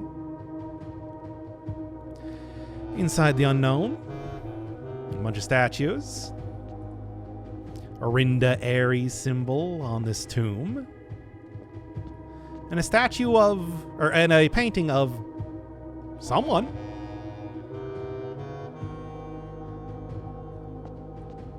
I don't know. But of course, each one of the statues also has a Morajai box. So let's get to solving. All right, let's get you around here first. I need one more. Not like that, but... here, just set it up like that. That should be good. And that will open up the first one. An Ares court where the king now lays. Which, well, seems to be relevant to this place. Oh, what is this one now? Needless to say, all of these are going to be related to the Orinda Ares version of the Morajai box. Yeah, that should do it. Because just got to do it like that. I'll do a little bit of that, and there you go. Very nice. On the sacred hour, that time-worn phrase. Okay, many things need to be done on the sacred hour, as I'm sure anybody that's been watching this is only too aware of. Yeah, let's get this one up here. Good. And I've just got to... yeah, get you to do that, and then basically go upwards. Yeah, let's just kind of flip you right around like that, because I just need to have two on one side, as it were. So that should work. Perfect. I've done quite a few of these puzzles. Will a youth approach with empty arms? All right. Easy enough. I can do that. Just need to have at least one of these turn into that. What would be the best way to do this? Well, I'm going to need to get it down, of course. Then this sort of thing should be enough. No, that one's not enough. I reckon. Well, I don't want to get a second one down is the problem, because that would be... well, here. You know what will work? Sure. Do that, a little bit of that, a little bit of that. Oh, beautiful. Looks beautiful. And then we can get you, and that'll set it up for the solving. Without gifts, nor gold, nor manor charms. Okay, so clearly what I gotta do, get in here, sacred hour, have nothing. So no gold, no keys, no items, no nothing. All right. Can't remember where it starts from the next part. Hopefully it's this one. Yeah, it's probably this one, right? So let's start out with that so that I can get you on the bottom, because clearly that's what we're going for. Then same sort of deal again. Here, get you out of the way. Just to make sure that I can get 2 down there. And then, actually, if I want to force the 3rd one down as well, just because I want to get 3 down on the bottom.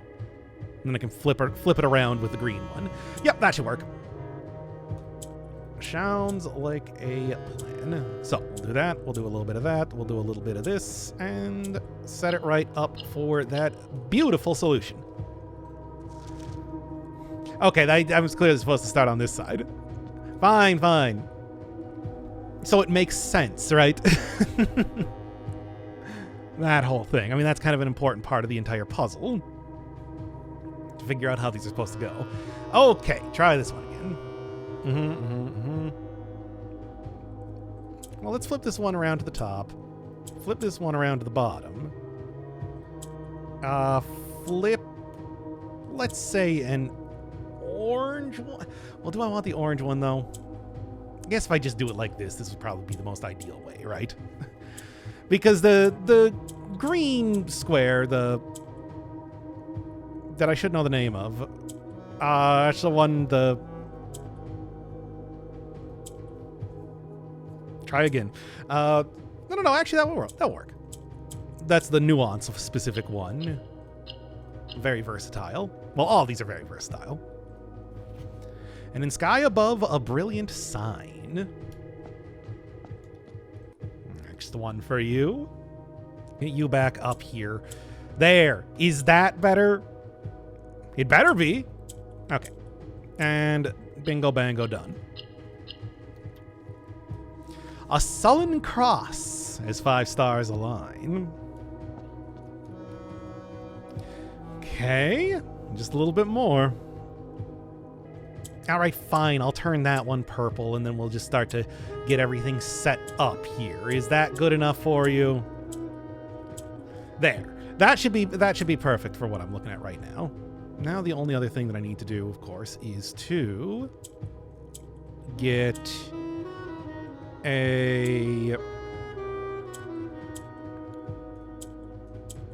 get that set up like that, and that should do it. Easy as that. A patient figure, a reckoning great. The black key is lying with the last king of 8. So I suppose this would be the last king of 8.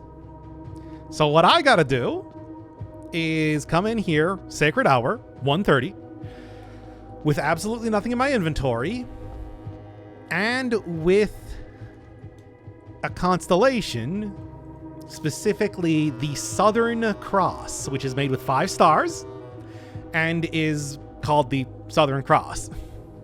And now, nearly a month later, yeah, I recorded that castling thing a while ago. I'm in the observatory, and I made sure to have 155, so we got the Spiral of Stars, the Inkwell, and the Southern Cross. Now I just need to go spend these last couple of my gems, and then wait until 1:30.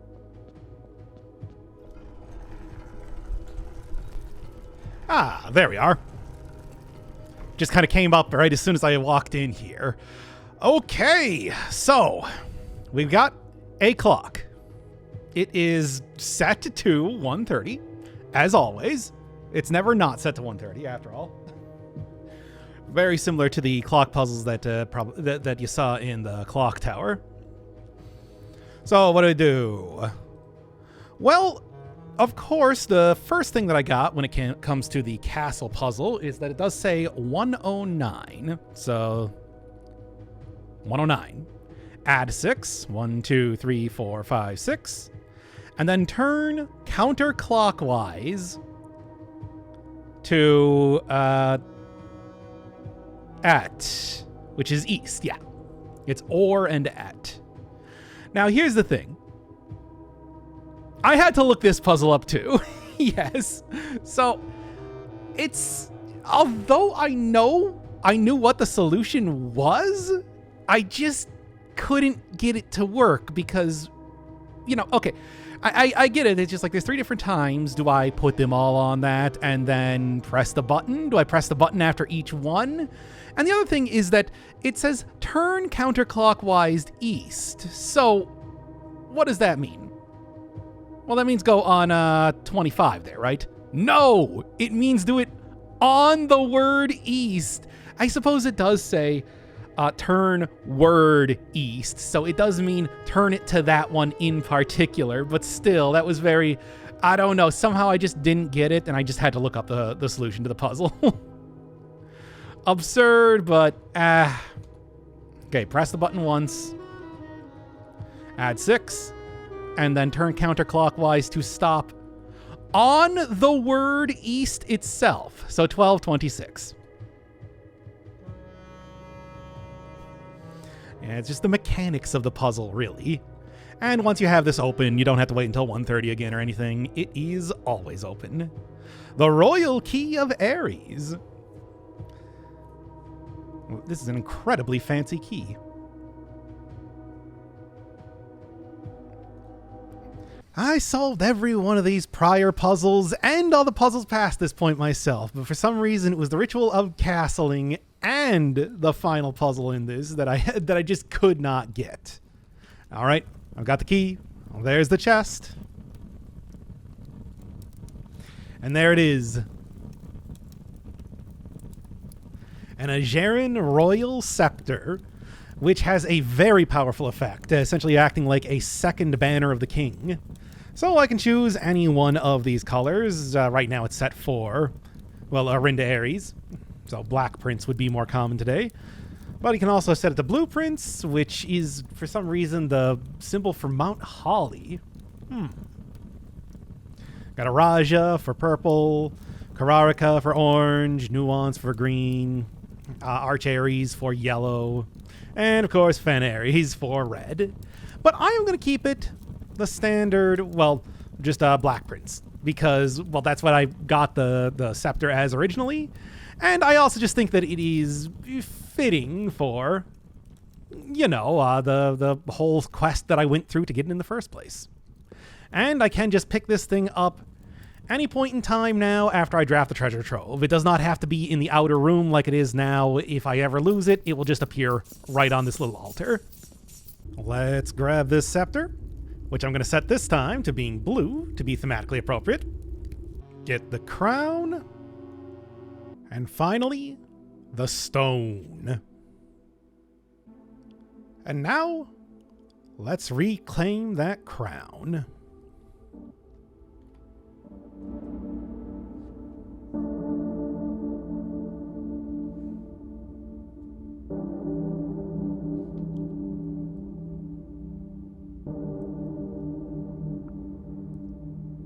Steady is the scepter.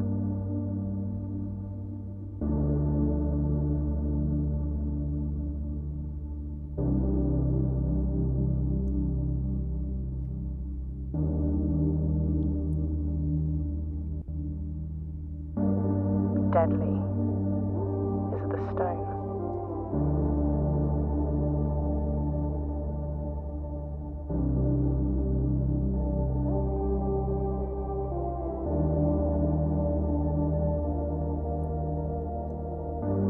Heavy is the crown.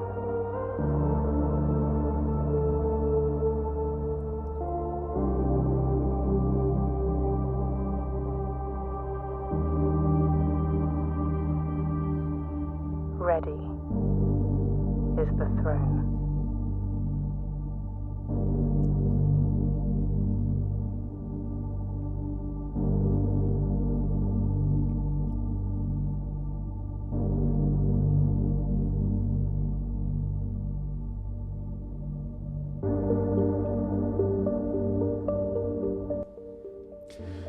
There you go. I know I said, hey, there's no other floor plans in the game.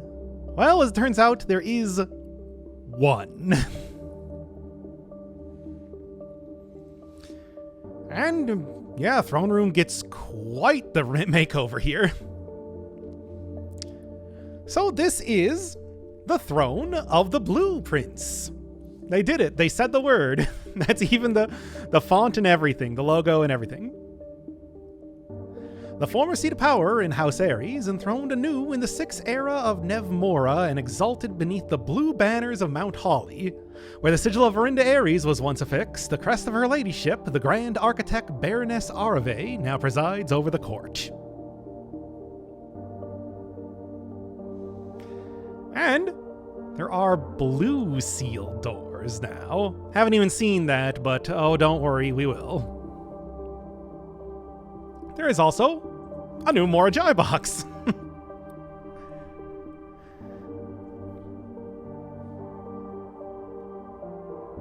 Copies the middle tile.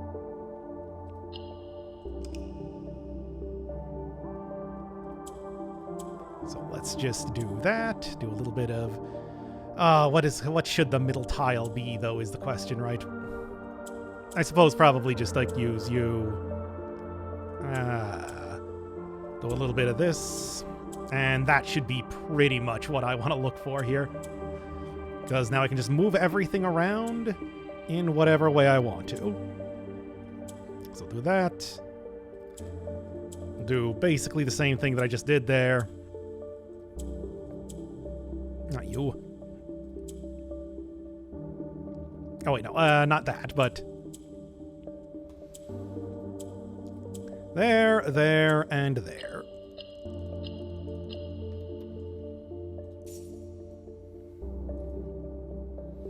After being cursed in that last run, I didn't really have the resources to properly do the blueprints thing, so let's get it right now. And of course, up on rank 8, so we can get that final, I'm pretty sure actually final this time. Yep, I knew it. The family core is kept in the family vault. All right, one more hint on that.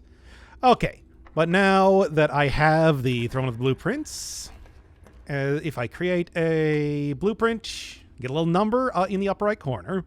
I just need to do that, how many was it, 8 times? Why is it not opening the thing? Why is it not opening the thing? This is a glitch I've never seen before. Yeah, so 8 in a row. And it does continue counting up from 8, but nobody has figured out anything else you can do aside from open up these doors. So grab you, sounds good. And much like when I was doing the dead ends, I have so many resources at this point in time, even though I do have a little bit of residual cursing left, as you can see. It curses you for 2 days whenever you pick up that idol. It's not really going to be a problem. So, just kind of re-roll. Yeah, sure, Starfish Aquarium. Oh, yeah, when you're cursed, the aquarium is just the worst thing to draft. I forgot. It's a good thing the laundry room has my back. Do a little bit of that.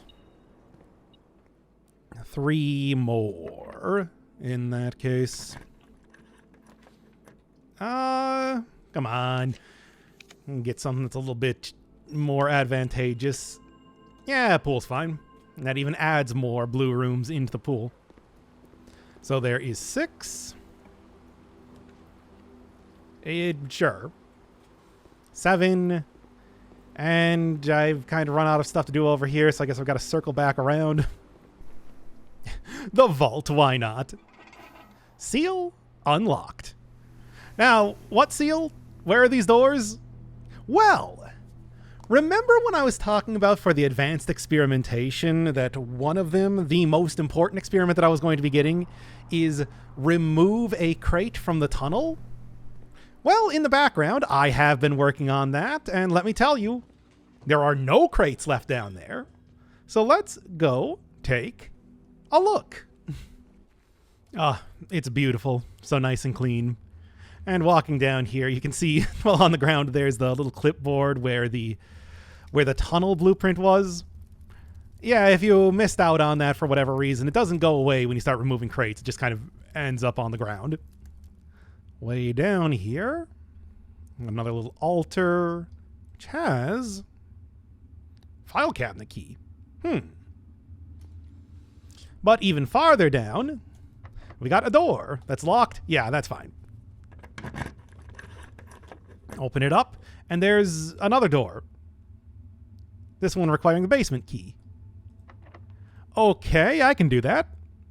While messing around getting the basement key, I did manage to find a map that happens to just be in the throne room. So yes, right as soon as I'm crowned prince, for whatever that's worth, considering that this is all set up by my uncle, I'm now going to deface my throne room.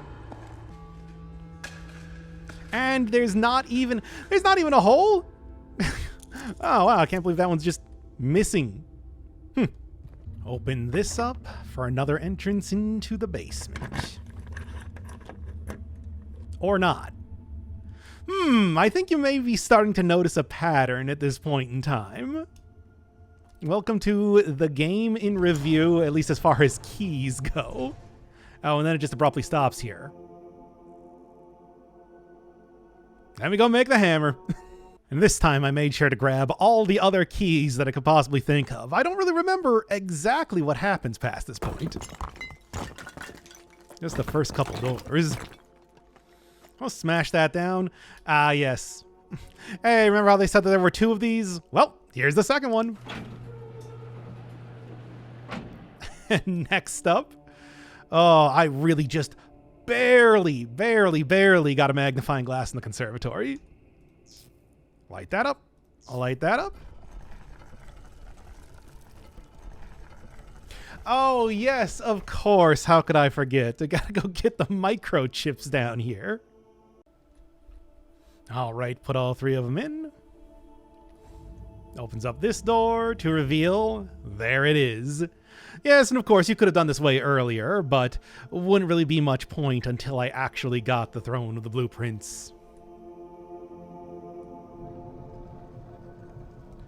Which finally has 3 different boxes. Myself that wind-up key. There is no end to this journey. There are 2 true boxes in this room. You have reached the end of your journey. There is no end.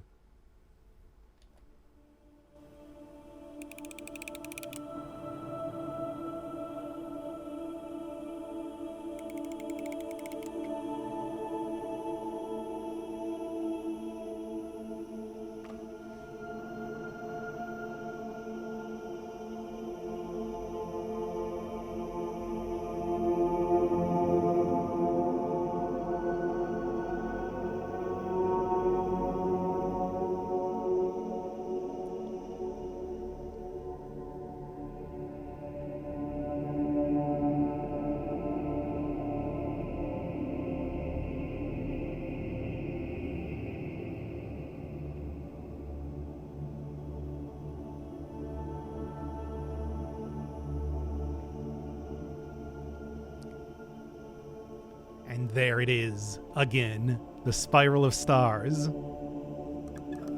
Does it never end? What does it mean? I don't know. But okay, yes, this is the actual answer. Yes, I grabbed the other parlor key from the parlor.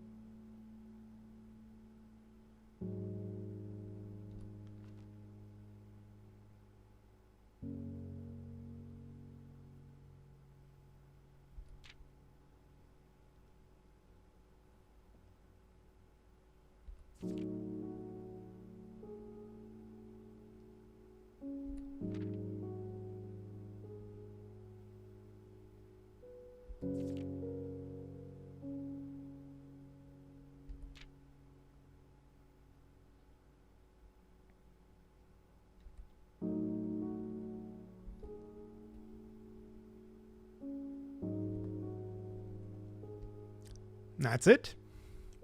The true end to blueprints is not this, of course. There's the family core. And that completes what I am calling Act 2 of the game. Now, before I get into Act 3, which, as you'd probably guess, is significantly shorter, let's do the remaining achievements that I still have yet to unlock. This one being Dare Mode, as you can see from the very blue starting screen and the fact that it does just say Dare Mode underneath it. So there are several achievements for just playing the game in a specific way. Dare Mode, Curse Mode, which I unlocked by buying the 110 coin Dare Bird plushie from the gift shop, and of course getting the Cursed Stone Effigy. And then there's also one for finishing the game in a single day, and one for finishing the game in an hour. Both of those usually gotten at the same time. But this time it's going to be Dare Mode. And unlike the first time I was playing the game, I now have access to all of the spoilers. So everything from, opening up safes to just getting all the permanent unlocks as soon as possible, being able to actually go across the reservoir, all of this sort of stuff is open to me. There's no trying to go through the game as if I hadn't played it before or stuff like that as part of the showcase. No, we can skip all of that. And I have beaten Dare Mode, Curse Mode, everything like that before. However, for Dare Mode in particular, they gave me, I finished on my first try, and they gave me some of the easiest dares to do. So I thought, hey, let's come back here, do a couple, maybe not full runs, but at least slightly more complete runs. Already a little bit different. What do you got? Never eat fruit again. Can do that.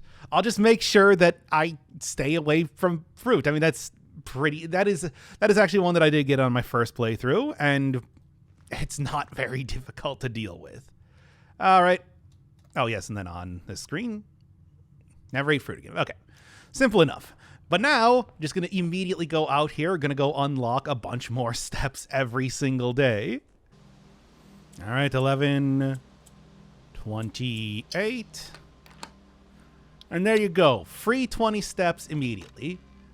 Now, I could also go in here and start working on getting the Precipice opened, but let's be honest, I'm not going to be on this run for that long for that to be any difference.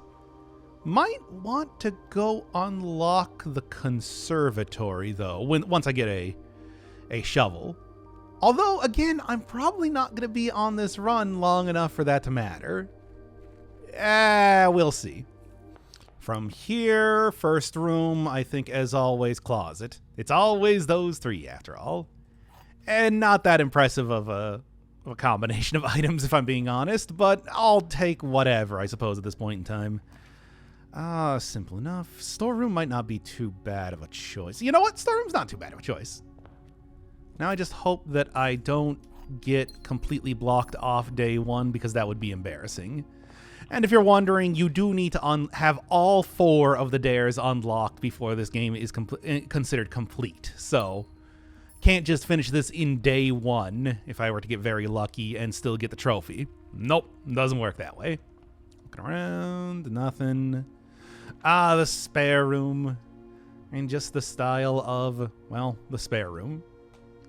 Considering I can't eat fruit, let's just not even bother. Oh, yeah. Bedroom also gives you a trunk the first time you draft it. Shouldn't forget about that. All right. Guest bedroom is something that could actually be useful, considering I am down steps pretty significantly. I was kind of also hoping that I might have gotten, I don't know, some sort of special key in there, key card, something like that. Not really something you can rely on, after all. I don't want to use the hallway so quickly, considering it's going to have one of the entrances blocked off, but what are you going to do? What else? Conference room? Just give me the West Wing. I'm not going to worry too much about getting the conference room. Although getting it right now means that it probably...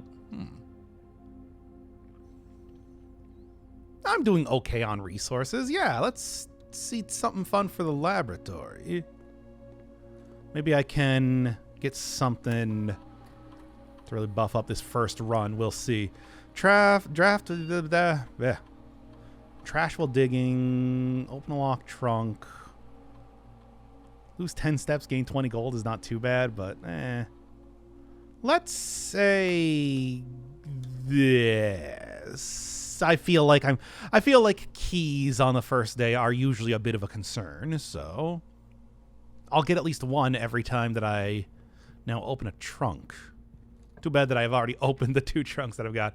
Hey, library, you know what? What do you got? Maybe you can give me something special or weird. No? I mean, that is special and weird, but also dead ends. Okay, minor key, major key. What do you got for the minor and major key? This might be kind of a bad choice considering... Oh, it's just a prism key, whatever. Might be something of a bad choice considering that I am... That's all my keys. But, well... Okay. Or that's all my gems, I mean, not my keys. And there I could have just opened up the safe, but of course not. Yeah, that's not going to do anything.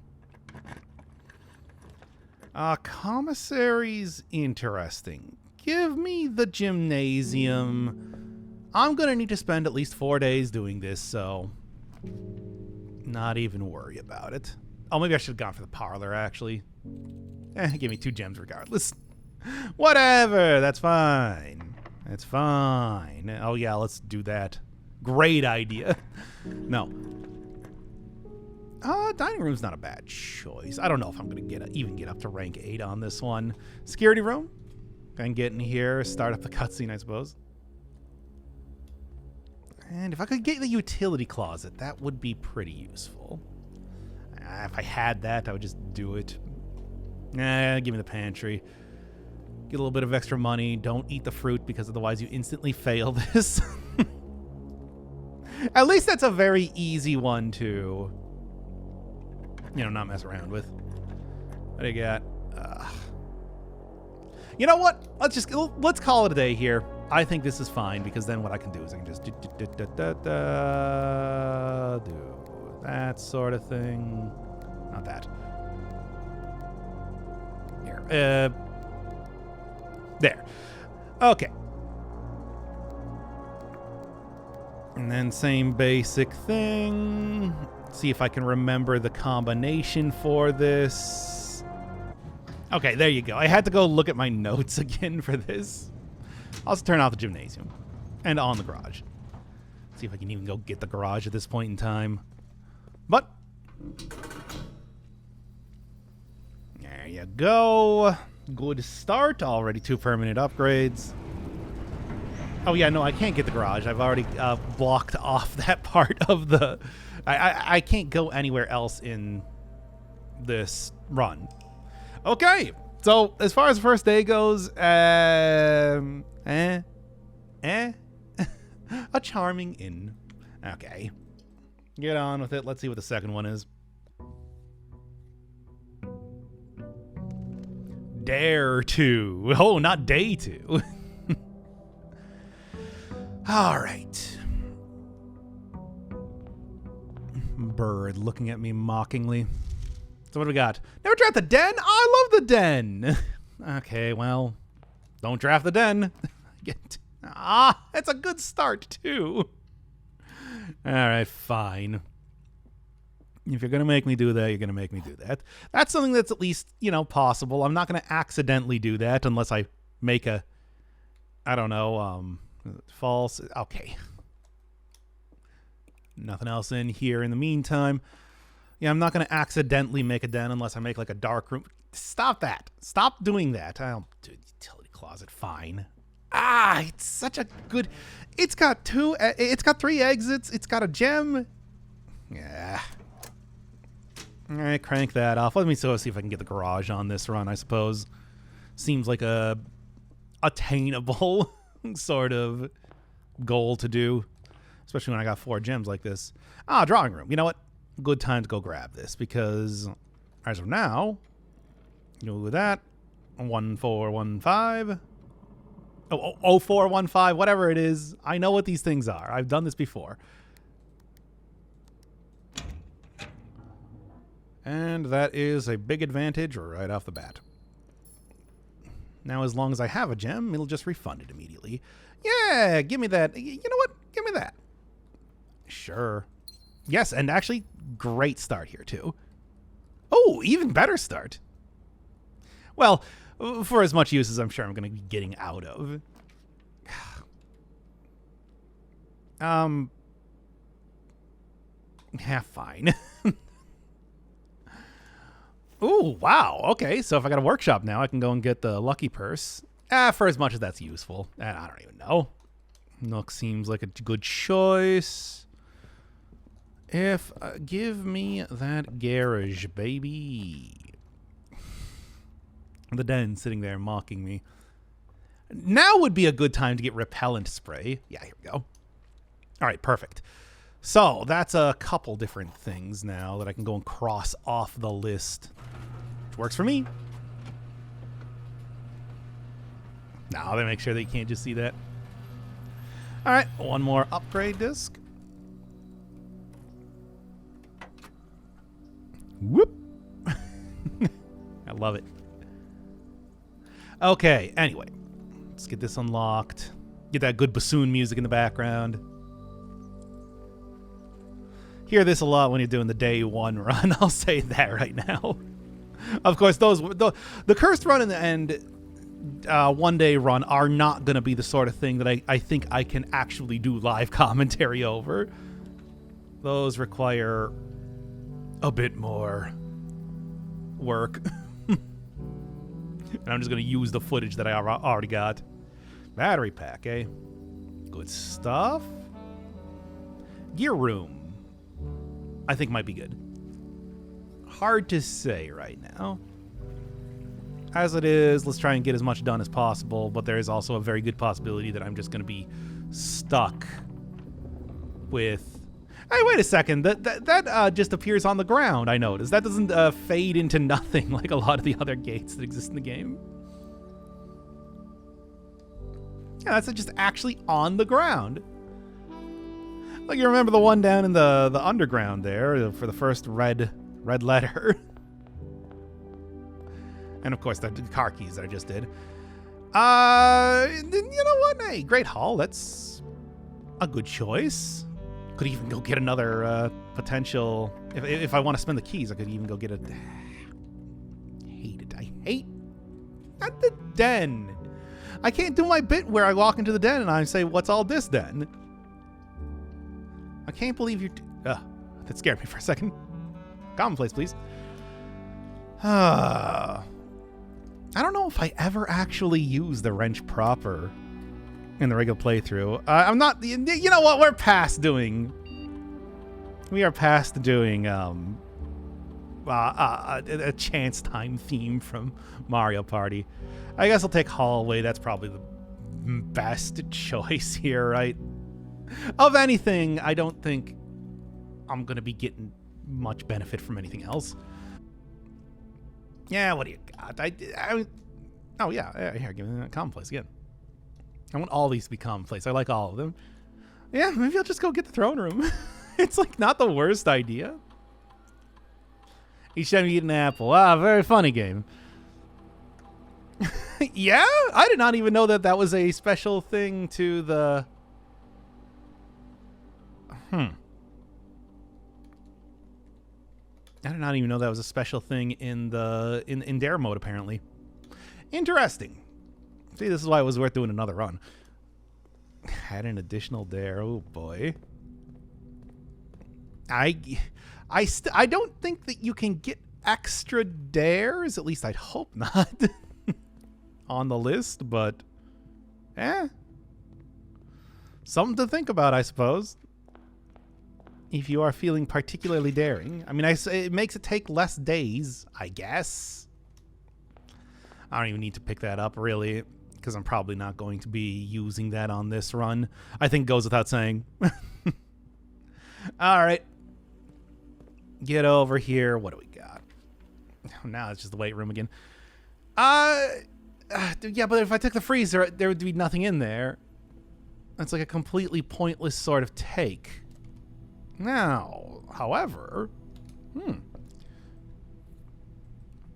this would be a good time for a workshop to appear. I'm just saying. Okay. Dark room. I guess I'm not going to worry about it, considering that I'm currently running out of everything right now. Yeah. Let's see if I can't get, like, something else. Okay. Useless library there. Before I am kicked out for the day. Actually, really good. Okay. Sure, too. Okay, what else can I do? There's a couple things I can do here. Yes. This is actually pretty big. Not gonna lie. Actually, like, really big. Okay, anything else? No, actually, yes. Actually, a very good get. Yes, okay, sure. If only this gave me like 150 like it's currently in my other save file. But that is enough to keep me going. So, this is an interesting go-ahead. That the word I wanted to use? Yes. Bam. Maybe I should have gotten that extra dares thing. No, I just let's deal with the easier parts of this as I can.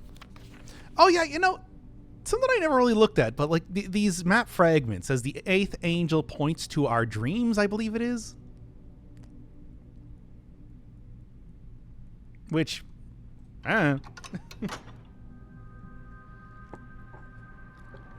greenhouse, if I could get that, that'd be a good choice. What else can you use the hammer on? Actually, don't really remember. This was not the correct area to go to. That's fine, though. We're looking pretty good. These are some high quality sort of starts here. Yeah, greenhouse would be the one. What else can I use? I guess I can go and unlock the castle puzzle. Oh, no, I can't. I don't have access to the precipice. But that would be something that I could do, potentially. And whatever more important. Just do this. I don't need a foundation. Not if you're giving me all of the stuff for this immediately. So, yeah, if I got lucky enough to just get up to the antechamber there's no way. That still would be very funny, though. I'm just saying. There's nothing really to do over here now, is there? I just wanted to get it opened up. Well, I suppose I can solve the puzzle. I'll do that real quick, I guess. Okay, then just go run all the way over here, slam the button, and now I don't even need to worry about the foundation. Handy! Usually it's harder to get a power hammer than it is to get the foundation. But I'm not going to complain, really. Just kind of depends on what the next 2 dares are going to be, right? Because they can be pretty bad. If I could get the coat check. Well, it would be handy if I got like a secret garden or something. Maybe I will just check this thing in here. Why not? Oh, I could also go get the lucky purse.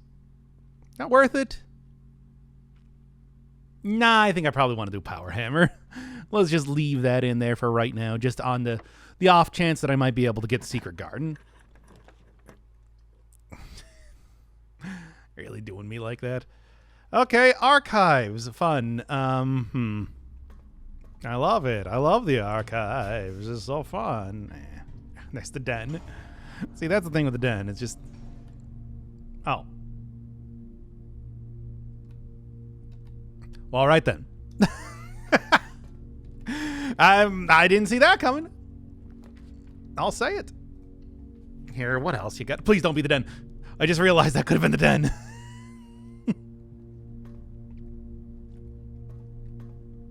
Okay, note to self. Do not freeze a room. Well, kind of stuck as far as doing that goes. Oh boy, that could have ended the run right there, because I didn't really consider even that it's just like that could have been the den. Okay, well, That's that anyway. All right. Don't even tempt me. 1208. And there's one more. Do I care about adding in... I could add in the closed exhibit. I don't think I do. I don't think I want that. I think that's just going to get more in the way than anything else. All right. Well, fruitful second day. If I can get the secret garden, that's what I'm looking for. Dare 3. What nightmare are you foisting upon me this time? Aw, come on. I like that one. Fine. They're really making the early game difficult, but I suppose the later stuff is still largely unaffected. Oh, here we go. Courtyard. Got a shovel. Which is, normally like, oh, we need a shovel. But that doesn't mean that I now can go and unlock the throne room. Do I want to even? Well, I guess I'm doing it, right? Oh, like that too. Yeah, I got a pool here just on the off chance that I might be able to get the pump room. I think there's probably good likelihood of that. So I'll grab this thing here. Oh, right. Yeah, I forgot. I still need to open up Blackbridge Grotto now, don't I? I actually completely forgot about that. I'm so used to it being open all the time. Huh. Dare 4. And this is going to be the one that decides how this run is going to go. How bad is it? Because so far these have been manageable, if annoying. Wow. That's a pretty rough one. All right. Come on. Maybe I'll just end today right now. That's... lest it becomes unreasonable. Hey, okay, so got the tomb, which means I can get down here, go and move the minecart, and then that will at least set up everything for once I get to the antechamber to just complete it. I just need to get all of the pieces in place here. Oh, and I suppose while I'm doing this, grab you. So, what's it this time? Chance time. Just a little bit. Just a little bit. Just a taste. All right. Hey. I mean, I can always go get the breakfast nook on this one, which I still very much like. And that does give me a little bit of extra steps in the day, which, considering that I'm going to probably be making weight room a lot, is good. Yeah. All right, ending the day now. Not even bothering with it. This probably actually has a lot of good synergy with these ridiculous runs. So maybe I should just be looking for the shelter at the start of every day. Well, that's probably going to catch the chapel more often than not. Don't go to that middle door. I'm still continuing to record this just in case I accidentally fail one of the dares. I feel like it may happen. Well, there's this at least. Let's get that going, if nothing else. If I get the basement key, I can then go, manage to, just go through the foundation instead of the entire house, which might be a better option at this point in time. Even though I just keep getting cut off from stuff, as you can see. Frustrating.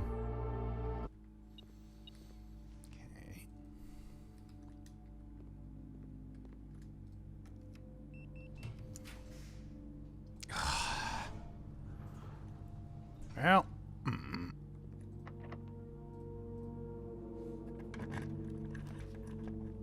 Okay, there's a weight room at least, so... just a couple more rooms. If I can get this working, and this should be perfect. Come on. I'm so close here. But I also feel like there's a good chance that I'm going to get the archives or something, and that's going to be bad. Okay, good. Thanks. Now, come on. Do I roll the dice on this one?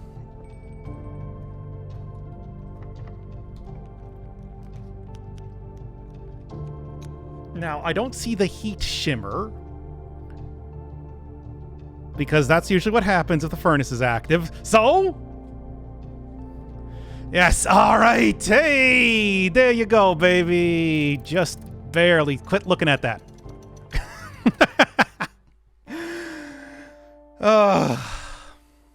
I also may have just like straight up run out of red rooms to do at that point in time. Hey, but there you go. Dare mode. Really weird sort of ending there, but actually worked out okay. There was once a red prince Can't skip this cutscene, by the way. who sat. And then on the next day, you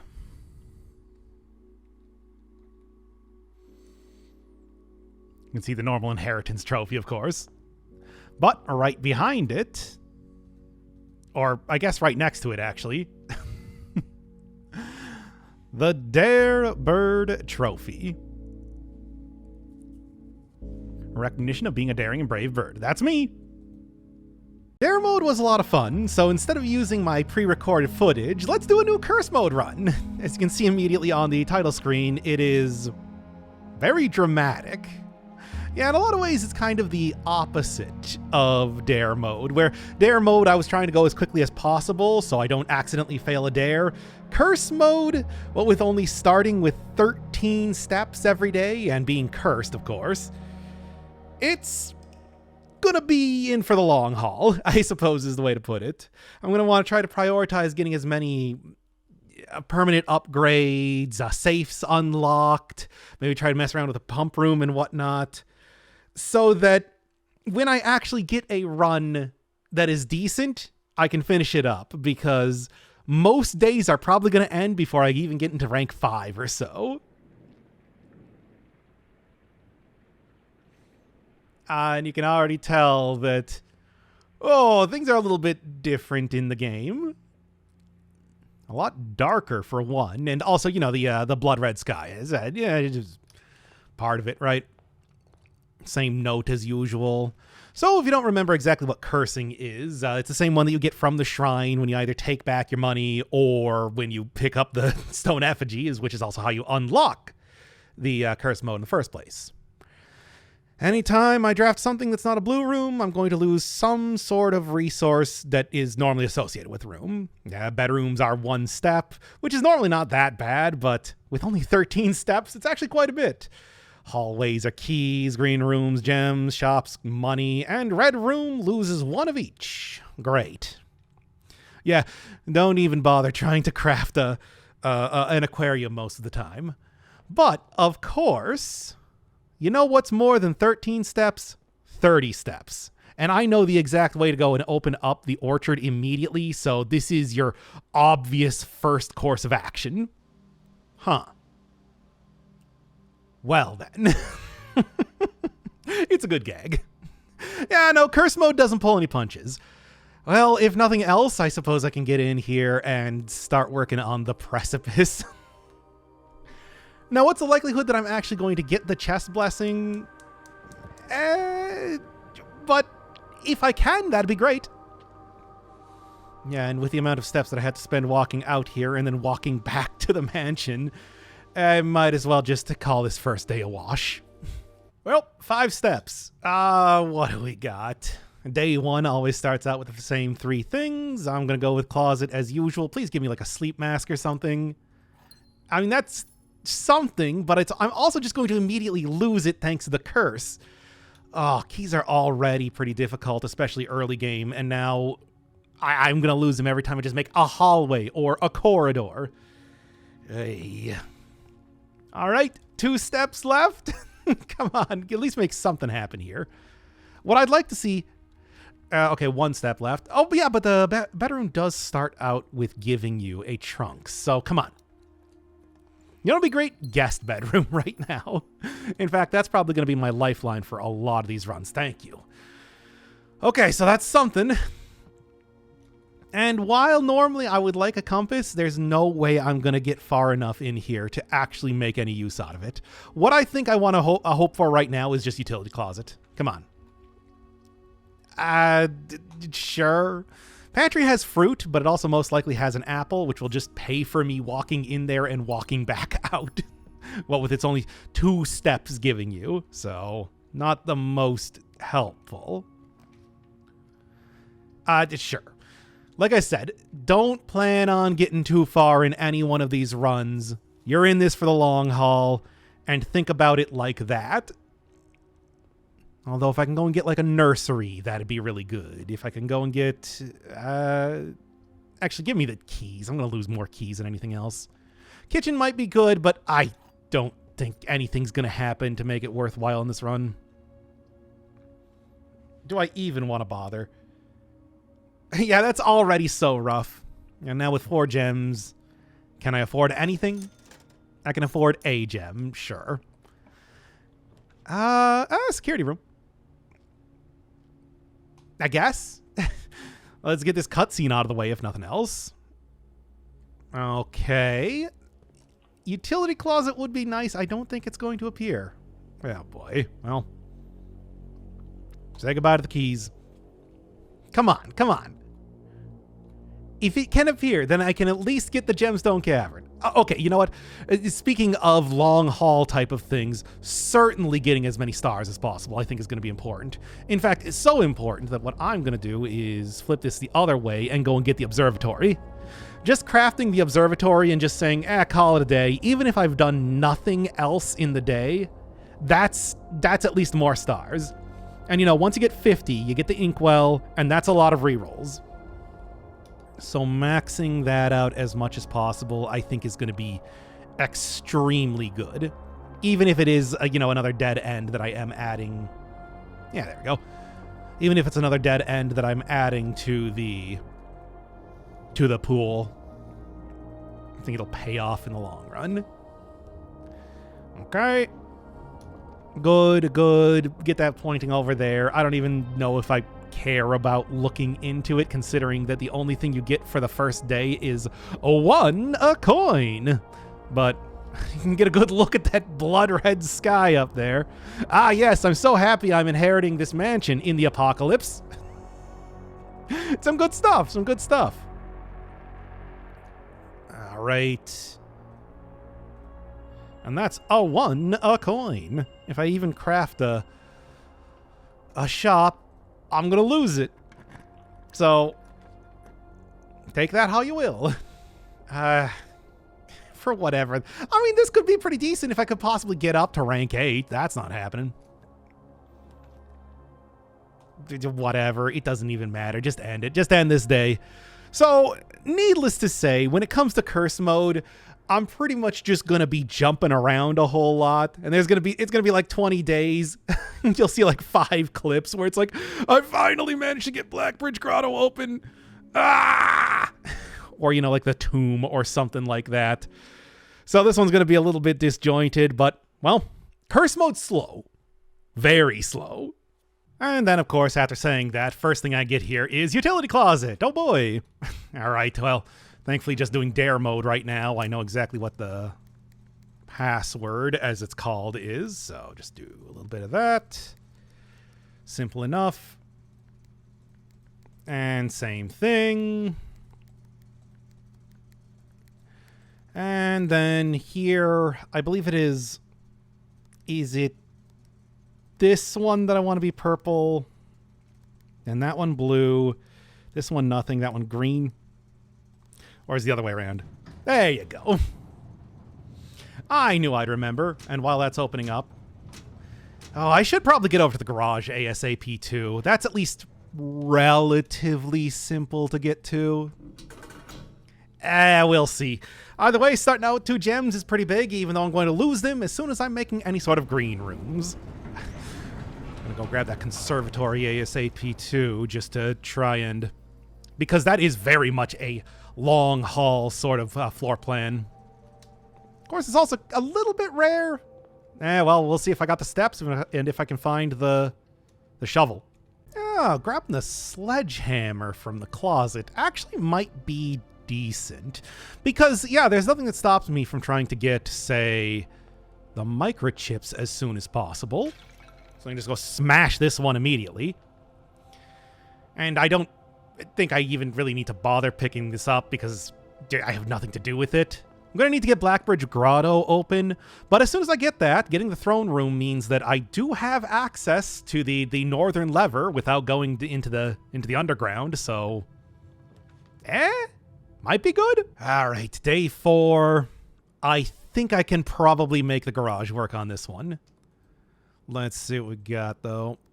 0415, get this open, because there's nothing that stops me from just taking this stuff immediately. Not that I care too much about the envelope. It's really about those gems.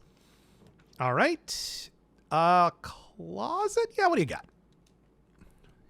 Yes, okay. That's good. That is a lot of extra value vis-a-vis getting bedrooms. And if you want to give me one right here. I mean, okay, I do want this one, but I also know that I kind of need a path over to the west side. That's good. I don't even have any keys. That's fine. No, the plan is going to be as soon as they give me the garage. Come on. No, it's going to take that. Any one of those, I need one gem. And either of those are going to... Yeah, there we go. Perfect. Okay, so. This is probably all I'm going to be able to do today. But you know what? Being able to get this unlocked is just... probably going to do something for me in the future. I don't know. It's hard to say because even just walking outside to go over to the west outer room is a lot of steps when you only got 13. Oh boy, oh boy. But hey, what do we got this time? If there's the tomb here, well, just go the hovel if I want it. No, let's re-roll. Let's see if I can get the tomb. Nope. Okay, well, that is fine. How about... trading? Yeah, trading post is actually a good choice because I can go and get this, which is here. Do a little bit of that, and there you go. That's some money. Might not be a lot, but it's something. Also, the trading post, I think, should be helpful because I can trade those microchips. Yeah, as much as I'm probably not going to be prioritizing that due to the lack of steps, it's a strategy. It's something I can do. Okay, you know what? It's not a mechanical room, but the office does have an upgrade disc in it, so that's something. So I'll grab this over here. Then I've got to back away from the computer because otherwise it, doesn't actually work. And I think we're done with the chance time music. Okay, that's it. That's all. Hey, there you go. Now that's what I call... oh, a pretty good one, yeah. What do I actually want? Steps would be pretty solid. A +6 steps every time I enter this room. Rerolls would also be pretty good, too. There is already a gem, thanks to, of course, the safe. That could be 2 gems every time I get here, though. I don't think I'm as worried about gems. Steps, though? 6. Is it enough? Is it enough to be worth it? Probably not. I think I want to go with the... yeah, I think I want to go with the dice. Rerolls are going to be very valuable. And of course, then I can just go get my refund on at least one of the gems, if nothing else. Well, if I'm not making progress with anything else, give me that drafting studio. Maybe I can go and get... actually, dormitory. Usually a room I don't like that much. Might be good here. There's a potential of a lot of extra steps. It's day 13, which I suppose is the most thematic day. I've finally got enough steps and a shovel, so let's do this.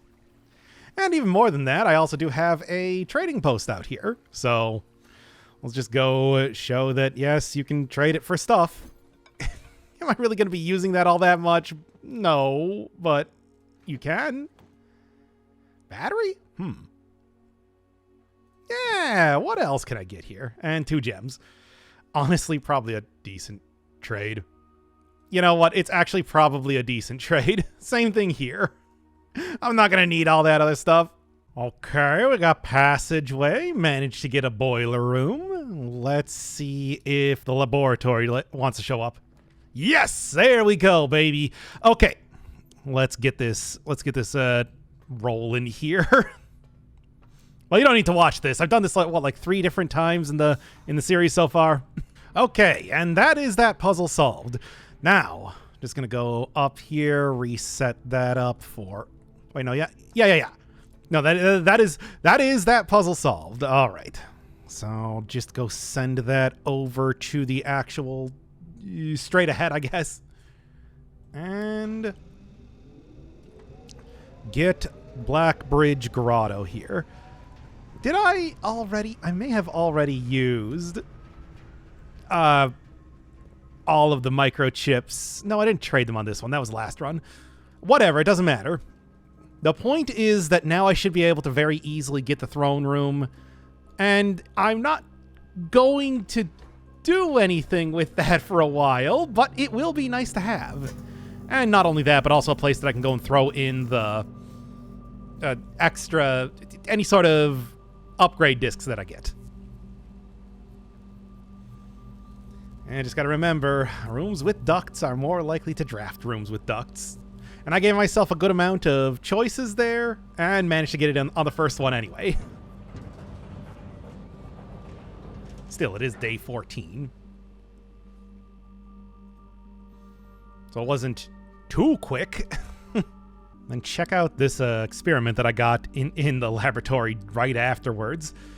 So, it does seem like, yeah, this is going pretty well. I don't think I'm going to be able to finish up the run or anything, but at least I'll probably be able to get somewhere, right? Just curious. Oh, this is the third one with the shelter, too. So, hey, it's actually blocked. Good. Ugh. There, 40 extra steps. All right, let's see what happens. Oh, laundry room, garage? Now, that's actually a thing right now. If I did the laundry room, there is a good chance that I would be able to get... Yeah, if I did the laundry room, there was a good chance that I would be able to get a lot of extra, at least potentially, extra stuff. What is the word that I'm trying to think of?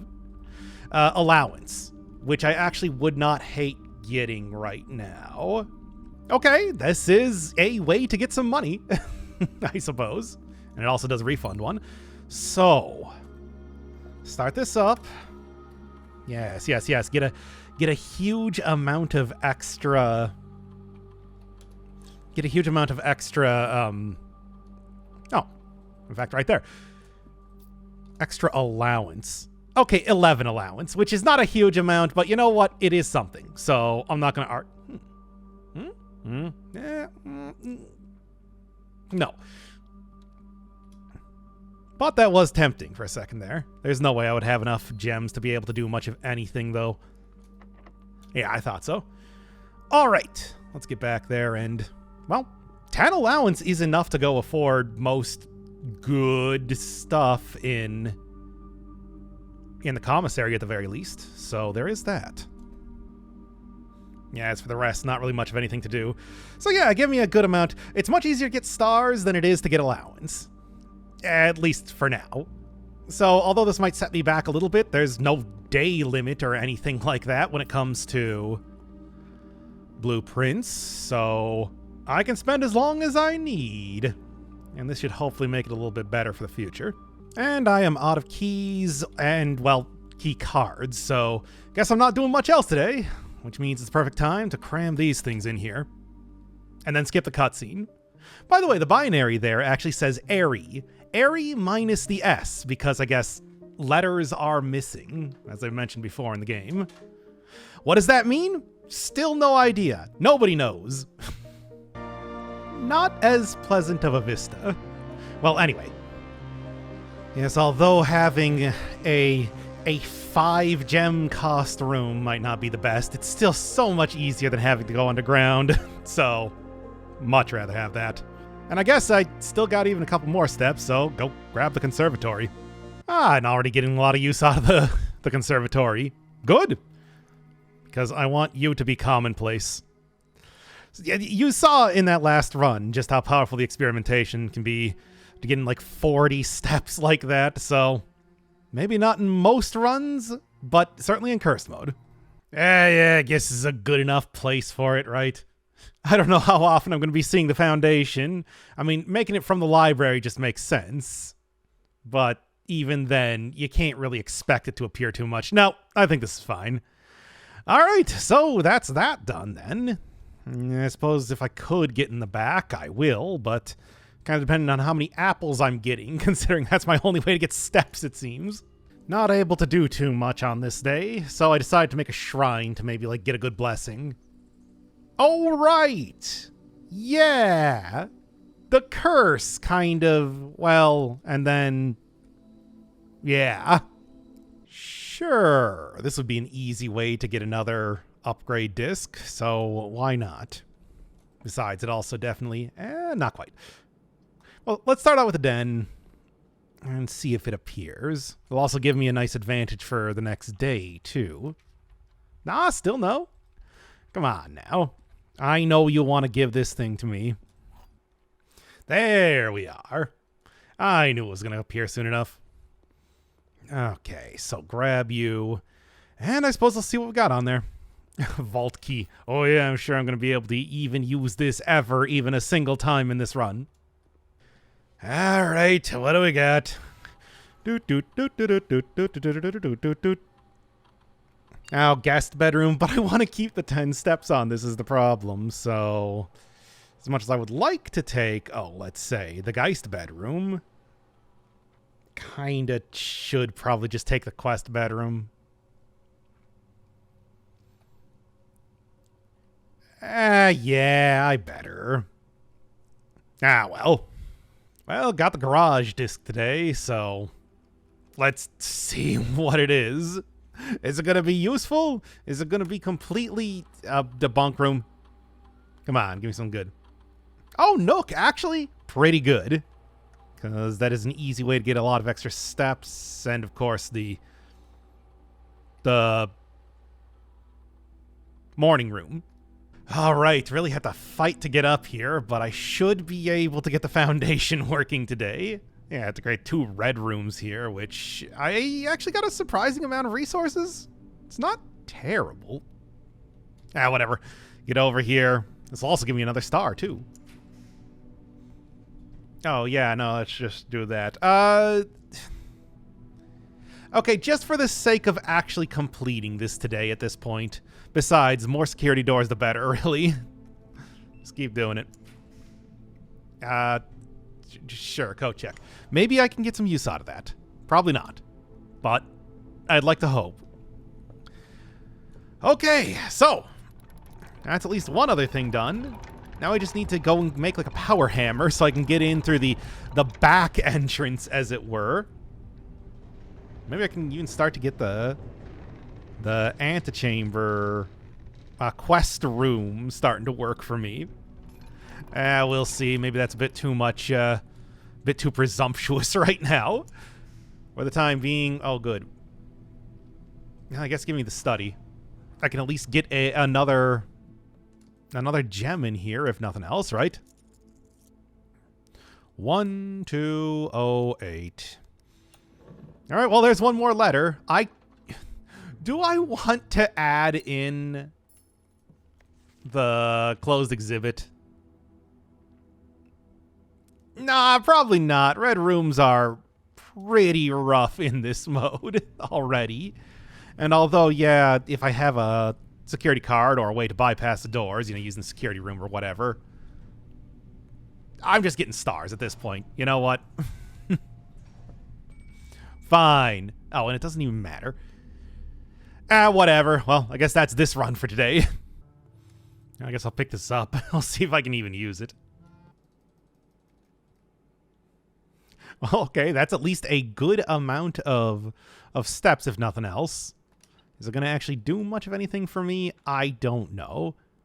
Because frankly, at this point in time, I think it goes without saying that I, without any keys, as nice as this run is looking, maybe I can at least go get up to the antechamber. Nope, of course not. Come on, maybe elsewhere. One more chance. Nothing. Oh. 2 ivory die. You know what? Sure.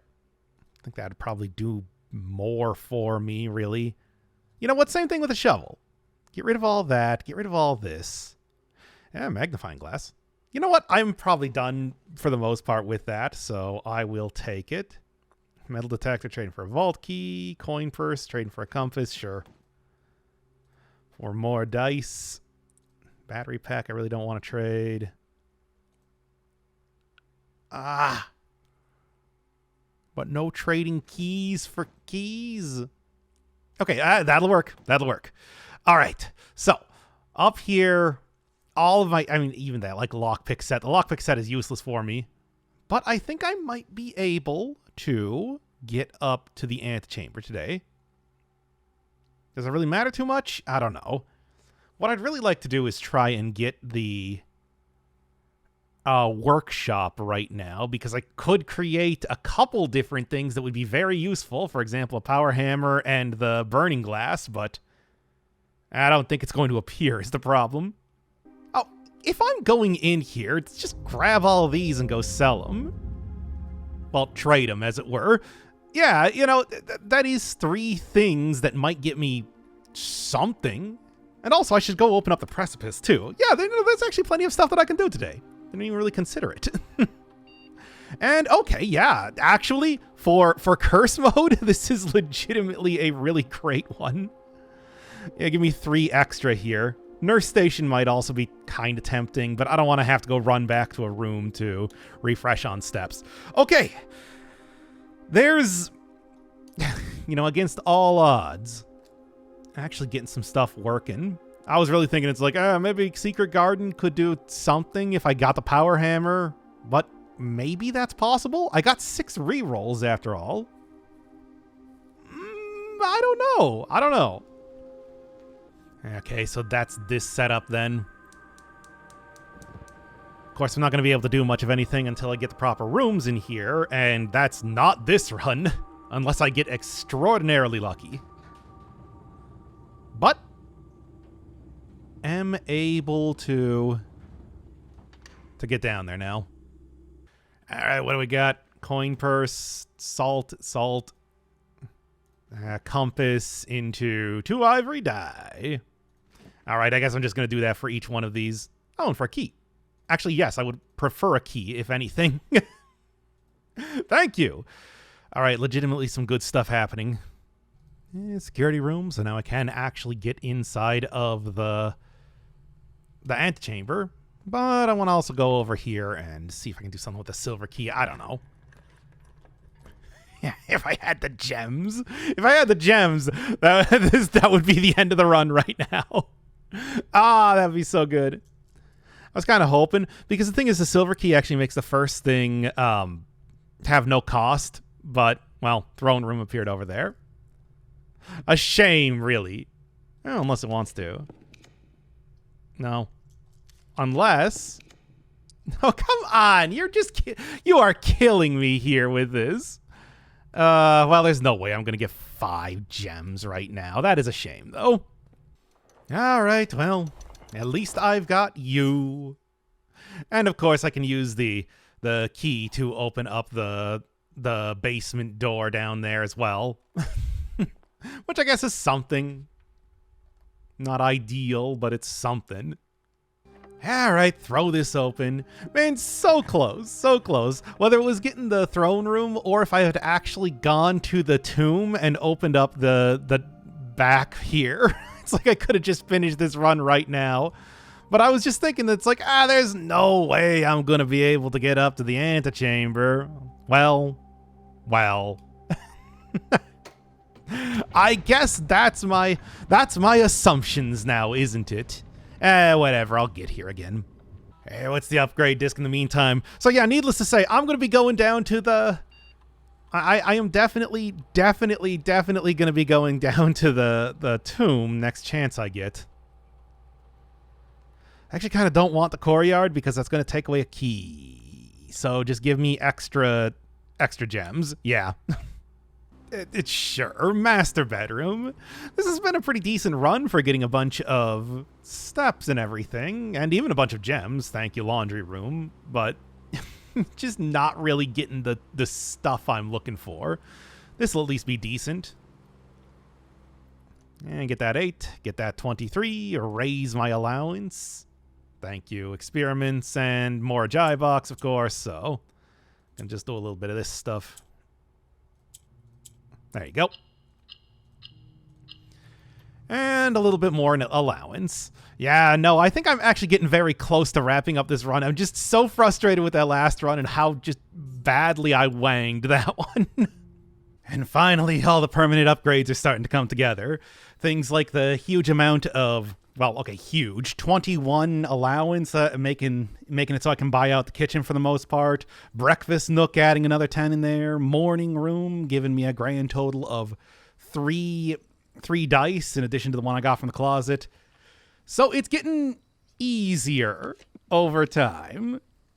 But yeah, it's also nearly been a month, even though I should already be done with this. Let's get into this tomb and finish this up already. Yo. Do the bit? Yeah, gotta do the bit. Gotta impale Simon on every one of these runs. You. And finally here. And then I can actually set things up if I can get down into the foundation again. And also get a upgrade disc as well. So, there is that done. And now next time I'm coming down here, should be able to actually finish it. And that's one troublesome minecart out of the way. And that's an upgrade disc. I guess go toss a coin into the fountain. That's just for when you drain it, you can get the money back. That's a mechanic that I never really mentioned, but you can do that. One per run. Yeah, whatever. Just get over here and let's see what we got on the disc. Also may want to just go, I think I got a couple more bananas here. Yeah, so 3. May just do that then. But first... And it is... Ah! Alright, who cares? It doesn't, you know what? It doesn't even matter what I choose. It's never going to activate. It's not an interesting run this time. I got laundry room. I managed to find a treasure inside of the storeroom. Yeah, right there. And now I'm in the locker room with 59 keys, which is...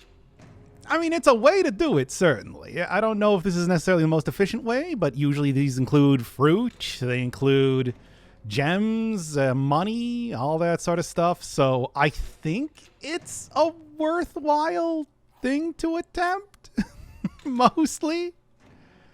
Every one of these has potential to have something or nothing, and it doesn't really matter because I have enough keys regardless. Okay, Wait a second. Ooh, bam. Okay. I think we got something going on here. What exactly? I don't know. I already have so many things prepped up to actually finish the game at this point in time. Oh, that's nice too. To finish the game at this point in time when that actually comes about. But hey, Power Hammer. Nice. Power Hammer I am not going to turn down. Sure. All right, and last thing, one more. I get these car keys all the time. I do not know what the deal is. And thankfully, Apple's extra delicious today, thanks to the observatory. So yeah, key card, running shoes, battery, broken lever. All this stuff. Not bad. Okay, and now I got that in hand. I'm going to go open up the basement. Knock down 1. And then go knock down 2. And I guess I could also go get lost and found. That is an extra potential upgrade disc. I don't know if I really want to do that, to be honest. Actually, you know what? I can just go in through here, right? You know, maybe what I should do is I should also go... Wow, basement looks weird with this filter on. Maybe what I should do is I should also just go solve this puzzle, hit the hit the lever and then just have that ready to go, as it were. All right, slam that one. I just got to go get the lever. Okay, there's that done then. Now let's see if I can open up any other lever and also get up to the antechamber. I have my doubts. But with the key card, can just do that. Hit the elevator button and then go stand directly under it.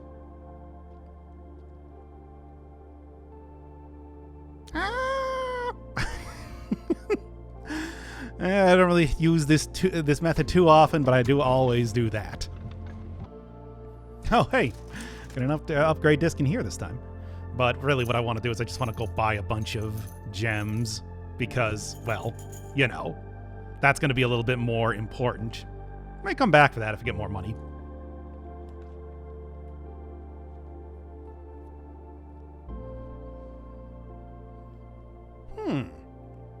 You know, I could go grab...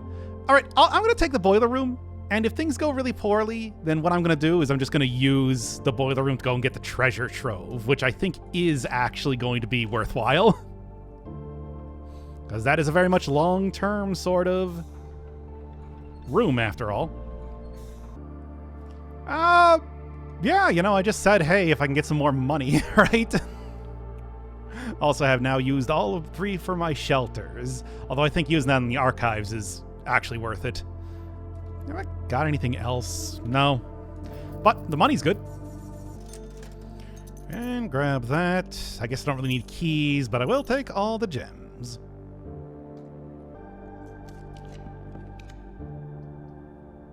Ah, okay, perfect. Never mind. Forget about everything else. We're done. We're wrapping this up. Got the power hammer right here. Ah, good. Good. Oh, curse mode, I tell you. Still should have finished it like 5 days ago. I will say that. Get me in there and end this whole thing.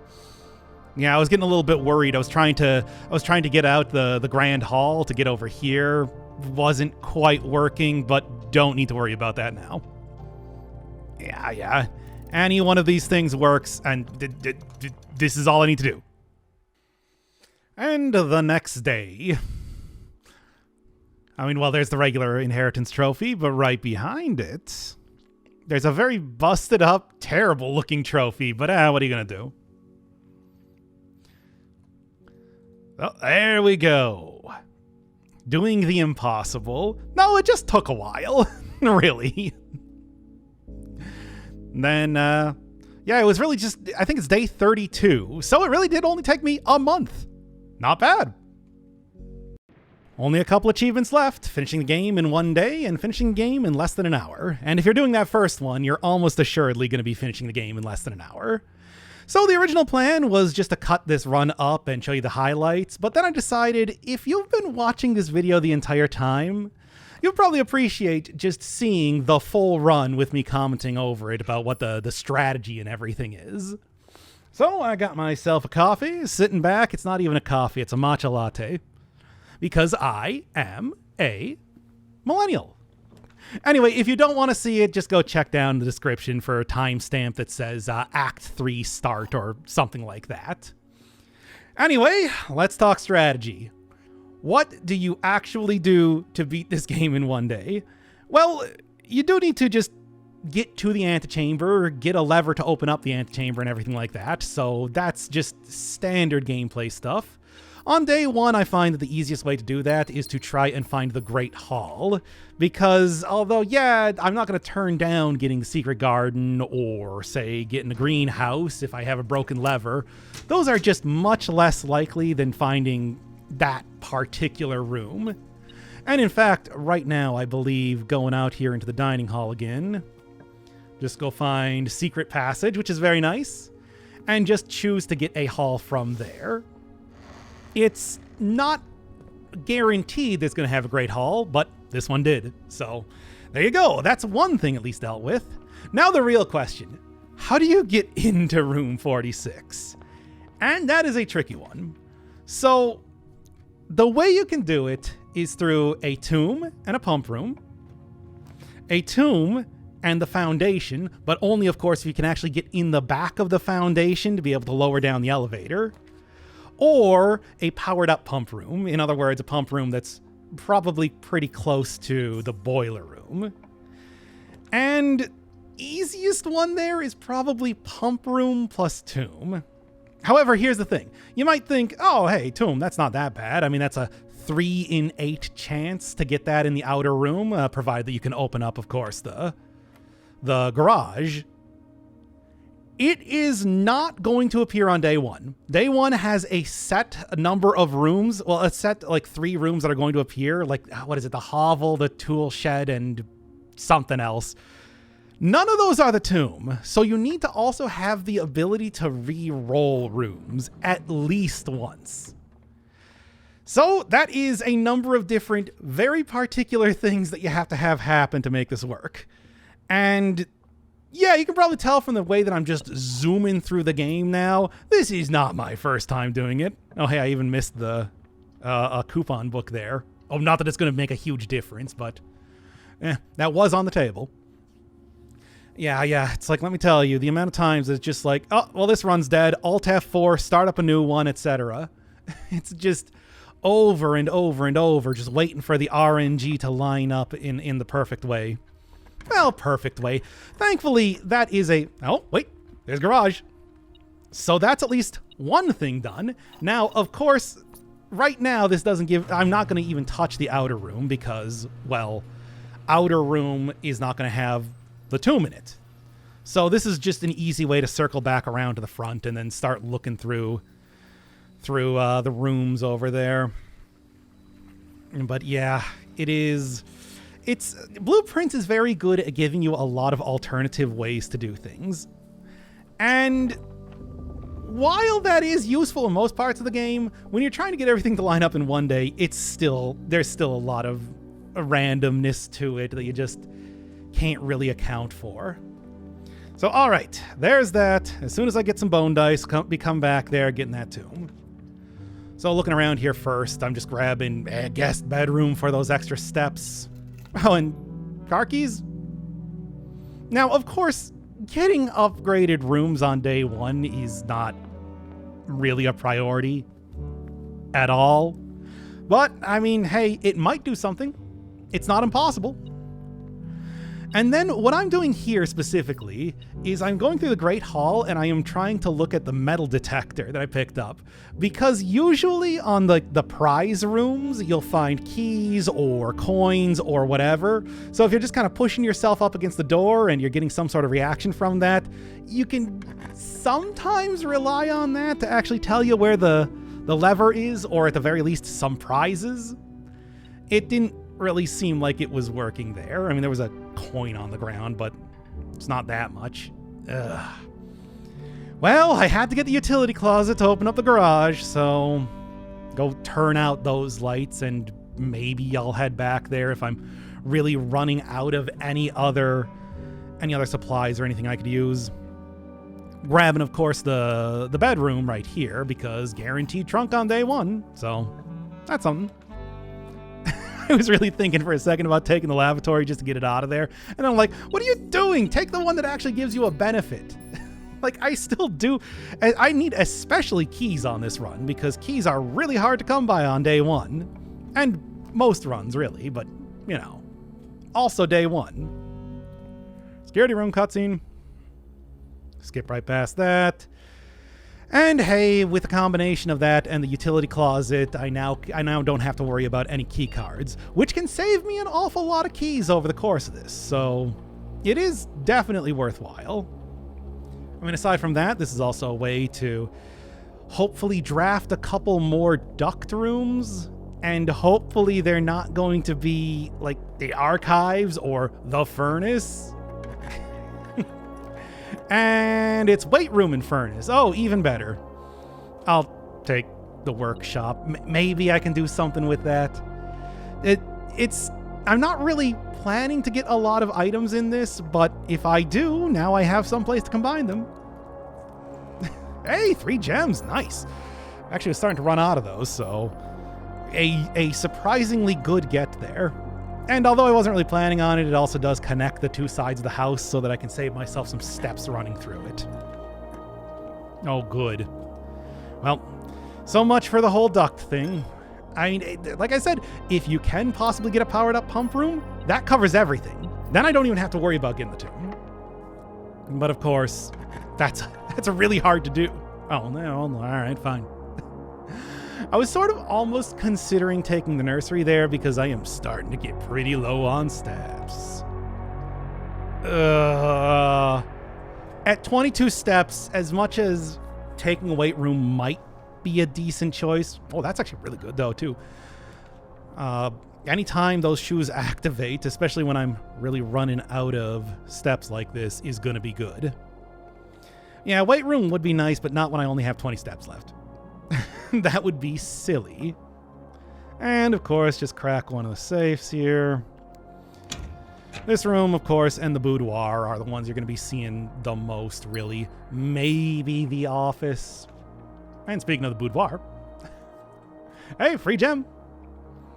One of the easiest to get in the game, after all. So, 1225, throw that down. And you can see I'm getting a little bit nervous, but that boiler room, if I can get the pool, if I can get the pump room right on top of it, that can work. Oh, that works too. All right, then. So, foundation appeared. It is explicitly a rare room. There's nothing that says you can't get it on day one, but really, I never expect it to appear. So at this point in time, I'm just thinking, all right, got to get to the back of it to lower down that elevator. And I guess if I'm in here, I might as well use the upgrade disc, I guess. Just losing a lot of steam on that. Oh boy, mailroom. Well, okay, here's the thing. Mailroom does actually have the potential for being used on this day thanks to same-day delivery. Now, is it going to be used? Probably not. But at least it now can potentially be used. Yeah, no, I would have preferred something like, I don't know, maybe powered aquarium? Aquarium would have been good. All right, what do you got? Oh, speaking of which, actually, no, I'm taking the conference room specifically because the conference room is more likely to have security doors. And it's not in the place that I wanted it to be, but, well, at least that's one key that I can save. Walk-in closet was tempting, but I decided to take the laboratory specifically because there are experiments that can give you dice when they activate. So, that's something. Oh, although this one also pretty good. Now, whenever I draft a bedroom, I can really get a lot more steps. And I forgot for a second that I didn't have Blackbridge Grotto, so never mind. But yeah, all right, that might actually be all I need to have like steps dealt with for the rest of this run. Wow. After I just upgraded it, although I was really thinking about taking the nursery. I was looking at that nursery and I'm like, that would be the perfect way to get a lot of extra steps. But you know what this would be the perfect way to get? Keys. And there it appears. Perfect timing on that upgrade disc. It's so ludicrously lucky. And speaking of lucky, yeah, hey, I'm running out of keys and I was looking for that specifically to get some keys. Well, have a lockpick set. Okay. Here, maybe commissary I was considering. Observatory, of course, is a long-term thing, so whatever. But I decided on the library because it's free. So, this is something. I have access to the outer room. I now have access to the foundation. I need to get that tomb. And I need to still go grab the lever over in the Great Hall. But there's something happening here. And I also need to do this all in less than 10 steps. Which, well, okay, if I can go and draft a bedroom, that would take care of it. Then I'm also looking at here, and I was really thinking, do I even want to bother spreading the gold around? I did, because whatever, I'm in here, let's do it, but really? How often is that going to come up? All right. So, taking a look over here, give me a bedroom, whatever kind. No. Oh. Well, it's a good thing I still have that boiler room, I suppose, right? And I looked over here and I'm like, salt shaker for extra steps? No, I need to actually eat something. A shovel? And a gem. Why the shovel? Because, well, there are a couple digging spots over here. Good. But you can get a huge variety of things. Keys, you know, food, whatever. And hey, there you go. That is exactly what I was hoping for. All right. 13 steps. Right back to the cursed run. So, what are we looking at here? Here I am just looking at the map over and over with the idea of, all right, I've made it to the 8th rank. I have a dining room. Can I get out from the garage and go back to the entrance hall to be able to go to the dining room? Because that's the only thing that's going to save me. And I'm literally counting the rooms here, trying to figure that out. And hey, thankfully, the choice to actually get that workshop paid off. I didn't really expect it to, but well, here we are. And I mean, actually, even more than that, what I do is I just go stop here and I say, hey, you know what's better than a lockpick set? A pick sound amplifier. Yes, that does get rid of my metal detector, which has been a great companion throughout this run, but a higher chance to actually get, you know, to not have to use a key. Yeah. And grab that because I can. Why not? Took a quick check around there to see if there were any more items in the garage. And it's close. It's really close, but thankfully also getting that gymnasium has paid off because it, surprisingly enough, activates a couple times here. So right there, very nice. And right there. Okay, that is enough to not only go get back to the dining room, but now I can also go turn over to the Great Hall and then just try out my pick sound amplifier on everything that I possibly can. Hope that I find not only the lever itself, but maybe also the other stuff that I can get in there.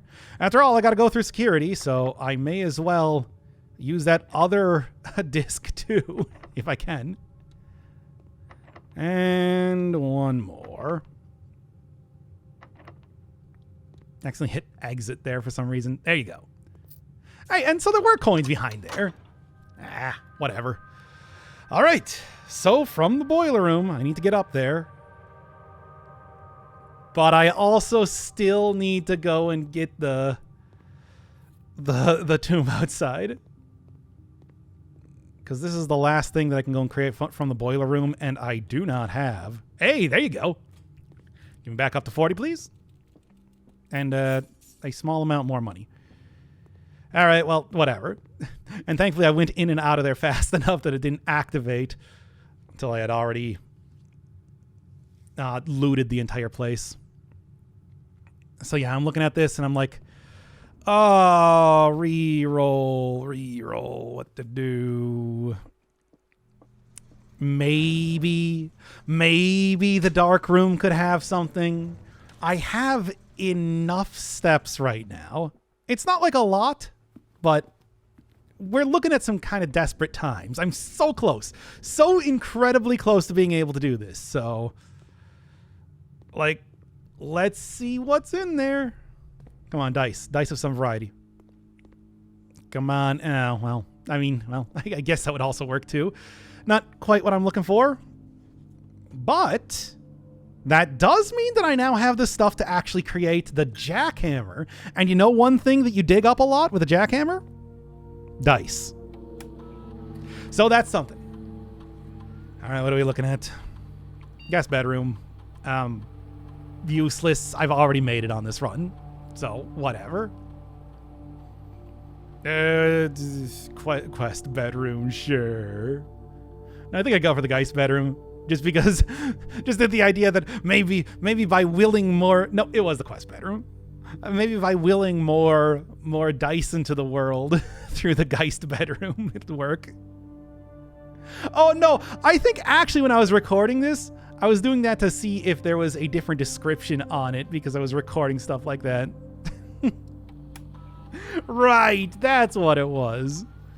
Yeah, this one was recorded a while ago, let me tell you. I think late May, actually. So there is that. Whatever, it doesn't matter. I've already made the storeroom as well, so none of these are going to be useful in this run. Now then. It's a long shot, but I could very well get a bunch of rerolls here, and I would not be opposed to that. Especially if I could also use them outside of trying to get the tomb. But yeah, if I can go up here, if I can get the... Oh yeah, and I need to go do the puzzle thing again, as you do. But yes, if I can go and get the... Yeah, I was just thinking, it's like, can I just open up the thing? All I want to do is just open that up. Come on now. But yes. Going through here, if I can even get one bedroom and otherwise get up to the antechamber, I would be okay.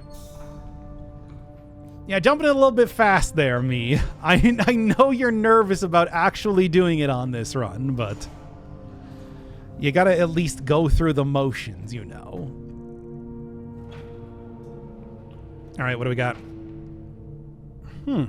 Greenhouse there, I considered for a second because just like, oh yeah, I could open, but wait, no, that would lock me off from everything else. All right. I'm not gonna say no. And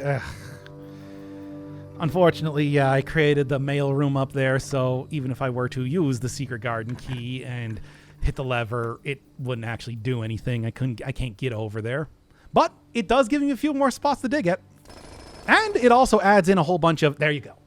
There you go. Okay, we got it. We got one. But yes, that also gives a fruit and a few more spots to dig.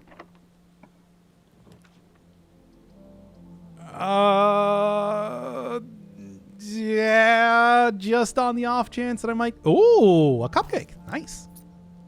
That's not very useful. But, you know, just when the lockpick fails me, now I can have that, and I didn't spend all of my gems. Because you know what the music room's not going to give me? Gems.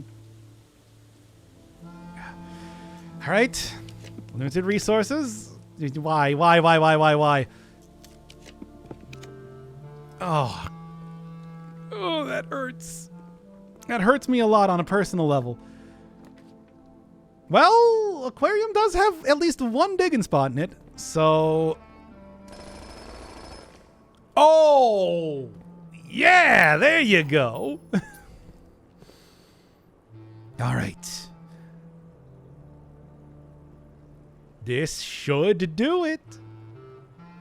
I got 40 steps. Making that because the aquarium does count as a bedroom as well. I've got the key. There's now fruit scattered throughout the house on top of everything else. Yep. And you know, let's just be absolutely sure. All right. Now I've just got to have everything fall into place. And if I can also have like one more spot to dig at, maybe, you know, for a couple extra. I mean, that can appear in the tomb. It's not impossible for that to appear in the tomb. You know, a couple spots to dig in. But hopefully within 2 rerolls, and that's pretty likely, I'll be able to go and get the tomb. And yeah, I'm just going and setting up everything else here. Not that it really matters too much. Nah, here's where I'm again enjoying my matcha latte. Ah, it's good. Anyway. I don't know why I decided that I wanted to have a drink for this, but, well, whatever. Alright, I'm just looking through everything, making absolutely sure that I'm not going to mess anything up. But as it is, the only real thing that could go wrong here is that I don't get the tomb. Everything else somehow lined up. And with a foundation, no less. That is not one that you usually expect to appear, but hey, if it's going to, I'm not going to argue. Certainly. All right, over at the outer... And we're at the outer room. Let's see what we got. Yeah, it's root cellar, tool shed, hovel. Nope. There you go. Oh. And hey, you know, it'll also give me a couple extra coins here for drafting it and everything. Just looking around for a dirt pile. All right. Someone's not a fan of logic puzzles. That's funny, but also not really going to help me here. Yep, that is something you can dig up with the jackhammer. Just let you straight up cheat at the parlor game. In fact, the first time that I got to the final boss hallway with all the keys and everything, I actually did have a jackhammer, and I had a third wind-up key. So I was able to open all three of the boxes. No surprise, there's nothing in the third one. That's not really the point now, is it? All right, get down here. Go move that dreaded minecart out of the way. And then with that, I should be able to just go hit up the foundation, get to room 46, and that's the ball game. Yeah, and let me tell you, this is not the first time that I've gotten pretty far or anything like that. This is certainly a really weird set of circumstances that led to this, though. Like the stuff like the mail room actually... Getting an upgrade for the mail room and then it actually being useful? Like, what are the chances of that? Just like a number of different rooms that I was able to draft there and pretty quick. But that is also something of a numbers game, right? The idea that I don't even know how many dozen runs or whatever that I had done with this, and it's just like one finally worked. Oh, but yeah, combination of things like getting the shoes and then coming back for the dining room and all that sort of stuff is... It's funny how that worked out. Because just like getting that workshop that led right into the other half of the house that I was creating just by pure coincidence. All of that stuff just kind of came together well. But I'm not complaining. Like I said, I had done plenty of runs prior to this point, to the point that I had, you know, an entire routine of restarting it and everything like that. So it was just a matter of time until things got there. All right, from here, though... Actually, wait, what was I doing here? I don't even remember right now. Oh, right, the fruit! I actually totally forgot about the secret garden and that I had already created a conference room here. Yeah, and then I didn't even grab the money. Remember how I did the money? It's like I didn't even remember that I did that. I'm surprised that past me at least remembered the fruit. Well, whatever. Extra steps are certainly not going to be missed, right?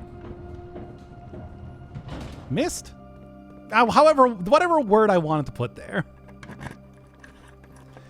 Okay, get in through the basement. And it's the usual sort of rigmarole. In fact, you know what? I'm just going to skip past this.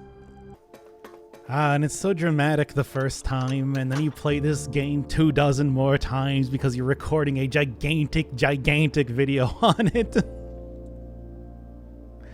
And I think at the time that I was recording this, I didn't even have the ability to skip this cutscene. Or maybe I just decided, I'll watch it. And so, in the course of just a couple hours, Simon blasted through the mansion and was able to inherit it. Some good stuff. Day 1. Yes, I think this would normally be something like business related because I've got the conference room and the mail room and the office, but of course, if you win the game, you get your new home regardless. And then, of course, starting up the next day, not 1, not 2, but 3 trophies appear here. Of course, I'm still not actually quite done yet, because there is also the trophy of trophies for getting all trophies. But still beautiful, isn't it?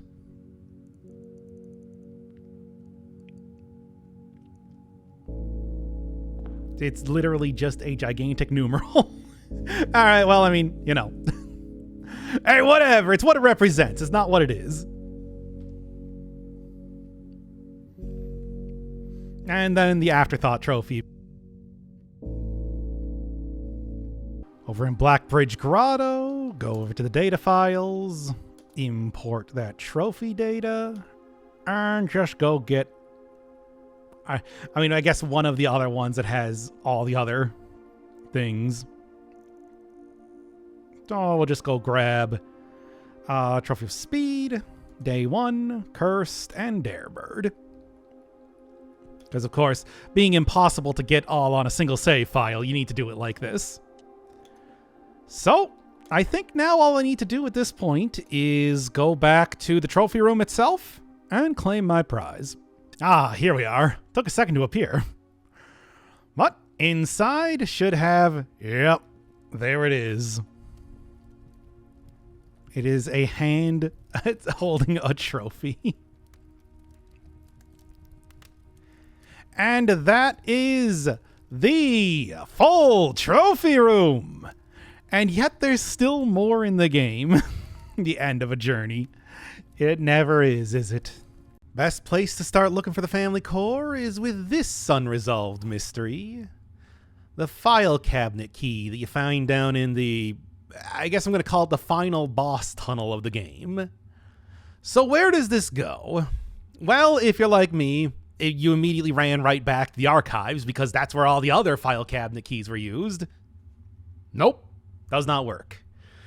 So then the question becomes, where does it go? There's a file cabinet in security. No, that doesn't work. There's a bunch of file cabinets down in the basement, just scattered around everywhere. No, none of those work. There's a file cabinet in every one of the classrooms. No, none of those work. However, returning back to the grade 2 classroom, here's another one of the very few hints you get about the core. Page 36 and 37.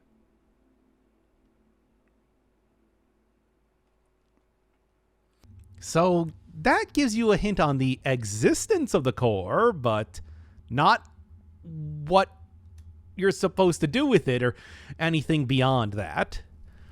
In some of the notes, it implies that the vault holds the core.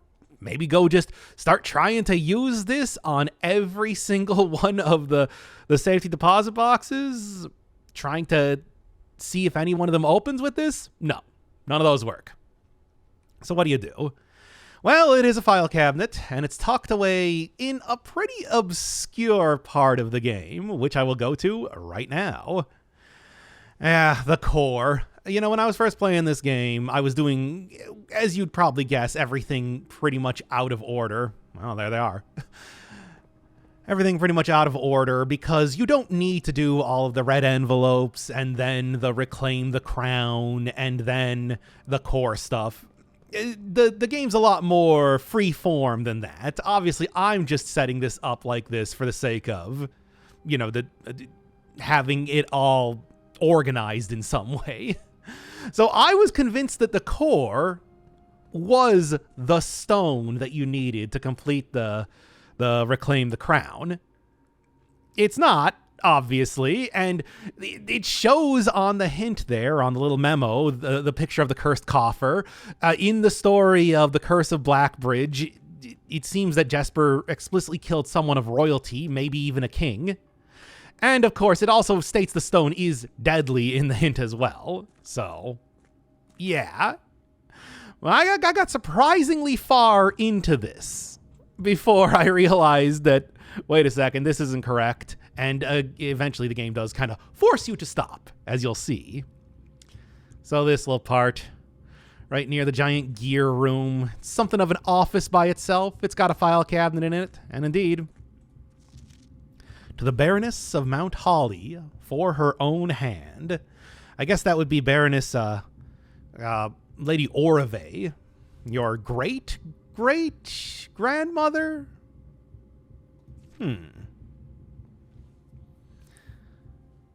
Numeric cores have fallen completely out of favor. Over-engineered concept for their slow advancements in the field, but apparently very good at concealing secrets, it seems. And yep, this is pages 36 and 37 as explained in the classroom there. So, the core is not actually an object. The core is a number. Got to have 4 numerals. Assign a different mathematical equation to them. And then the smallest that you get out of that I guess is still an integer, is the core. And you got some examples there. 86,455 being 18. So, that's something. And if that seems familiar, interesting thing about number cores is that all the way back in the hovel, if you look at Denny's notes, a lot of this stuff, pretty obvious now that we've seen a lot of the secrets, except he apparently did figure out number coring as well.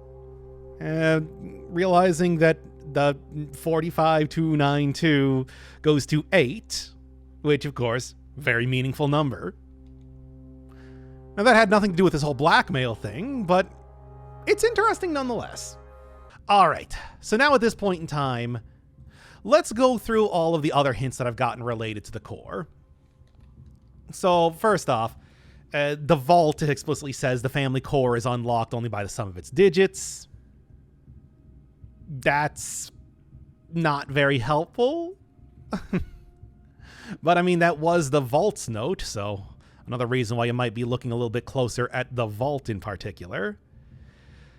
In the treasure trove, it says the family core can be found in a red room with a 5-letter name. However, that is a handwritten note. So what it actually means is that you want to replace red with blue with a 5-letter name. Again, pointing to the vault. But the other, and I think a little bit more important ones that you're going to find here as you're looking through stuff is things referring to 4 numerals now that I know that that's what I'm looking for. So, for example, the wine cellar says the numerals below the coat of arms are 4 different numbers, not 1.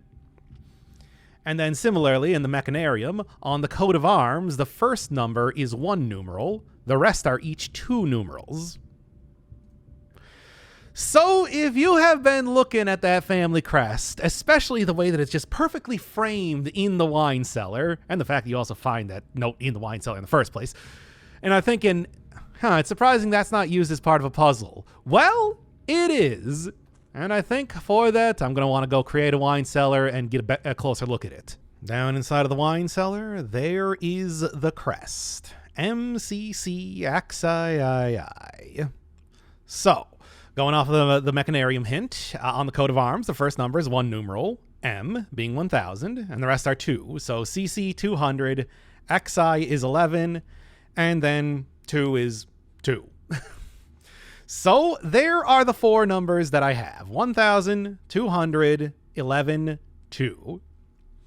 Now, figuring out how to core these, you can mess around with it a little bit, but eventually you'll figure out, add 1000, divide by 200, multiply by 11, minus 2. And that equals 53. Yeah, I know, it's not 46. I was surprised too. So, if you're looking at that and you're thinking, all right, the core's in the vault, 53. We're looking for drawer number 53 in the vault. However, what is the key? It's still locked after all. Well, going back to the note that I got all the way back in the vault itself, it says that the family core is unlocked only by the sum of its digits. Well, the core is 53, so the sum of its digits, 5 and 3, is 8. What does that mean in terms of a key? Oh, you know what it means. Let's just go do it right now. Key 8 in the gallery. Yeah, so we got 8 in here, but we didn't get 46 being used. Interesting. Right, and then we're looking for 53 right here. And they make absolutely sure that you can't just accidentally do this by making sure that you're looking directly at the lock. Use key infinity symbol. Yeah, thanks. I guess. Of course, more importantly.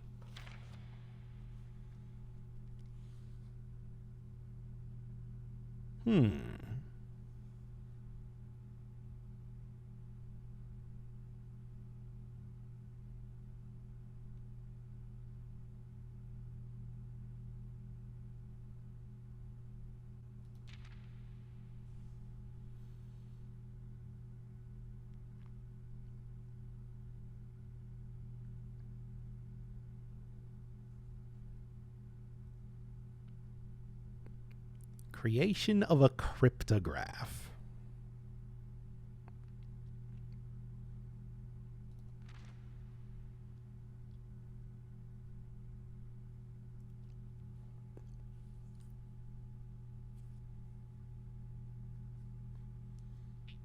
Must we always quench our thirst for knowledge? And the answer is yes, absolutely. I'm not stopping here.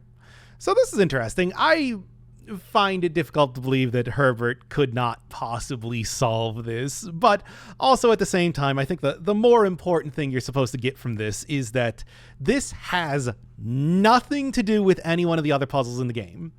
You're not going to get any hints from the staff. You're not going to get any like little clues scattered about the house. Your uncle has absolutely nothing to do with this puzzle. He apparently had no idea. So anything related to this is something that his mother did and not him at all. Which is a pretty valuable hint, because that means that you're not going to go looking around trying to find clues for anything else. Everything related to the core, number 53 here and whatnot, is just to get into this vault. This is the end game for all of those puzzles. And this is the only hint you get for what's to come next. What is to come next? Well, there's no hints. It's just this piece of paper. When all you've got is a hammer, every problem looks like a nail. Number cores. All right. So what you do is you look at it like, all right, A is 1, B is 2, C is 3. And we know that your uncle's mother knew about the number cores, so this is all you can really go on, and trying to figure out the core for each one of these these words, which is a lot. I mean, hey, another hint there, they are all 4 letters long. Boy, this one took a long time, and I am not even going to pretend to start to do all of them again. I have so many. I can read off like my core notes right here. 16, 9, 7, 19, 19, 1, 14, 4, 13, 1, 9, 12. No, but what it actually says when you then translate that back, A1, B2, C3. This says, still water tints blank books. Still water tints blank books. So, I can't pick up a book and bring it anywhere, but what I can do is pick up water and bring it to places with the watering can. So what I did was I went and got a greenhouse, grabbed that, and now I'm in the library, because what better place to find books? And really, most books are blank. It's just part of the way that everything is decorated. But there are also the 2 books in the corners that are very suspicious. Yeah, considering that, not a whole lot of the setting stuff has detail, you wouldn't really think too much about this until they specifically tell you to look for blank books. However, not able to do anything with a watering can. So, where are we going here? Well, it's not just water, it says. It says still water, right? So what still water exists in the game? There's places like the Reservoir. There's the pool. Pool seems like a good one. And one of the mechanics with the watering can is that you can refill it after using all of the water inside of it. In the kitchen, you can, if you have the pump room redirecting some water there, you can turn that on. But that's also not still water. I mean, my thought, after not getting anything from the pool, was to maybe just go for those bird baths outside. There are a lot of bird baths outside, and they haven't been used for anything else, right? No, that doesn't do anything. There's also that fountain outside. It's the same sort of deal. So what is still water? What is still water? Well, my next thought was maybe going from the library in the same way that what you did with the furnace and the freezer. Maybe still water is not supposed to be, water that's not moving, water that just puddled up somewhere. Maybe they mean the stillest of water. Freezer. That has ice in it, which is definitely very still water. So what I did was I went over to the library. I created a freezer next to it. Didn't do anything. So what else? What else? What other possibilities could there be? Well, after a lot of consideration, I eventually realized still water. Wait a second, there's a distillery in the game. It was hidden behind that bricked up wall over in the trading post. Let's go take a look at that. Here we are. So walking inside. Yeah, that's a still. There you go. Took a lot of experimentation, and I think some pretty good guesses, but none of them were correct until you get here. So what does this do? Well, it worked. Didn't expect you to make it this far. Well, the end of the spiral is near. In fact, speaking of which, yet another example of the spiral of stars, and the phrase tended rose vine. Another anagram for does it never end.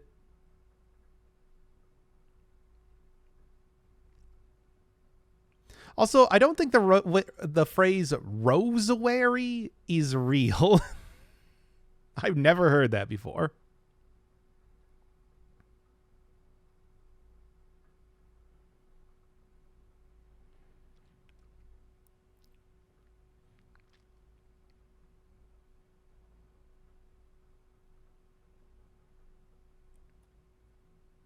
So this is interesting.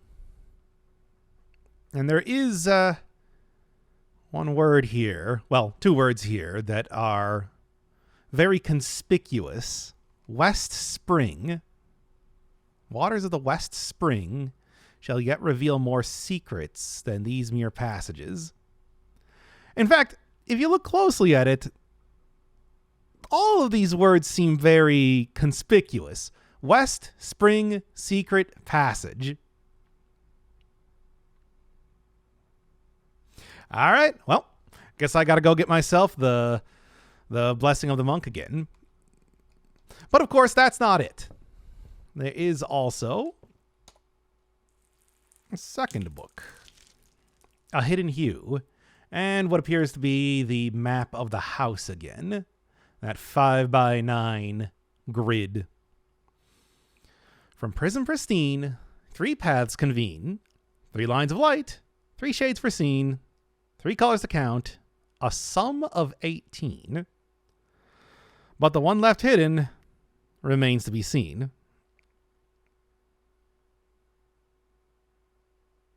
That doesn't mean much of anything right now. Now, I think there's a very obvious next part of the spiral, I suppose. I've got the Blessing of the Monk. I am right outside on the west path, and I finish the day in the secret passage. At first glance, it seems pretty normal, but then, yes, Stillwater tints blank books.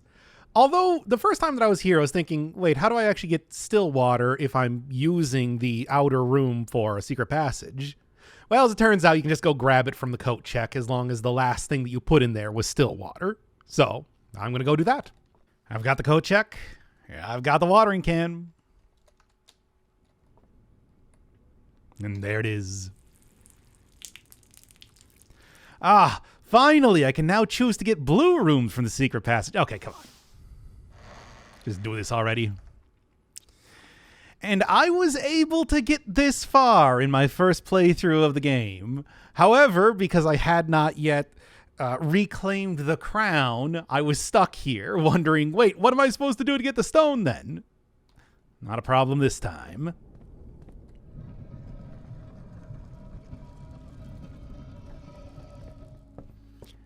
Which leads into the atelier, because the drafting studio was already used.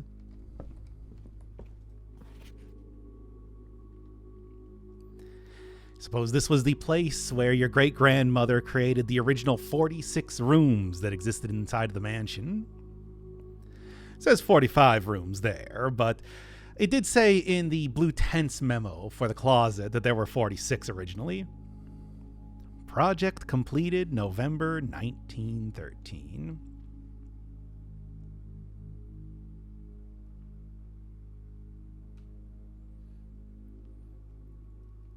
And you can see all of those floor plans around here. There's the foyer, there's the bedroom, there's the foundation in the middle, of course, of the classic 9x5 grid.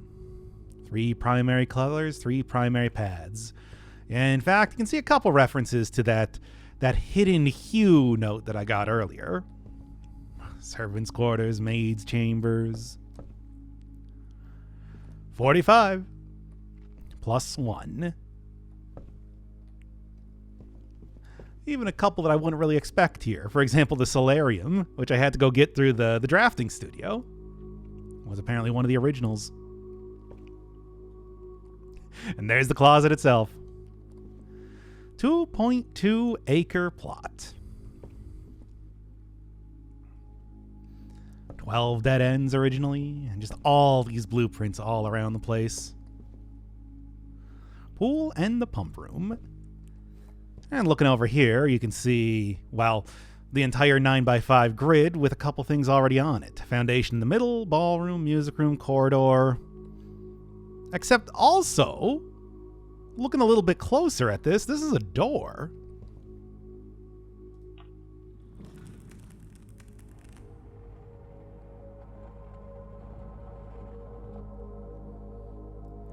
Welcome to the rough draft. Your great-grandmother, so dedicated in the completion of this project, created an entire second mansion outside of the house just to test out each one of the rooms. And all 45 of them are represented in here. Blueprints inside of the vase where the flowers would normally be. And yeah, you can run through and see everything. Certainly a very unusual way, and everything is separated by these hallways with these individual colored lanterns. The only point in time that this was ever even referenced in the game, that there would be a second mansion, was Alzara's very last prediction. We talked about a cavern full of lights. I, of course, love this. I love this so much. This is so good. Because if you think of the final boss tunnel, as I called it, as, say, well, the final boss of the game, the rough draft, is the optional super boss. And it's very obvious, even aside from the colored lanterns, which now suddenly a hidden hue makes a little bit more sense. You've also got another entire set of picture puzzles and more jai boxes in each room. Yeah. Funny thing is, when I first created the Throne of the Blueprints, I did not actually find the box, so I had to figure it out just by messing around with the boxes in here. I don't know how I overlooked that, but, well, if you actually find that in the Throne of the Blueprints, it's a little bit easier to start to figure these things out. So yes, this is a big one. How to even start approaching it? Well, if you're just wandering through the halls, I actually did create a full map of what the rough draft looks like, and here it is. Yeah, I know that doesn't really help a whole lot. Think of the arrows that I drew there as being dead ends. And of course the colors correspond to each one of the lanterns. But what does that mean?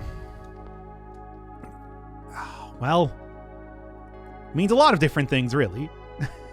Even in your great-grandmother's time, still using the gigantic oversized chess pieces. It means a number of different things, but I suppose the most obvious thing to start with when it comes to the rough draft is to start just working on, well, the pictures and the more jai boxes. I suppose what I'll do is I will go all the way up to the upper left part of this enormous area, just huge. And we'll start working through one by one. Maybe that'll start to reveal a few more things from there. The first room, the archives. And normally you wouldn't be able to create this in a corner, but, well, that's why you got all the hallways, right? So, number one, we've got Trot and Rot. T. And yes, these photos are going to be a little bit more difficult than they are in the normal mansion. Aside from that, over here, more jai box. Just want to do... flip you around there. You up there. Then I want to make sure that I pretty much want to make sure that the orange is right next to the red. And then I can get you down here. Keep that kind of in the same spot. Move this right up here. Yep. And then get you down there. So you just do that, like that. And finally, yeah, just move this so it's all in the same place. Through. The next room, the chapel, although it's missing all of the stained glass windows, at least doesn't take any money for me going in here. It does still take steps, so I made sure that I had a lot for today.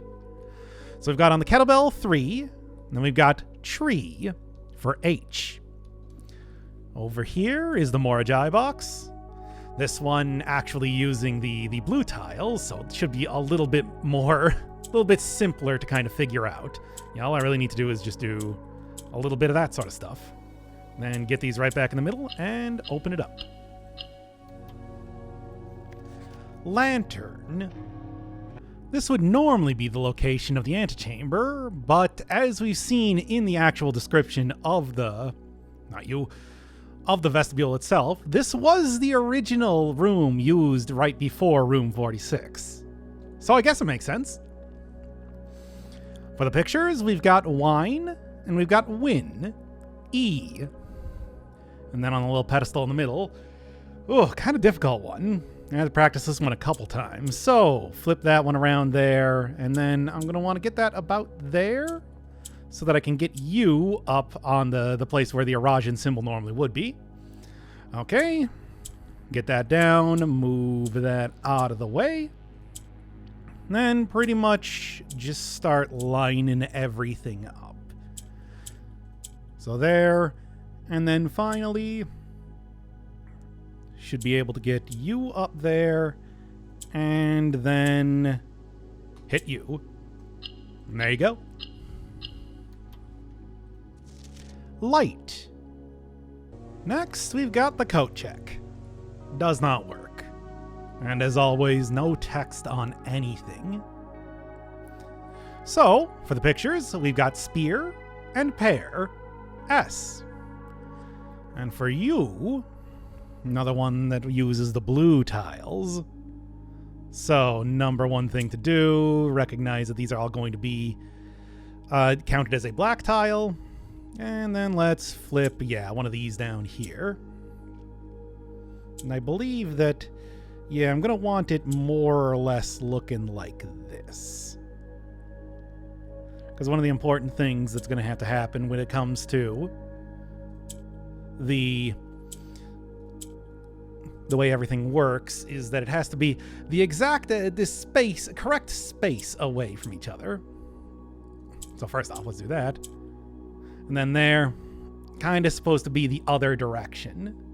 As such, I'm going to have to just flip that down there. Not what I meant to do. Flip that down there and then just get it right there instead. And there you go. In. The test aquarium is very plain when you don't actually include any of the fish. Leash and lash. E. And this is a weirdly complex looking one.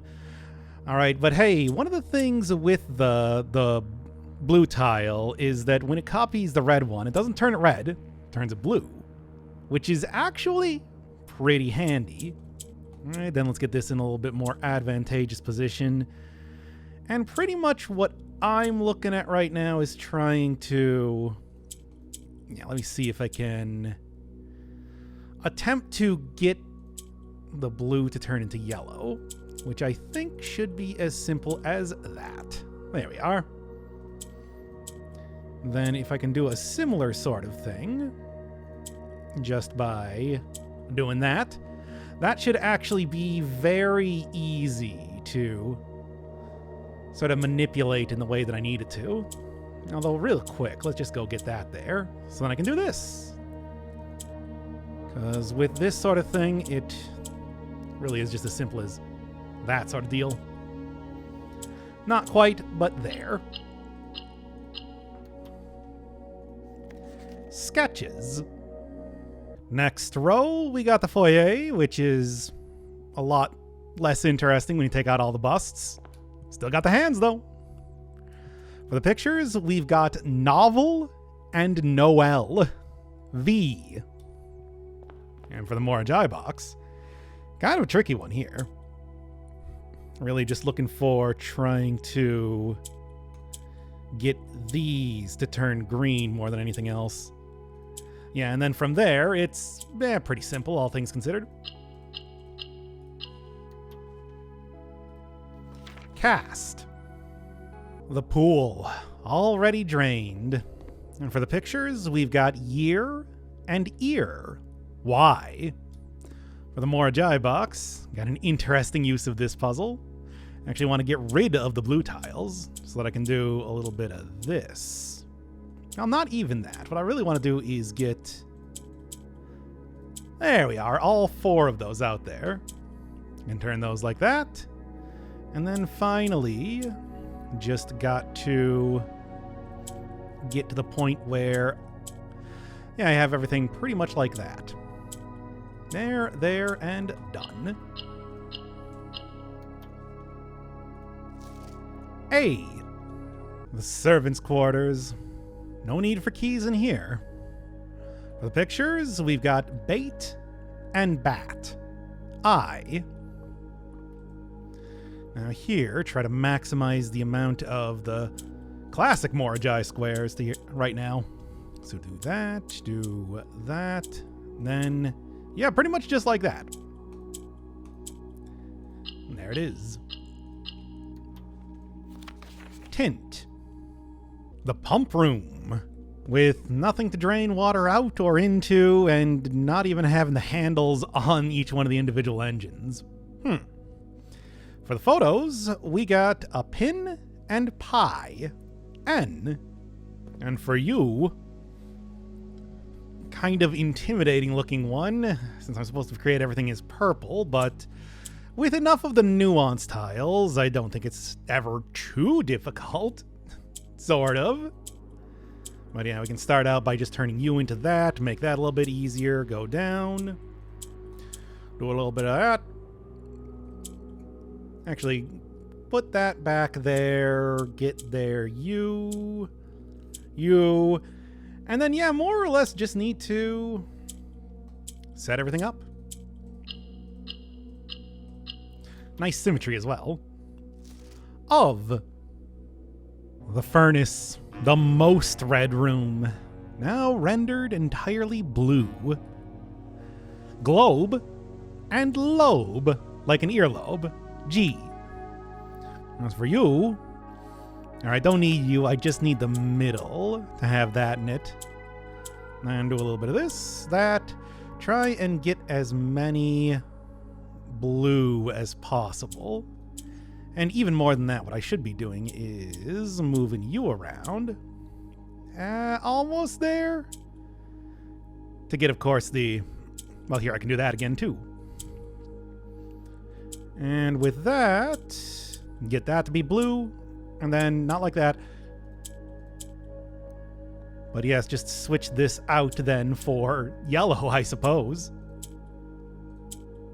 And then I can just get everything in place, right? Truth. Row number 3. And here we've got the gymnasium. Sort of. Don't have my favorite Hoople brand basketballs in here, though. Place and lace. P. And a very red-themed Moragi box.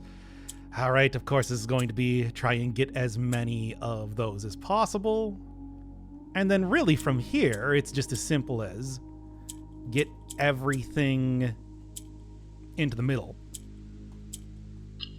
Simple as that.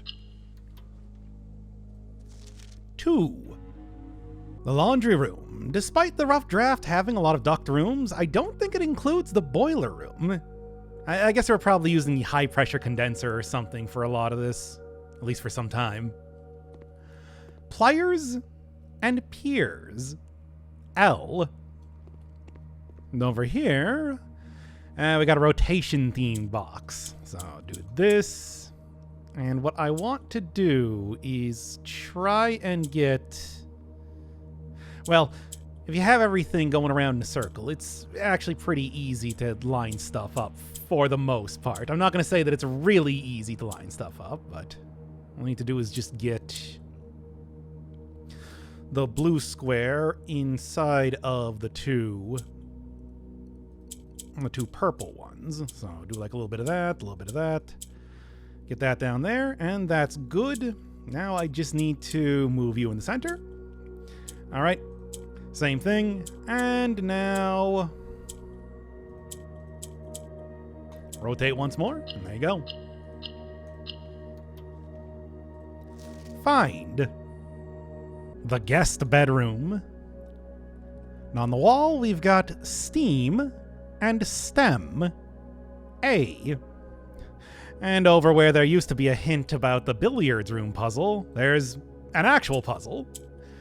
Alright, this one is not too bad, all things considered, but it does sort of mean that I need to be at least a little bit aware of how I should end up doing this. So yeah, a little bit of that. Go and grab you right down here. Then I believe I want... Yes, it is this one, right? No, other way around. So this one then, and there, now it's in the correct area. Then I just need to, well, more or less get to this. Not here, but here? Yes. There you go. R.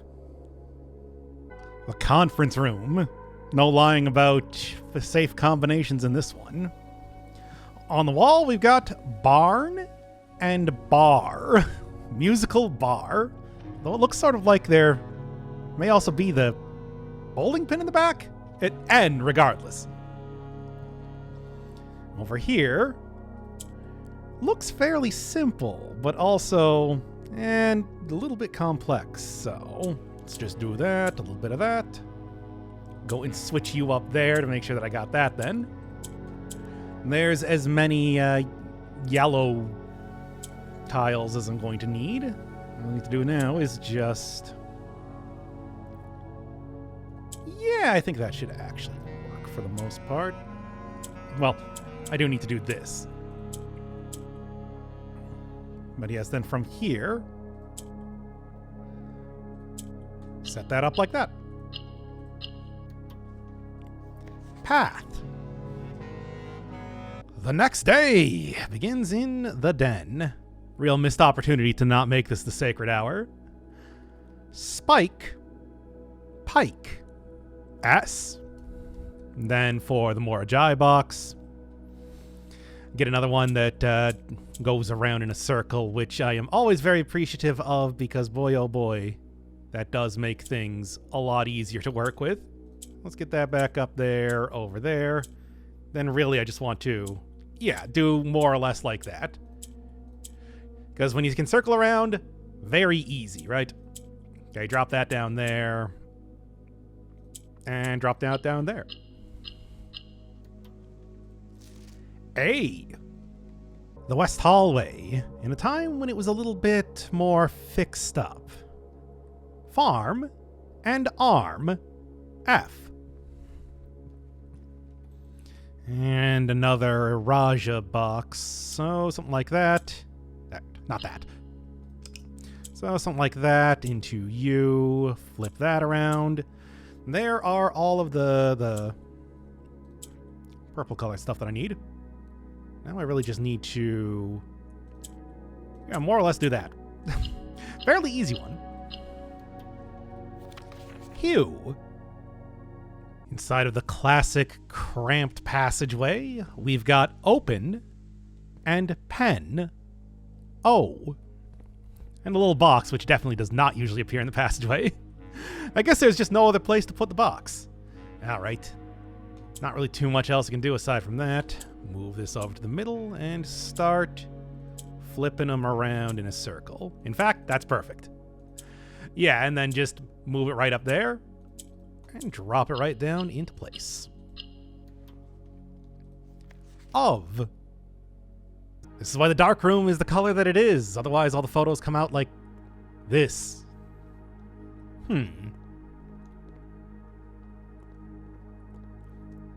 Back in 1912, I don't know, would a dark room be all that common then? Could not tell you. We've got a brook and a book, R. And then here, another one where I'm able to flip stuff around. I only need 4 in total, so just do a little bit of that, and really, then it is as simple as spacing these out a little bit. There you go. Wisdom. Not much changed inside of the closet in the last 80 years or so. We do have a pig and pie, G, and a surprisingly difficult box. Took me quite a few tries to figure out a decently quick way to do this. So start there, get that over to the side. Then I just want to flip you over here and there. All 4 corners. 2. The parlor has no boxes, but it does still have the big portrait. I wonder if your great-grandmother was up there at one point. Rat and rate. E. And then for you, another one of the blue tile boxes, which to start with, let's, get that in there just to be sure that I can, let's say, try to get everything sort of in position as best I can. And I do think, it's maybe something like that. Get that in the middle there, same deal. And then once more, move that right in the middle. Same thing. And then it should be pretty simple to just kind of get everything in the corners. Turn. Pour me a nice glass of blue in the billiards room. Bone and 1 B. Then for the box, this is one where I actually want to get rid of the blue tiles because I can't turn those black. So from here, though, well, from here, that's about as good as I'm going to do. So just get to that immediately. Then that should be good there. Not like that, but like that. And finish it up. Us. Missing all of my trophies in the trophy room. Okay, there are still those 2 up there, but it's not really the same thing, now is it? Now, for the pictures, what do you think these 2 are? We got a boat at a pier or a harbor of some kind. And then we've got what appears to be a suitcase. Although on closer inspection, it actually looks more like a lunchbox. So this is lunch and launch for A. I told you they were more difficult. As for the box, actual proper Morajai style. So this one, naturally what you're going to want to do is just try and get as many of the white squares as possible. Move this back to the middle. And then really it's just, do that. Right. Doesn't even include an elevator inside the foundation. Not that I think you'd want to go down there. Steam and stream are. Never even changed out the basic wooden walkways for anything else either. And then as far as the box goes, kind of a weird one. So get that up there. Then kind of line that all up and use that to get the actual tiles, the Karaka tiles, to the side. A. I bet this is where Gershwin composed that Rhapsody. Ask your great-grandparents about that reference, they'll get a kick out of it. Bore and bar. A. Still got the misprinted bowling pin in the background, though. And then you really only need one of the white tiles, so just start that up there. And then really just try and get rid of the other one. Okay, now with that, do a little bit of that sort of thing. Do a little bit of moving this around to make sure that it gets kind of out of the way. Then get those in each one of the corners, and you're done. Shade. You can hardly see the paint on the spare room's walls. But of course, it actually makes sense that it's blue paint this time. Also window. Snail and sail. N. And then you. Actually, I would say a pretty simple one, really, because just need to get everything in place. And okay, I'm already done. Of. The Nook. With a rook and a crook. Keeping that theming going. C. The Morajai box, though, it's a pretty tightly packed one. So what I want to do then is try and move everything around in a way where I can get... really, let's get that up there. And start bringing the... start bringing the purple stuff down a little bit. Now do that. Followed by getting that up into the middle so that I can get the blue working for me. All right, and then from there, pretty much, it's as simple as just getting that one out of there, moving that back there. Grab once again this up here so that I can get blue in the middle of 2 purple blocks and orange in the middle there. Perfect. Done. And now really it's just as simple as move that down and move that one over to the side, and you're done. Rain. Wonder if any food that you even found in here would be edible. Probably not. It's probably like that plastic display food stuff. Pie and pear, or R. Then, here we go. Kind of a weird one on this. But let's flip that one to yellow because that gives me a lot of control over how I can use the blue tile. So get that over to the side, and then all the corners. 2. The corridor. Not that I need any keys in here, really just a lot of steps, which, as you can see, I'm doing pretty good on right now. Spear and spar. E. And then fairly easy one this time. Just gotta because all I really need to do is just get the yellow one in the middle, and then I am done. Pass. Already made the Gershwin reference. That's all I've got. Pot and a post. S. And then for you, a kind of tricky one, all things considered. Let's get that in the middle. I'm sure there's probably a better way to do this, but just trying to get everything in the middle here and then working in this way has been, at least in my experience, kind of the most optimal way to do it, as it were. Because all you gotta do is just keep dropping stuff, dropping the purple one on the side, and, well, eventually gets there. The lavatory is an interesting one, because these 2 pictures in here, I thought speed and seed for P, but looking at what everybody else is saying online, it seems like it's more steed and seed for T, which does kind of change the outcome of the eventual message I get. Does it mean anything?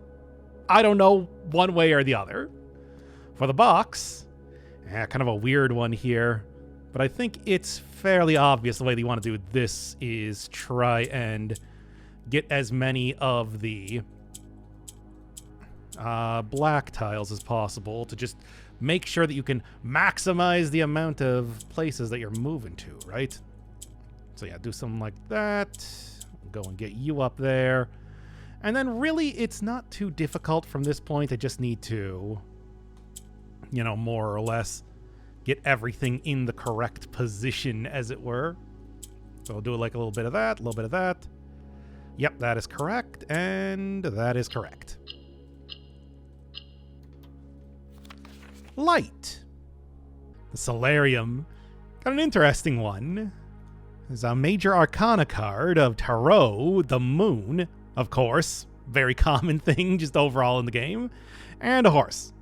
So we got Tarot and Trot. A. For the box, kind of a weird one.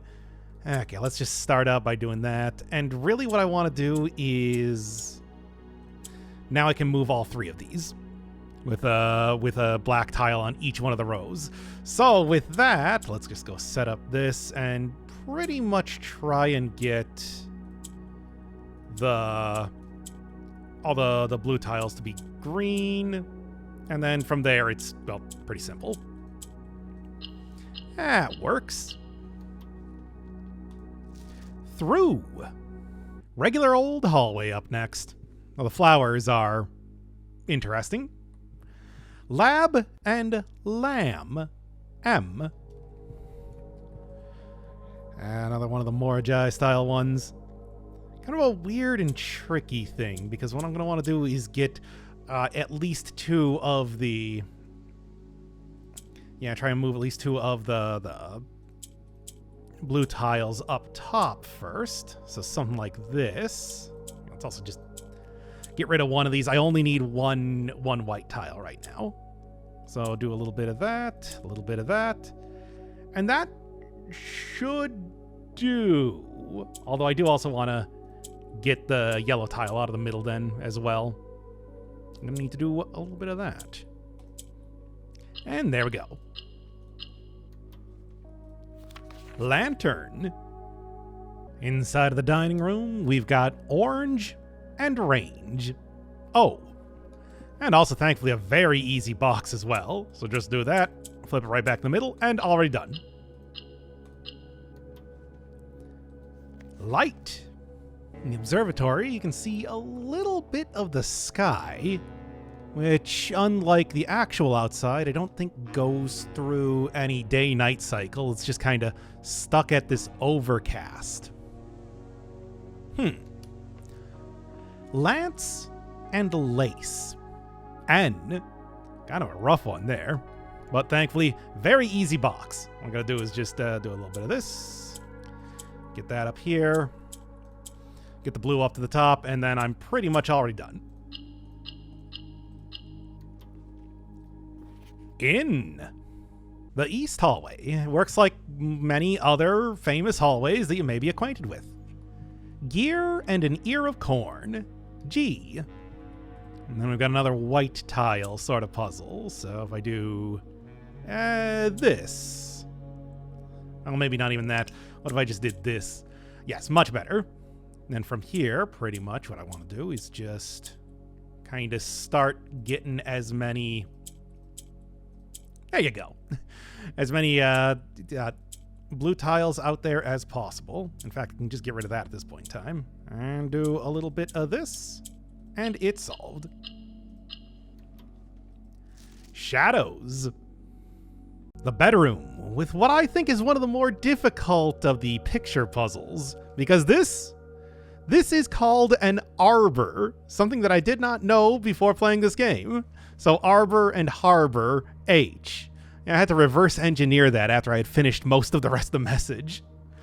Anyway, for the box, fairly simple one on this. Just need to get that in the middle, change those to green, and then really it's as simple as, oh, not even that, just that. And I'm done. Past. A very abstract portrait in the drawing room.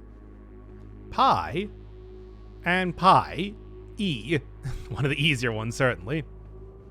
As for you, quite an interesting combination of things, because it's really as simple as that. Don't even need a good chunk of the tiles. We. Despite looking like it, you can't actually change any one of the letters in the gallery. It does say M-O-O-N, moon, which I think is something of a theme throughout this, looking at the tarot card. Weight, 8, W. And then, not too difficult on this one, just need to really make sure that I get everything kind of lined up for the most part. So I'm going to do that, and right in the middle to get all the blue tiles in the corners. And I did that apparently upside down. Seek. Well, if I ever need a replacement for the blue book and the secret passage, I suppose this would be the place. Bed and bead, A.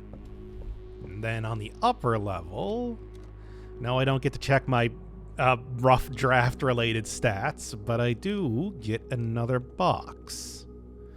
Which this one, all things considered, fairly simple. All I really need to do is just get as many things to turn blue as possible. And accidentally turning that one pink was not the most ideal. There we go. Okay, and yeah, that should do for pretty much everything I need. I keep forgetting that I need to turn these blue more than anything else. Get that about there. Just gotta line this up more or less in the middle, right? Something like that. And there. What's? Nah, I didn't think it would work. But, you know, maybe that was even something they had installed later on. We'll look at the sky, and then cob and comb. M. As for you, actually fairly simple one. Just really need to get you in the middle and then flip these around so they are in a good position. That should do it. Left. Now these are some beautiful examples of greenery in the conservatory. Bear and ear. B. And then another one of these puzzles where really all you want to do is just try and get as many tiles as possible to turn green, more or less. So do something a little bit like that, a little bit like that, and yeah, just try and really line those up. Followed by you, lastly you, and then pretty much already done. Of. I guess the blue statue of Milla is in the blue lost and found right now. Then we've got clog and cog. L. Interesting puzzle here. One that I think is pretty simple, all things considered. I just need to get as many things to turn. Well, didn't really mean that, but whatever. It should still work regardless. All I need to do is have 4 of them after all. Back to the entrance hall with the blueprints instead of the flowers. And if you're wondering, no, you cannot break these. Also, I guess they must have extended the entrance a little bit to give it a little bit of a hall at some point in time. Cane and can. E. And then, yes, sort of a tricky one, all things considered, but really I just want to get, as soon as I can get the green one out of there and then the blue one on bottom, it should be fairly simple to move everything in an advantageous area, like that. And you're done. Lies. Shame there's no misspelled coffee in this one. Sharp and harp. S. Then fairly simple one. I think this one may have been the original one that I figured out how the blue tiles worked. Just because it's easy enough. There you go. We. And finally, the storage room. Thorn. Horn. T. And for the box, another one where you just want to get the pink tile in the middle, and then everything should fall into place pretty easy. And just do like a little bit of that, do a little bit of that, and you're done. Cast. So that was quite a bit of things. Let's put it all together. So for the actual the picture puzzles, what we have here is these vying plans forge barren crest among Hiwam, Rajan for large house, blessed. These vying plans forge barren crest among Hiwam, blessed.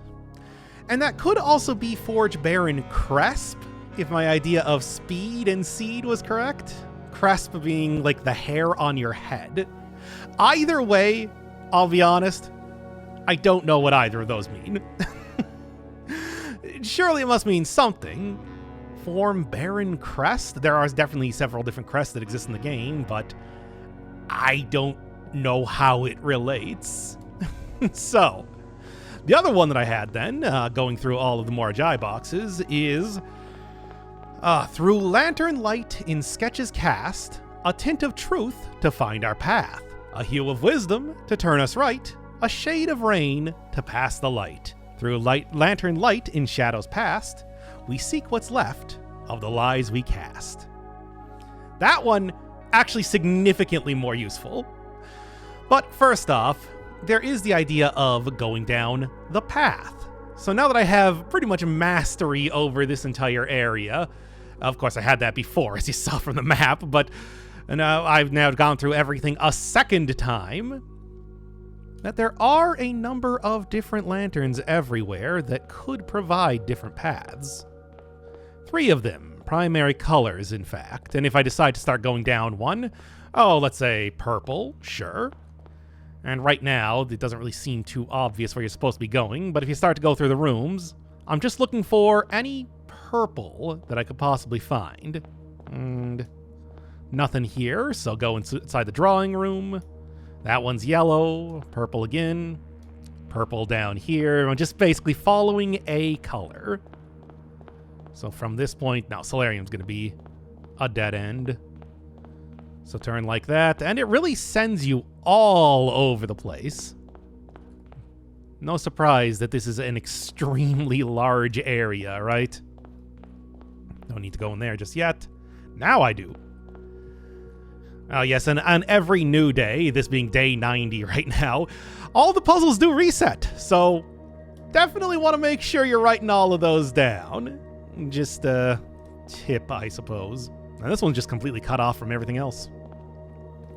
But, of course, going into the passage, yellow, yellow, purple. Much better. Is opening it up quite a bit. See, I'm just wandering through here, looking for any purple lanterns that I can. Nope, not like that. And same thing, yeah, it leads over to the red. So if I just keep going down like this, eventually it will lead me all the way to the vestibule. At least it should. Yeah, not going to be going to the furnace. That's completely unnecessary. And yeah, that's coat check. But from here, take a left, one more left, and then inside the vestibule itself, suddenly the door has changed a little bit. Now of a purple hue.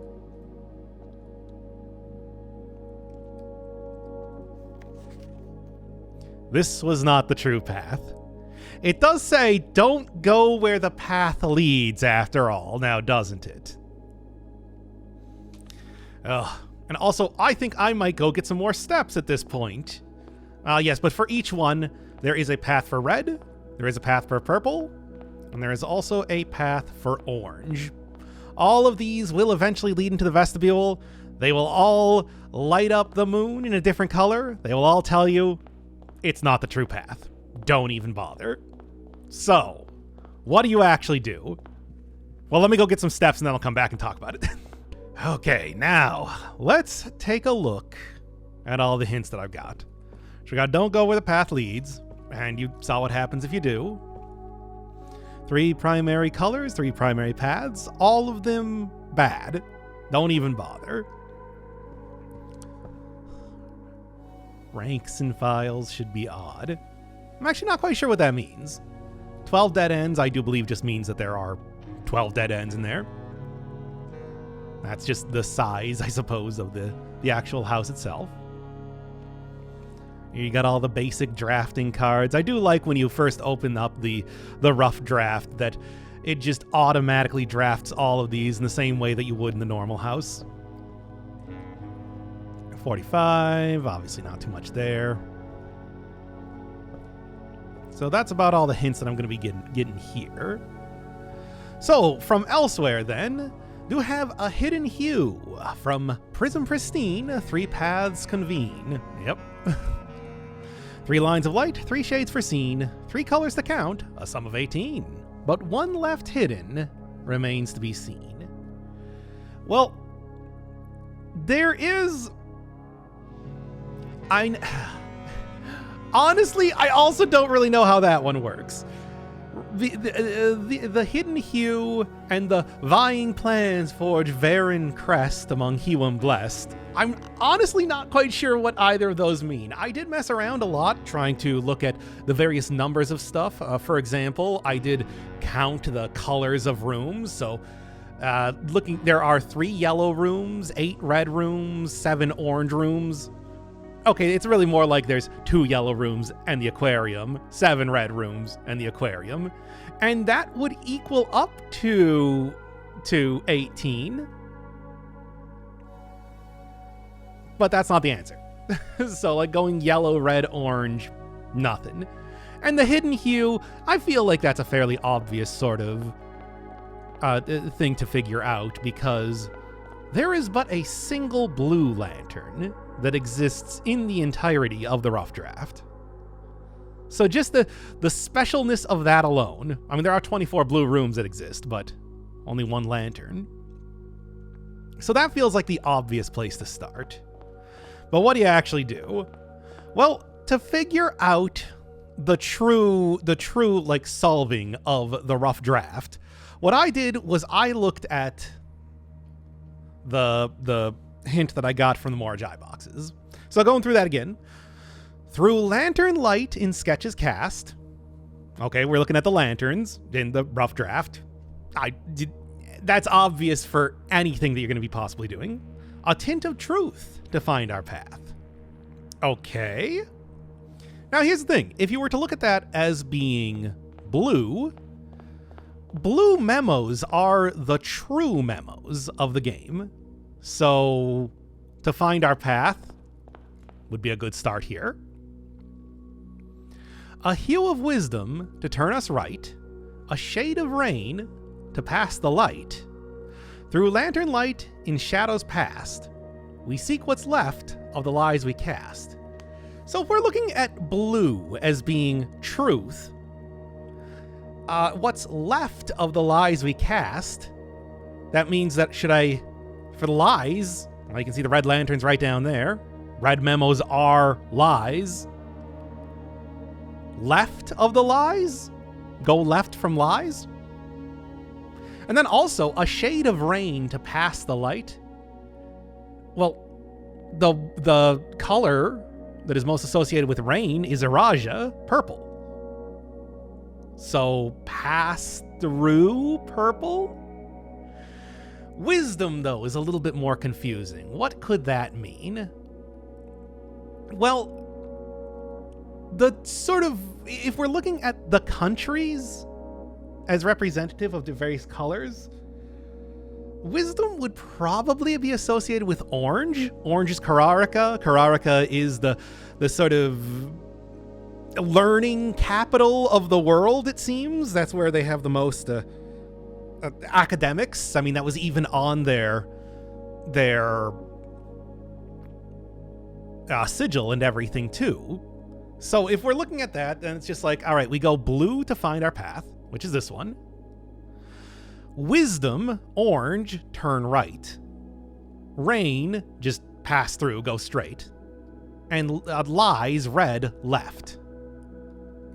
So if I go in here, then we start with left of the lies. And continue just going down here. Right. Wisdom to turn us right. Wisdom to turn us right. Turn right into the library. Left at the lies. Left at the lies again. Pass through purple, so just right in the middle. Turn right at the orange, right at the orange. Pass through the purple. Left of red, and at this point in time I was just like, okay, yeah, I think I'm definitely onto something here. I still am not quite sure what the other ones mean. Forge barren crest upon Hewum blessed. I don't know. And then take a left at the... This would normally be the furnace. And this would also not normally have a door.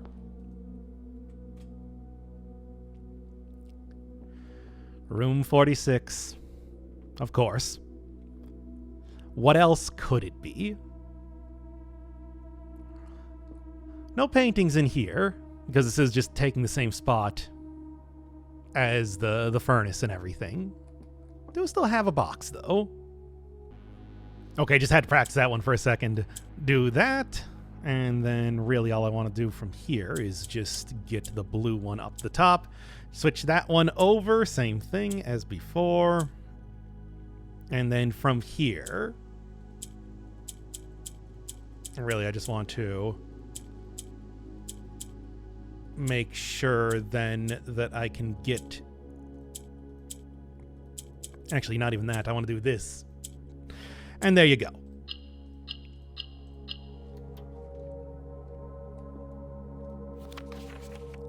Blue. Did you expect anything else? The real prize for this room, directly behind me, right where I found the original deed. The last will and testament of the Baroness Orave.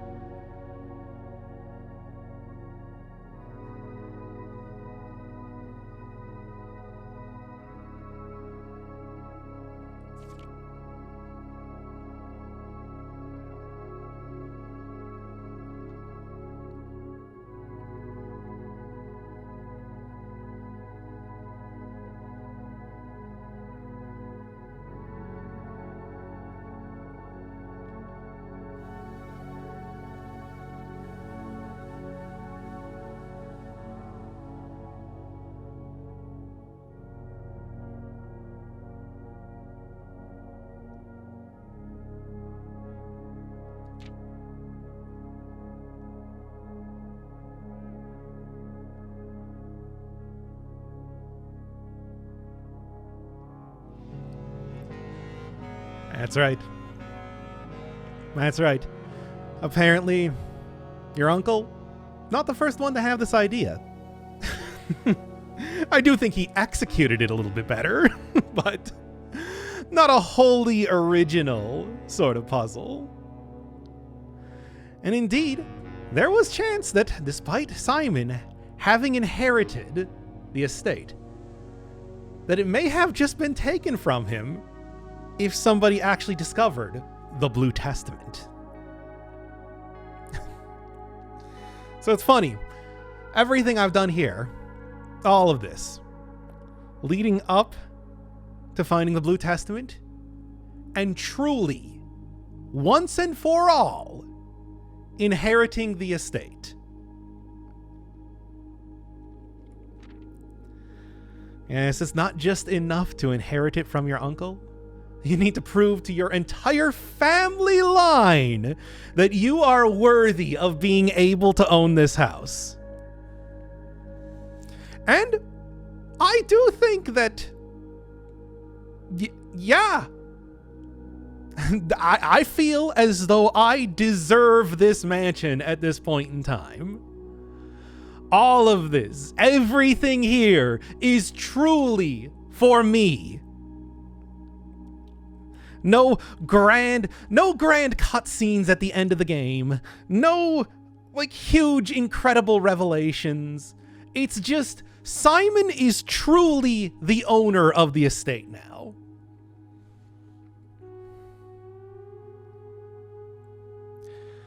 And thank you, Orave.